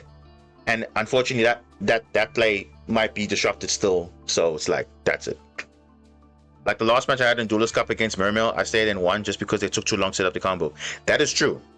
And you also notice that some of the games I've won also on stream, most of the guys don't even know what they're doing in their combo. So that's another thing as well, because especially if it's like, you're working the mirror, but sometimes some of the guys are taking too long to understand what they actually need to do for their combo, and you guys have seen it, so it's not a surprise, so yeah. But anyway, nonetheless, I mean, like I told you guys before, the deck is not a problem, because the way I've designed this deck and the way I've built this deck, and I've done multiple play testing, I can change one or two cards there and there, but the fundamental of the deck is the same. So you see how inconsistent the shuffler is, because look now on the rank up game now, the hand wasn't so great, but now on the previous games it was actually kind of playable. So why is it I don't get that in meta weeklies, especially because meta weeklies the hand wasn't that great. Let's be honest, the hands were not that great, even though I had droplets and everything, but it didn't really matter, because look at the guy had like multiple cards in his hand and whatever. Like I need to have more than just bare minimum play. So it's unfortunate, but like I told you guys, it's not the deck. The deck is literally fine. It's just the shuffler too, and also the matchup. So that's literally how it is. So of course, if your opponent if you have no interruptions on your side, you obviously have a higher chance of winning, because you have no interruptions. You can make your best board, whatever. Look at the Orcus player, the one that had all the hand traps and disruptions. He managed to, from his full loss, get all the Ash, the Impulse, and whatever, and then probably he had Super Poly. Then of course he had another Imperm, and guess what? He was able to do full combo, establish the board, break it, and that's it. Even the play that we had against the Radiant Typhoon player, where the guy maxied us and was being disrespectful and whatever, he only had advantage in that game because he was able to draw more cards for follow-up. But if he didn't, he was literally outplayed. So I wouldn't get beat up and say, oh, but now we didn't have a chance. No, there was a chance, but of course, unfortunately, card advantage is also a thing in Yu-Gi-Oh, and that's what Maxi does. So we can't do anything about it. Yes, we could have technically stopped it, but knowing that, but now you see, this is a good example of, decision making, whether if you think it's good or bad. I could have negated Maxi with Call by the Great, but then thought to myself, but now wait, he still has MSTs that he wants to use. I can use it as a chain link block. So in the general state, obviously, of course, use Call by for Maxi. But in that situation, you could have seen there, but no, I would actually lost out on getting a benefit of potentially chain blocking the 2 MSTs that he has. And then you saw there what happened when I wanted to use thrust. He literally gave up all his MSCs just for that one play, and I still had like plays to do to make a Zeus play. But imagine if I called by earlier, I would have had one less chain link block, and then he would have obviously negated 2 cards instead of 1. So that's where now, that decision making comes in, because you understand what the game state is. That yes, I can negate Maxi, but is that going to help me in the long run? No. In that situation, it's not going to help me. But if I had another opportunity to chaining block something else, then I would have obviously shotgunned the call by the grave, because what he would have done, he would have called by the grave, chain MST 1, I would have chain linked another card, chain MST number 2, chain link again, then guess what? He's wasted his MSTs. All just for call by the grave to not resolve. So you see, it's all just a decision you have to make based on the board state. But in most circumstances, of course, you maxi, call by the maxi. So it's just that split decision, where most people would have not thought about it. That now, based on experience now, and I've always told you it's based on experience. I've always said, okay, look at the interactions, look at how many MSCs are engraved, especially against Radiant Typhoon. That's how I even learned how to. I understood the basics of the deck, and you're not seeing me play it on stream or whatever, but I know what the cards do, right? But the interactions are very important, because that is the difference between the average player versus a skillful player. So that in that moment, people said, "Oh, but why didn't you get the Maxi?" Well, look what happened if I didn't get the Maxi. I explained the play earlier what would have happened. So that, yes, even though I didn't win the game, but we know that gave him card advantage, yes, in the long run. But the plays that I had to make, it did work out, because I was able to now obviously break the board. But of course, the follow-up, he had follow-up, which is whatever. So it is what it is. I feel like I should Ash here, and I'm like, no, I went first and decided not to Ash for Maxi, and Tempai just decided to scoop. Yeah. So again, even and especially in those situations where the only play you have, like the only hand trap or board breaker that you own, especially hand traps, it's very difficult to say, okay, yeah, the standard rule is Ash this or call by this or go spell that. You have to look at the game state, and it says, okay, look, this is the only hand trap I have. They probably have more plays beyond this, and you literally were mapping it out. And look, either way, if you use it now or later, you're still screwed regardless, because and the yummy duelists that you faced when I had the ghost spell, they literally had plays either way, whether I ghost spelled the minion or I ghost spelled the Metal Marcher or ghost spelled whatever, they still had follow-up. So it didn't matter at which point I decided to hand trap or even hold on to it. If I hold on to it too late, Herald of Archive would have shut that down, or if I use it at any point, it still wouldn't have made a difference. So you still had a crazy board and my hand wasn't good enough. So unfortunately, in that situation, Ghost Spell wouldn't have made an impact regardless what would have happened. So again, it's a decision that you make, but it didn't really have an impact on what was going to happen, because you already played it out what was going to happen. So you see, it's just those small details of just, what also makes you a better player over time, because of course, in some games it works, in other games it doesn't, but it's all about that decision making. So yeah. You make your deck for turn 2 and it turned out going first 2. Well, again, some decks are just designed that way, Bacon. That's just also a fact too. You have to acknowledge that some decks out there are just designed going second. Even Dracotail, as much as Dracotail likes to go first, they are inherently good going second. Why? Because they have a card like Key 2 that says add a card, and if your component controls a monster, you can fusion summon. That's a very good board breaker going second, because you can literally add a card you want to use to trigger the effect of Malulu, of Pan, or Urgula, to either destroy a spell trap, either destroy a monster, or Malulu. And that's pretty good for going second. So even though they are kind of want to go first or whatever, but they are technically designed for going second. So you see, so a lot of these cards are designed with that thing of, okay, but they do understand, okay, if you're going to go second, you get a benefit. So it's like, that's why Drake Hotel inherently has been doing so well in the past few months, because they've just been benefiting off their cards, having that extra effect of, oh, if your opponent controls a monster, you can summon also, which is ridiculous. So Key2 acts as a board breaker for Drake Hotel, so that's why they don't need to run any other crazy cards, because they just play their deck in engine. The same thing with Mermail. Mermail inherently is good going second, because why? Their cards trigger for cost. And that's very powerful, because even if you trigger for cost and it gets negated, it starts a new chain, new effects. So you're trying so much to break the chain link one, but the next chain, another chain is going to happen, and you just keep going.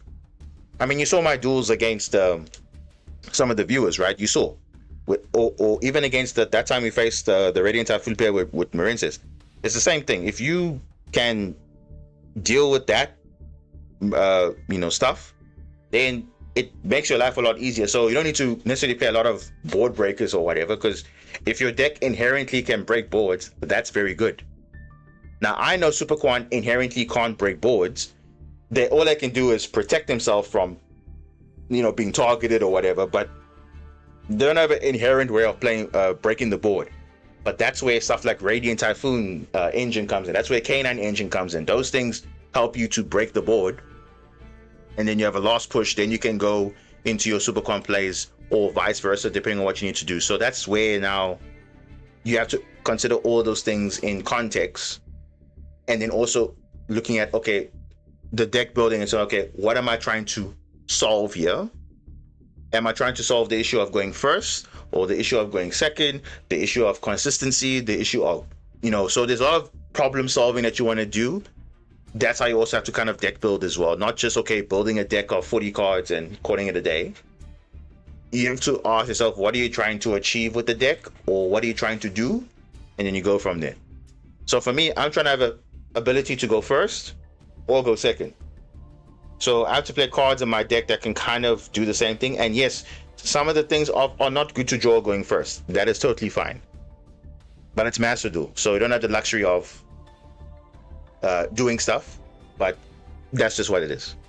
So I hope that was, for those that are listening, I'll obviously give you some insight, because you see, that's what Yu-Gi-Oh is all about. You have to make those decisions. You have to kind of see, okay, I'm not telling you to learn every single deck out there. That's not the message I'm giving you. I'm just saying, if you want to learn what a deck does, you rather watch gameplay. If you don't want to play it yourself, rather watch it being played. Look at the key cards, because obviously every deck has, like I said, starters, extenders, the choke points, the end board. Look at the interruptions. Then you can decide for yourself, okay, based on this, what are the main interactions with this deck? Like Lunar Light, for example, or Branded, or whatever. What are the main interactions? If you know the interactions, then you know how to manage them in the matchup. But of course, it depends how well your hand is. It depends on the game state. So there's a lot of factors that come into play. So that's what, again, that does not take one day to figure it out. It takes obviously a lot of practice to do, and dueling. So you can see now, obviously we've progressed so long with this deck, but we know how this deck can function, because everyone knows the main play turn 1 is Magnus, but turn 2 is different. So you have to play it a bit different. It's either make a Zeus, or if you can make Magnus, make it, then it's great, but not all the time you're making Magnus. So, because this deck is not all about Magnus, it's about also just playing your game normally. Sometimes you don't see K9 plays, you just see Radiant plays. You don't see Radiant plays, you just see Super Quan plays, and vice versa. So that's it. And hopefully that gives you some context. And again, I'm more than welcome to give you a full breakdown of how I play into matches and whatever, but at the end of the day, for yourself, like the other viewer asked earlier, is K9 better than Fiendsmith, or is Fiendsmith better than Super Quan? Fiendsmith better than K9? It's completely up to you. Because again, someone also mentioned the fact, okay, yes, K9 doesn't have that recursion that Fiendsmith has, but then ask yourself, what is Fiendsmith actually doing to my deck? Is it actually helping the deck? Because if you are saying, let's say, the deck Fiendsmith is more consistent, in what way is it consistent? Because if you are playing Super Coin, your goal is to make Magnus. Does Fiendsmith help you directly to make Magnus? Yes or no? And from my experience, it does, but not really, because you're making a Caesar, whereas in K9 you're making a Ripper and also making a rank 5 for Magnus. So that's 2 for 1. And usually that's off of one card, which is quite broken. A Noroi normal summon, a Ozuna where it's activating the monster effect in the hand. Case for K9, if a monster effect activated in the hand, a Joker with a level 5, that is value. You're getting two rank 5s, a negate and also a rank 5 for Super Coin plays, which is what you're looking for. Fiendsmith, you can't bridge into K9 in any way. You literally can't. There's no back and forth to say, okay, I can bridge from this to that. At least K9 can bridge Super Coin can bridge to K9. And we say bridge to K9, we can get into the access to the Ripper, which is like the main, hand trap or monster negate, which the deck never had before. Because yes, you had Caesar, but Caesar doesn't negate Ash. It doesn't negate Drawn Lockbird. It only negates Nibiru, only negates Femina. And even then, the Radiant Typhoon engine is actually, technically speaking, better than Fiendsmith, because what does Fiendsmith do? Many people are using it to trap out Caesar, but what does Radiant Typhoon do? 2 level 3s is Gossip Shadow. That's also a monster negate that covers more ground. So if you want to play a better engine in Super Coin, I would say K9 Super Coin or Radiant Super Coin. If I had to choose between the two, I think those two are like the best engines right now. And yeah, and especially in Genesis format, MST or Radiant Super Coin is actually better, because obviously K9 is heavily crippled there, but Radiant engine is so strong, it's level 3, very, very consistent. And obviously, hopefully when Genesis comes soon, I'll showcase that and I'll show you that it is literally better. You can't play Fiendsmith in Genesis format. At least Radiant is very versatile, so that's why I like more, and that doesn't take up extra deck slots unnecessarily. So it's like, oh, okay, I make Caesar, but then I can't recycle it as much. I have to have obviously Engraver recycling back all my things, but it's a lot of slots in extra deck. That's the only thing I don't like about it. It's like you're putting so much in extra deck, you might as well just play Fiendsmith at that point. It's not really it doesn't really add to your combo whatsoever. At least K9 adds to your combo, Radiant adds to your combo. Fiendsmith doesn't really add anything to the Super Coin engine to get to Magnus. That's the main issue that I have with it. If it could give me access to Magnus, then great, but it doesn't. And let's be honest with ourselves, yeah, it really doesn't. So that's why I say it is preference, but I've been testing it. You guys saw my streams before. When we were playing with Fiendsmith, we're not having so much success with it. And I did say when K9 comes out, it's going to be much better. Obviously now we've seen now it is. You saw my stream on when the K9 cards come out. We were dominating. We were not having that success with the Fiendsmith engine. So always look at that in that perspective. Are all your Supercoin cards glossy? No, not all of them. Not all of them are glossy. I think obviously Alphen I have glossy. Zayton I don't have any glossy cards. Blue layer I have 1. Green layer I have none. Red layer I have none glossy cards. White layer I have 3 of them. Yes. Black layer I have 2 of them that are glossy. What else? Okay, these ones. But you see, these ones I can obviously get them glossy, but I'm already cared about that. This one is a glossy. This one's not a glossy. This one is also not, and obviously Magnus is not perfectly fine. And then this one's also a glossy too. So it's cool, but the only card that I got that I can actually play that's royal is the Vision. I had to make my deck all glossy since I'm main Supercoin also. Well, that's nice. That's nice. But you see, the problem with the making the glossy cards, it takes a lot of resources And unless it's rare or normal, I'm not really worried about UR and SR royals or whatever. If I get them like, hey, even this one, I crafted it and I literally got a royal vision. I literally crafted it on stream. You can literally check it out when the Radiant cards came out. I literally crafted this on stream and then I got the royal. So it's like, oh, great. I get to play with this, but I'm not worried if it's a normal or rare or whatever. I can play it. It's cool. It's literally fine. Now, it might be different when we get overframe cards. It might be a different story.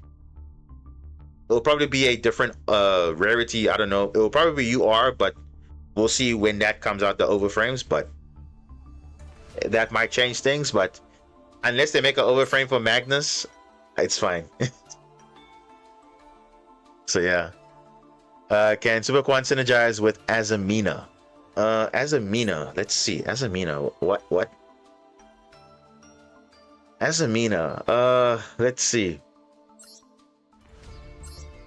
Rank 6 or level 6. Levels 8. I mean, you're only playing this just for, I mean, making Sylvia and Saint Azamina, but that's it.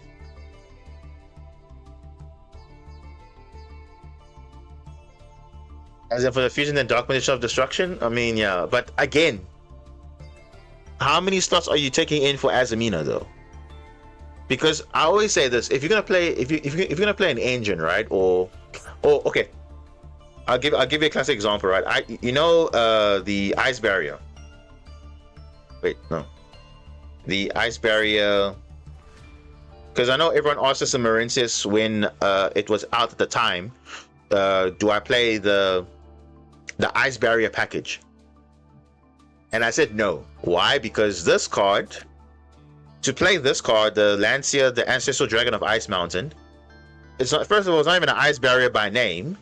Yes, you can use Ron Adrian to make this one card rank 10, cool. But the problem is, it requires a lot of slots in your extra deck, right?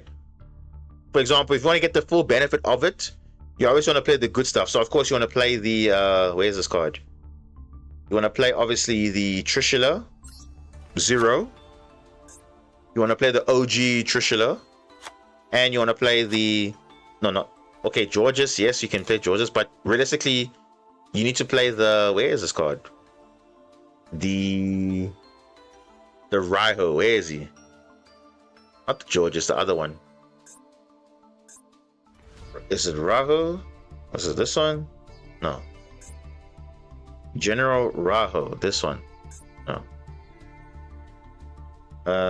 Let me see. No. General. This one. General Raho of the Ice Barrier. Okay, so I use the L, not I. So you need to run so many cards, right, to just main deck this card. Yeah, so you need obviously Lancia. Lancia will tag out into Trishula Zero. Trishula Zero will tag out into Trishula. That's already 3 slots in your extra deck already that you need to benefit from it, which is fine. But the thing is, you need to ask yourself, does it really take away the strategy of what you're trying to do? Because in the Mauritius deck, you are link summoning.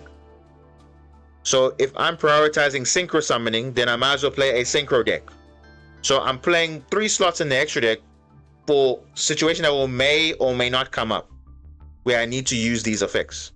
Yes, if I'm under maxi, okay, cool, but I need to have Ron Adrian in the hand already.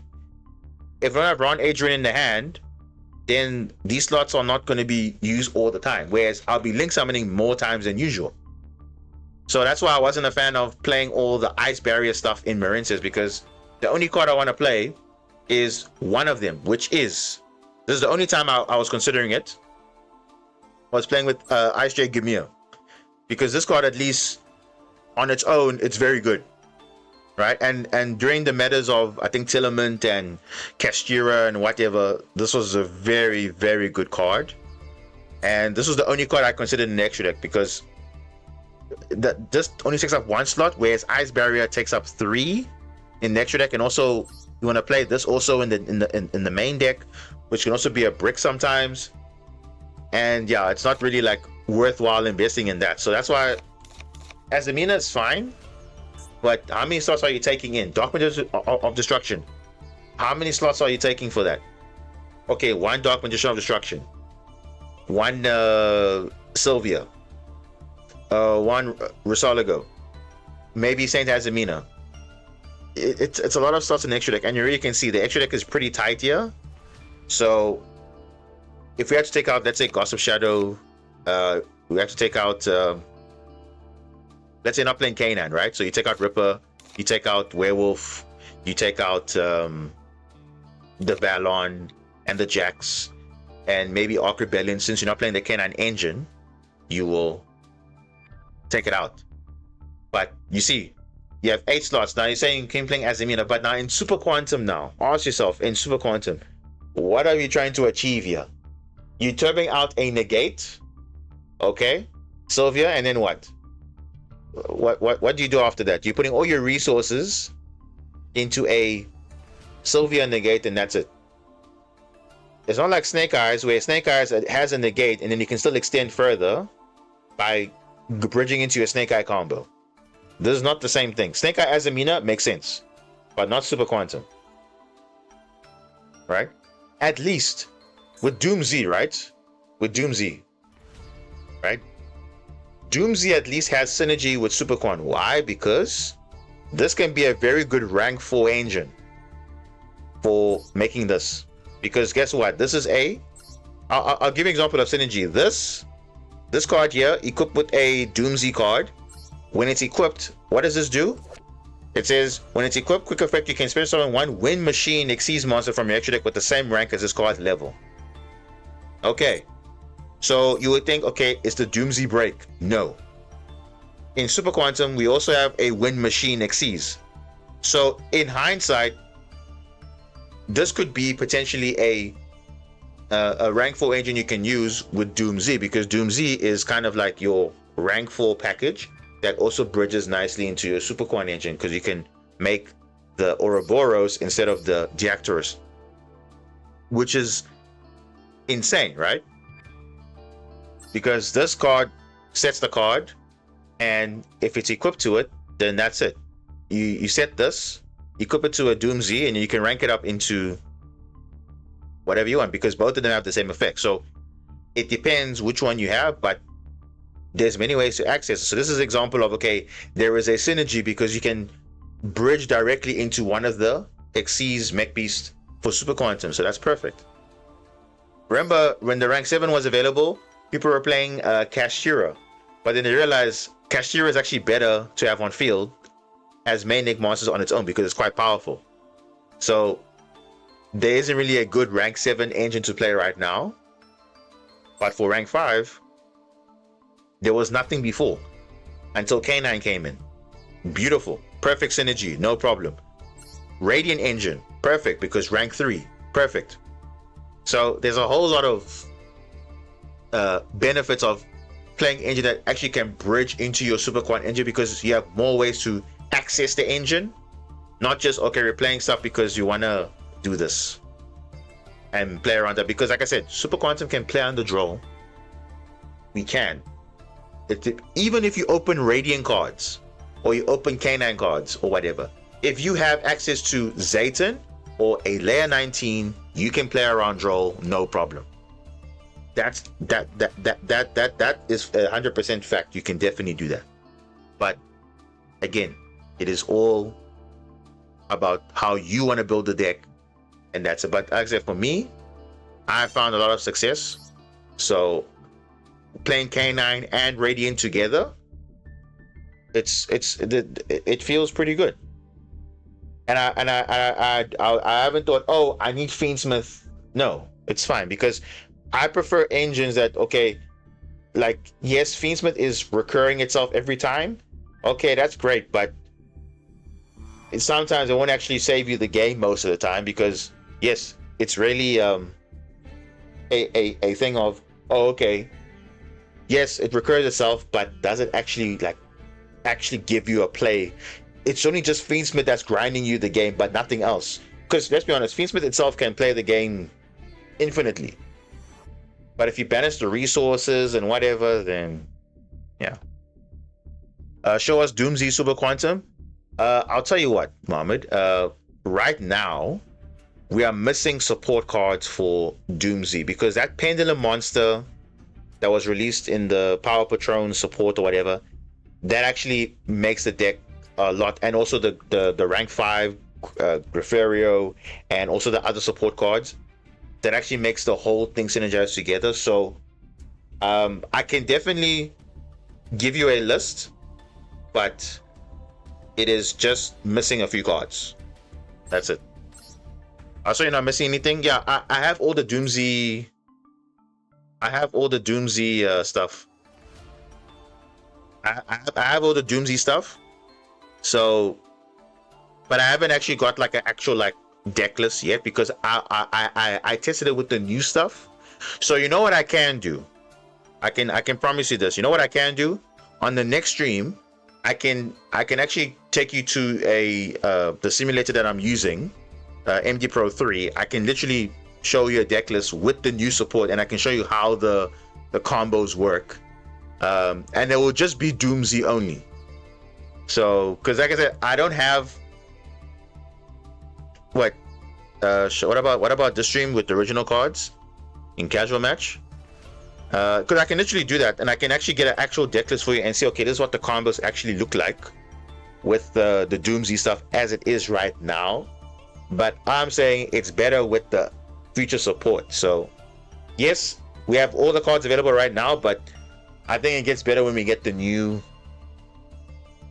stuff. I don't need to see new cards.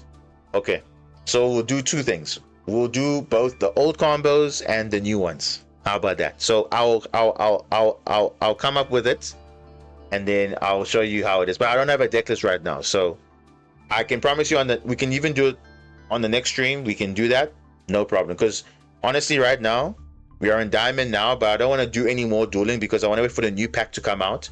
So we can definitely do some deck theory testing with Doomsday. See what synergy did, and even we can even look at other engines too. There's also other stuff that's coming out later in all that. We can look at other deck lists too. I can show you the Marincis list I'm building. I can show you some gameplay. So I can actually go in and play games, and I can show you, okay, this is what I've been playing. This is how it is. So it is literally fine. So I can do that, but let's do it on the next stream. We can dedicate time just for that, because honestly, I don't think we'll be playing a lot of games until we get to the next selection pack, which is I think on Thursday. So we have time to do all that. So I don't have a problem doing that. So that's, I think we can commit to that. So we are in Diamond, which is fine, but there's still plenty of time in the season, so we are literally all good. If that's okay with you, Time Tree, I mean, yes, I know I have all the cards available right now, but I can actually like just dedicate, okay, we can do the theory testing together, we can see what the combos look like, but yeah, it's just there. So is Doomsday the next support being added to Super Quantum? Yes, that is the plan. Yeah, but I'm only thinking about playing it with the news, like with all the Doomsday cards, not right now. But yeah, I already know the combos. Yes, the Doomsday combos, of course. If you've played Doomsday yourself, it's the combos are there, but obviously the new support combos are different. So that's where, but obviously in Super Quant that is. So. Elven Notes will be released after Kill Tunes. Maybe Enyacraft, who knows? Hecker Hands is also still there. So in terms of the next lore pack, okay, when did we get Archmage? Let's backtrack. When did we get Archmage? Archmage came out first. When did that come out? Did that come out last year? I think it did. And then we obviously got Doomsday now, and then Elf Note will come later, and then obviously Power Patron. Yeah, because obviously in terms of the lore, obviously even in the booster sets and whatever, Archmage came first, then Doomsday, then Elf Note, then yeah, it should be after this pack. Okay, we'll see. We're keeping MSC K9. Well, that's the thing. Doomsday is also quite heavy in engine, so you have to pick and choose. You either play K9, um, K9 Radiant, or K9 Doomsday. You decide. What from Doomsday will we definitely need? So that's what I'm saying. I think we rather dedicate a stream for that, where we just go through all the Doomsday cards.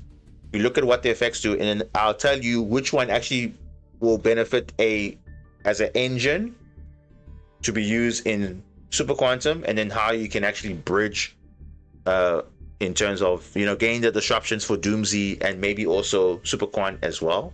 So we can dedicate a full stream for that. So I haven't got the full combos out yet, but of course Time Tree is also here. He's also on my Discord as well. We share deck lists and stuff. We talk about it, so we can also come up with a way to also kind of get everything going. But I think he's more of the Doomsday expert than me. But I'm looking at it from a point of, as an engine, how we can benefit it in Super Quant. But it's all good. So we can literally do on the next stream, we can say, okay guys, this is all the cards, this is what the sample deck list look like, these are some of the games that I tried to play. So I can literally do that. From now until next stream, I'll literally see if I can come up with some deck lists. I'll see if I can get some games in, and then you can see how that actually works. So I'm assuming most optional package is K9 Doomsday. Yeah, well, that's what I'm saying. We're also playing K9 Mitsurugi Super Quan as well, but obviously Super Quan Mitsurugi now as an engine isn't really that flexible now, because you have prayers at 1, which kind of messes up things a little bit, but it's literally fine. But again, it wasn't adding to our thing, it was just more like for board presence, so it's fine. The very basic combo is super simple. That's fine. Because I think it'll be a good opportunity to learn how, basically the theory behind how I look at, okay, are engines viable in a deck or not. That's it. It's a little tricky going second, but all decks do that. Look, that is true, because there's no guide for going second. That's the beauty of any TCG or whatever, especially in Yu-Gi-Oh. There's no blueprint of going second. There's no guide for it, because we all learn the combos going first, but how do we play into boards going second? That's where now it flips the script completely. That's something a spreadsheet cannot teach you, or a 20-hour guide or whatever. Going second is completely different. It's only gameplay that can teach you that, nothing else. Only gameplay and analyzing your games. That's it. That's another tip of getting better, looking back at your games and doing that. A video of going second against VSK9 doesn't. Why so? Because so if it's not a video, it's rather your own gameplay. So at least for me, I can, well, I obviously I do record gameplay, so sometimes I even go back and look at the stream and say, oh, but actually I could have made a play here differently, so I can obviously learn it for next time or whatever. So says the one guy who totally with the match going second because they lost and they only knew they're going first combos. Who's that? Was that me? Says the one guy who totally with the match going second and they got lost and only knew, and they only knew their combos going first. The guy face, not you. Well, that I'm saying. That's what I've been telling you guys. As much as spreadsheets and guides are good, if you look at those long detailed guides, whatever, just be careful, because that can also get you a bit lost in terms of, like, it's very overwhelming looking at all these 50, 100 plus combos. It's good, but remember, there's a lot of elements of learning. And for me, especially when I was, a student at university, it's the same thing. Like, I'm a person of being visual and I want to see things in practice, not just say it's the theory, like how we're discussing now about, discussing if engines work, but are they actually practical? You actually have to go and test it and see. Do hand tests, see what actually cards make the deck glue together. That's what I did with Mermail. I said, when I saw these cards come out, okay, I have to find a way to optimize it so that I can benefit from using this thing. It came with months and months of testing. So same thing with the K9 cards, same thing with the Radiant cards. That was just based on based on how the deck the cards function. I knew it could be a techable engine, but again, it was requiring testing. Toasted, welcome. So it really is just dependent on how you want to learn the game, and that's it. But I can say this with confidence: some decks are easier to learn than others. But if you're willing to take the time to learn a difficult deck, then that's where you'll get the points for it. The same way, if we all studied a subject that we never liked, we had to study because that was the only way we're gonna get through it. So yeah. In your opinion, how difficult is it to pilot Supercorn 1 to 10? I think in terms of the Supercorn basic combos, I think it is probably, as I would give it a, I would give it I don't know, how difficult is to pilot? I would say it's a 7 out of 10, eh? Because as much as some of the combos are simplified, because yes, this gives you that, this searches this, this reveals that. There's a lot of RNG involved. So the RNG is often revealing the 3 attributes, or the 3 monsters rather, then whatever you send and whatever you get summoned, that depends on it. So I think, and also given the fact obviously playing with different engines and so on, I give it a 7 out of 10. It's not super difficult, but it does require those basic understanding of how all the cards function. Because, for example, playing Underdraw, people don't know the combo Underdraw. They don't know it. And some don't know what happens when they see Alpha and Spike in hand. How do you deal with that? When you see, you know, certain things. So there's a lot of weird scenarios like that, where like you get the worst scenario hand or the best scenario hand. So I think 7 out of 10 is a fair rating. But yeah, it's because obviously you ask for difficulty, but in terms of like, is it aggressive in combo? Nah, not really. It's very simple. It's very linear. That's one thing I can say about Super Quantum. It is very, very linear. So you're doing the same thing 90% of the time, making Magnus, and that's it. Everything else is a bonus. So the Titan, what's up? You're saying canines are degenerate, but let's be honest, isn't on most of the cards in the game degenerate? Like solemn cards, aren't they degenerate? Aren't the skill drains and whatever, aren't they degenerate? Like, come on, there's a lot of cards that are more degenerate than Canine. If Canine was degenerate, then they should have hit the cards way worse than what they did already. But they didn't, because it's not breaking the game completely. So I don't think they are degenerate. So I think it's kind of fine for the game. So it's definitely not. Yeah, that's just how it is. But I don't know. That's just my input on it. But yeah, I think the deck is not difficult in that sense, but it is definitely linear. Not as much as you have cards in your deck that I can just summon when I want. Not necessarily. Summon when you want is a bit harsh, I would say, because it's only during the main phase, and that's it. You can't really summon in the battle phase or whatever. So it's not. Isn't that what most decks have? So I don't know. So you say so you are fine with like the hard floodgates that you have no interaction with, because at least with my canine cards you can at least interact with it. You can Ash the Izuna, you can Ghost Spell the Lupus, you can Droplet it, you can stop it, you can prevent the stuff from happening. But a Solemn Judgment, how do you respond to a Solemn Judgment? I'm just saying. How do you respond to a Solemn Judgment? How do you respond to a Solemn Warning? Solemn Strike? There's no response to that. When your opponent flips that card, what do? You can't negate it unless you have a counter yourself, but you don't have a counter, so what do? Unless saying you have Red Reboot, so you're fine with that. But this is way more difficult to interact than the canine cards.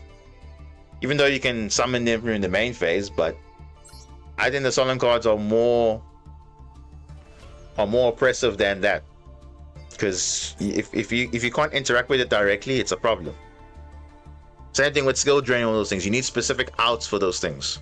Or there can only be one, or mind drain, or soul drain, or whatever. It's just cards you can't deal with. So, are you saying you're fine with that? And that's it. I've seen you come back off one, then you special summon 30 times because of one canine card. Which canine card was that? Is that the duel we had against Vacuous Canine?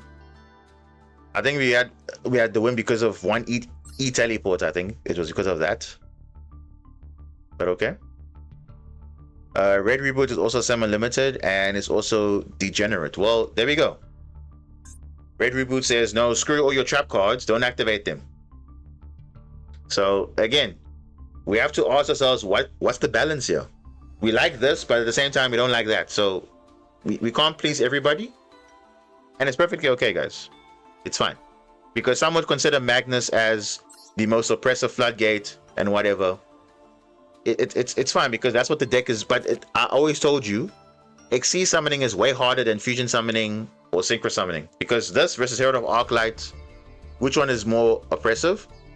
I think Herald of Arclight is more oppressive because it's easier to summon than Magnus. So, yeah. I was saying about it, imagine they made Alphen and Zayton tribute quick effects. Yeah, it'll be literally broken. It will literally be broken. But of course, again, balance.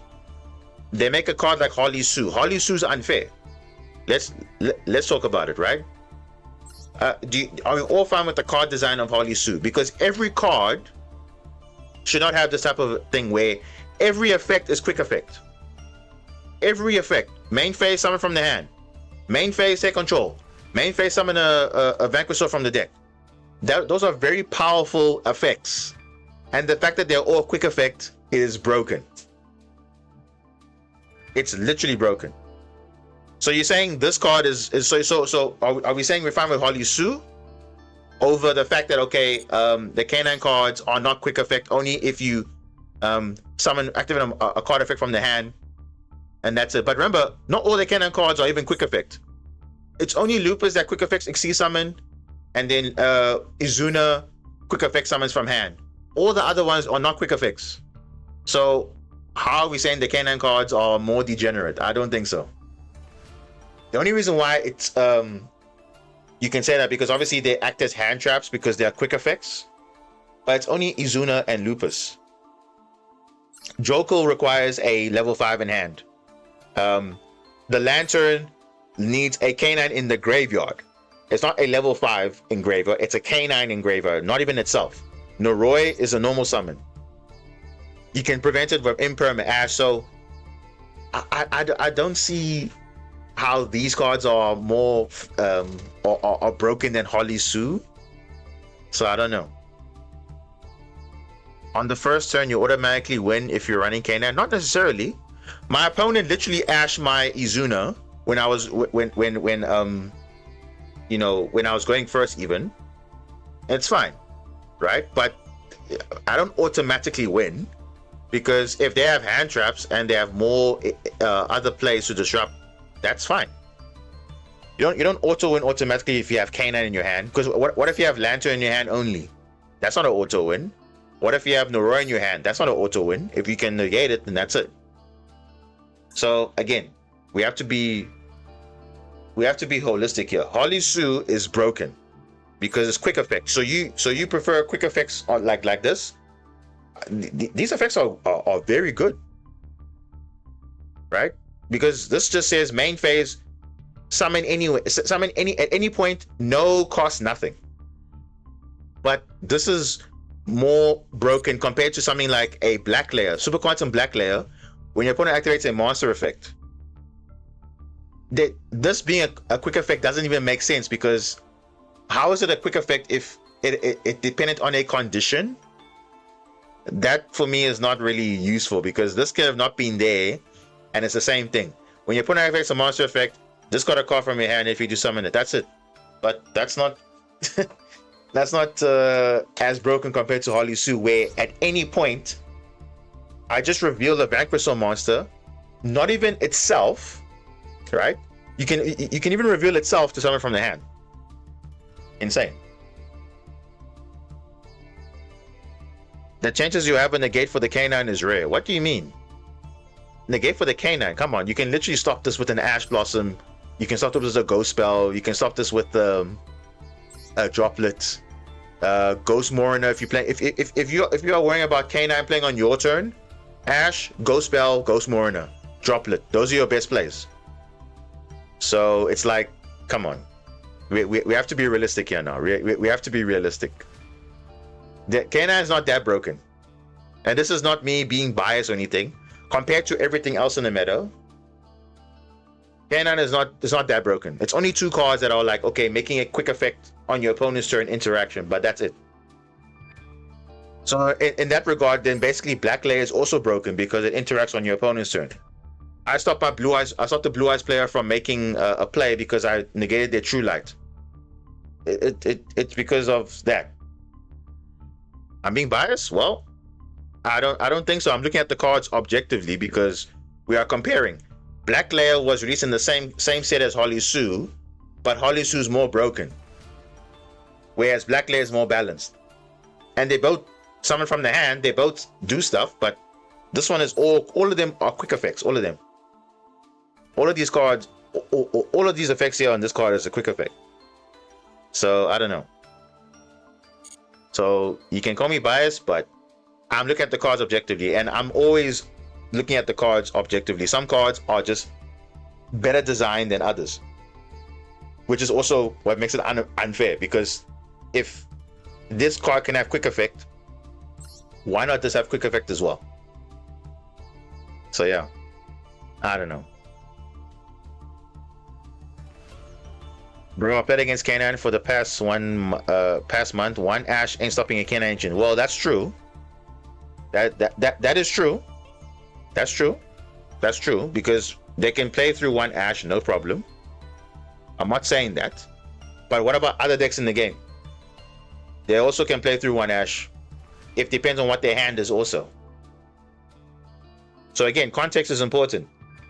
You can't just say statements like that without context. Because I mean, yes, we've also played K9, VS K9, we played Dracotel, we played all these other decks. Most decks also can play through an Ash. We've seen it so many times. So the engine is not like invincible or whatever. No, it's not. But again, it's your opinion though. If you feel like K9 is broken for you, again, that's from your perspective of playing the game. That's fine. Some people like playing stun decks. We don't have a fault with them because they like that style. No problem. Are you gonna say now they are degenerate because they're playing stun decks? Well, if the game allows it, then that's it. But you can't say now, oh, because they're playing stun decks now, they are degenerate. But stun cards have always been a problem. So that's just how it is. If it's in the game, it's available. But let's be honest, some cards are not designed properly because they're not balanced compared to other cards. So, yeah, that's all I'm saying. Because I actually wish my cards were quick effect, but they're not. Like we're saying, if Fairy Zayton was quick effect or Fairy Alpha was quick effect, I literally be not complaining because it's also a very powerful effect, but it's not quick effect. It's too slow. I'm not saying players are degenerate for playing Odeon, but the deck Odeon is so degenerate, and you can't even have a third turn against it. Exactly. The design of Odeon is not friendly for Yu-Gi-Oh in general, especially in the best of one. And it's like, yeah, it's crazy. Vanquish Soul is broken, but you can ash them more easily. Ash them more easily? What do you mean by that? Ash them more easily? How so? I need context there, because that sounds like you don't understand how Vanquish Soul works. They play K9 as well, so it's probably because they're playing right through your Ash, most likely. So I mean, they lose to an Ash. So many cards lose to one Ash. Mad Love loses to an Ash. Raisin loses to an Ash. The Vanquish Soul start loses to an Ash. Stake Your Soul loses to an Ash. So I think again, context is very important. A lot of decks can play through one Ash, but it's like, you know, because like Marina was saying, it depends how many Vanquish Souls they have in hand, because they can tag out or whatever. So it's not always guaranteed, and sometimes they could lose to just one Ash, because that's their only play, and that's it. And sometimes it's a gamble, but if it works out, it works out. So if you're using Ash as a reference point, then remember Ash is not as, I don't know, what do we say about Ash then? Because let's be honest, this card doesn't feel that broken anymore. I'm just saying, it doesn't. It only makes the turn 1 player very resilient, but for turn 2 it's not really that strong, because if they have more plays, then the Ash doesn't really matter. The same thing like your Ghost Spell, or if it's your only play, that's it. That's why you find if people have their only play of Ash, and that's it, they scoop, because there's no other. You're gonna sit there and then wonder, okay, I don't have a player, so that's it. I'm saying you have a fighting chance against Vanquish Soul than K9, but they're playing K9 as well. Okay, I think what you need to do, literally play back the stream, go look at the meta weekly I just played in now, and you tell me if I had a better match, if I had a better chance of winning that match against VSK9. In game, I played 3 games. Game 1 and game 3, they had massive card advantage, and you're telling me that you have a fighting chance, but based on the advantage on the field, in the hand, and everything, all the attributes they're looking for, everything perfect. You're saying there's a fighting chance? There's literally 0 chance right there. 0. You can have all the board breakers you want, but they have multiple disruptions. Because why? They're all quick effect. They're all quick effect. Quick effect is very powerful. It's very fast paced and it's relevant. It's immediate. You can respond. That's what makes Vanquish so broken, because all their cards, their disruptions, the main ones, are all quick effect. So if they're going first, yeah. You can't stop Vanquish from being drawn. Yes, you can't stop them. So that's what I'm saying.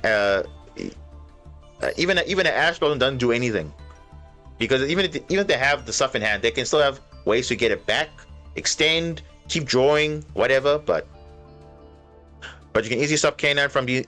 Well, we just said that now. K9 is not invincible. So, but I'm saying Vanquish Soul is more resilient because of K9 as well. You must remember that. Because without the K9 cards, there's more. Remember, they have Earth attribute, Dark attribute. It benefits them having them to play with Vanquish Soul. So yeah, I meant you can stop them from being drawn. How can you stop them? Because Mad Love literally draws a card every time, every turn. You're getting advantage from the Vanquisher, adding your attributes back. You're getting resource management, and you're getting the correct attributes every single time. That's a lot to deal with. Just saying. But yeah, I think we're not going to go on this too long, because I think we've heard you. But I think the Vanquish Soul is very, very good at maintaining resources if they don't get disrupted. That's all I'm saying. So but they're only more resilient because of K9. Before, no one was caring about Vanquish Soul because of they're not doing much, but Holly Sue and the K9 cards made them more resilient.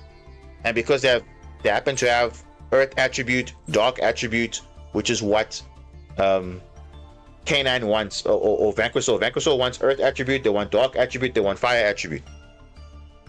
So, if anything, K9 is helping Vanquish Soul being more broken. But you're saying the K9 part is what you don't like? Then, tell that to all the Vanquish Soul players to stop playing K9. They won't stop playing it, because they know it helps them win games more. K9 is the real problem? I don't think so. I don't think so. But again, maybe from your experience of playing against VS K9, maybe you're not managing dealing with K9, probably. But yeah, the fact that if K9 was not having the right attributes for Vanquish Soul, they're not playing those cards at all. That I can tell you that with 100% confidence. So yeah, we're so relying on K9 attributes is the real problem. Yeah, well, exactly. When you don't see any attributes that you're looking for, oh, look at the K9 cards. They have Earth, Dark, perfect.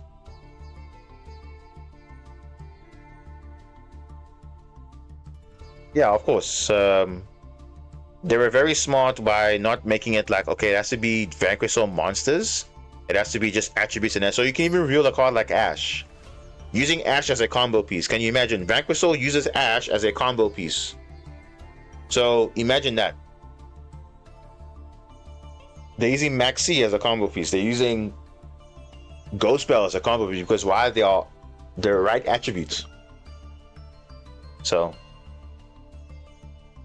I don't know about Ash Blossom being revealed exactly, because the fact that that's my only fire monster, I'm revealing it to you because I know it's there, and that's it. You can't do anything about it. So, but okay, I think we've raised on the point that okay, look, certain cards are balanced, some are not so balanced. If cards were balanced, then why are they hit on the ban list and others are not? I mean, yes, we understand Joko being a bit broken because it's basically any level 5 it interacts with, but all the other cards aren't really that broken, so it's fine. Compared to Vanquish Soul is just ridiculous. Specifically Holly Sue, it's like it has the most powerful effects you can think about. Non-target take control of a monster. Not you can summon from a deck any Vanquish Soul monster you want, and it can summon stuff from the hand, all in the same turn. Crazy. Quick effect, by the way. Provided you have the right attributes. That's it. But okay. We're gonna, like I said, on the next stream, we're gonna do some deck theory testing and so on for Doom Z, the future of Doom Z, and yeah, we'll look at some combos, look at some gameplay hopefully, and then yeah, we'll see where we go from there. So if you have also questions as well, that's why we're gonna have that stream, just to let you do some deck theory, experiment, look at some test hands, go into actual games, see what happens, and that's it. So we'll see the one that we'll play Doomsy pre-support now, Doomsy here in Masterduel, and then obviously future support. We'll look at 2 different deck lists, do test hands, everything. So yeah, that will be what the plan will be for the next stream. So for now, we're gonna leave it at that. We're finally in Diamond rank, and I think we're ready for the next pack to come out. So thanks everyone for sticking by. Hope you enjoyed the games. I hope you enjoyed the gameplay, of course, and a bit of commentary. And make sure to like, follow, subscribe if you haven't done so. And yeah, thanks for sticking by. And yeah, we'll see you guys on the next stream. It's a new week. It is obviously for those that are celebrating Easter, happy Easter. And yeah, hope we have a good week ahead. And yeah, this is Diamond Boss signing out. Cheers.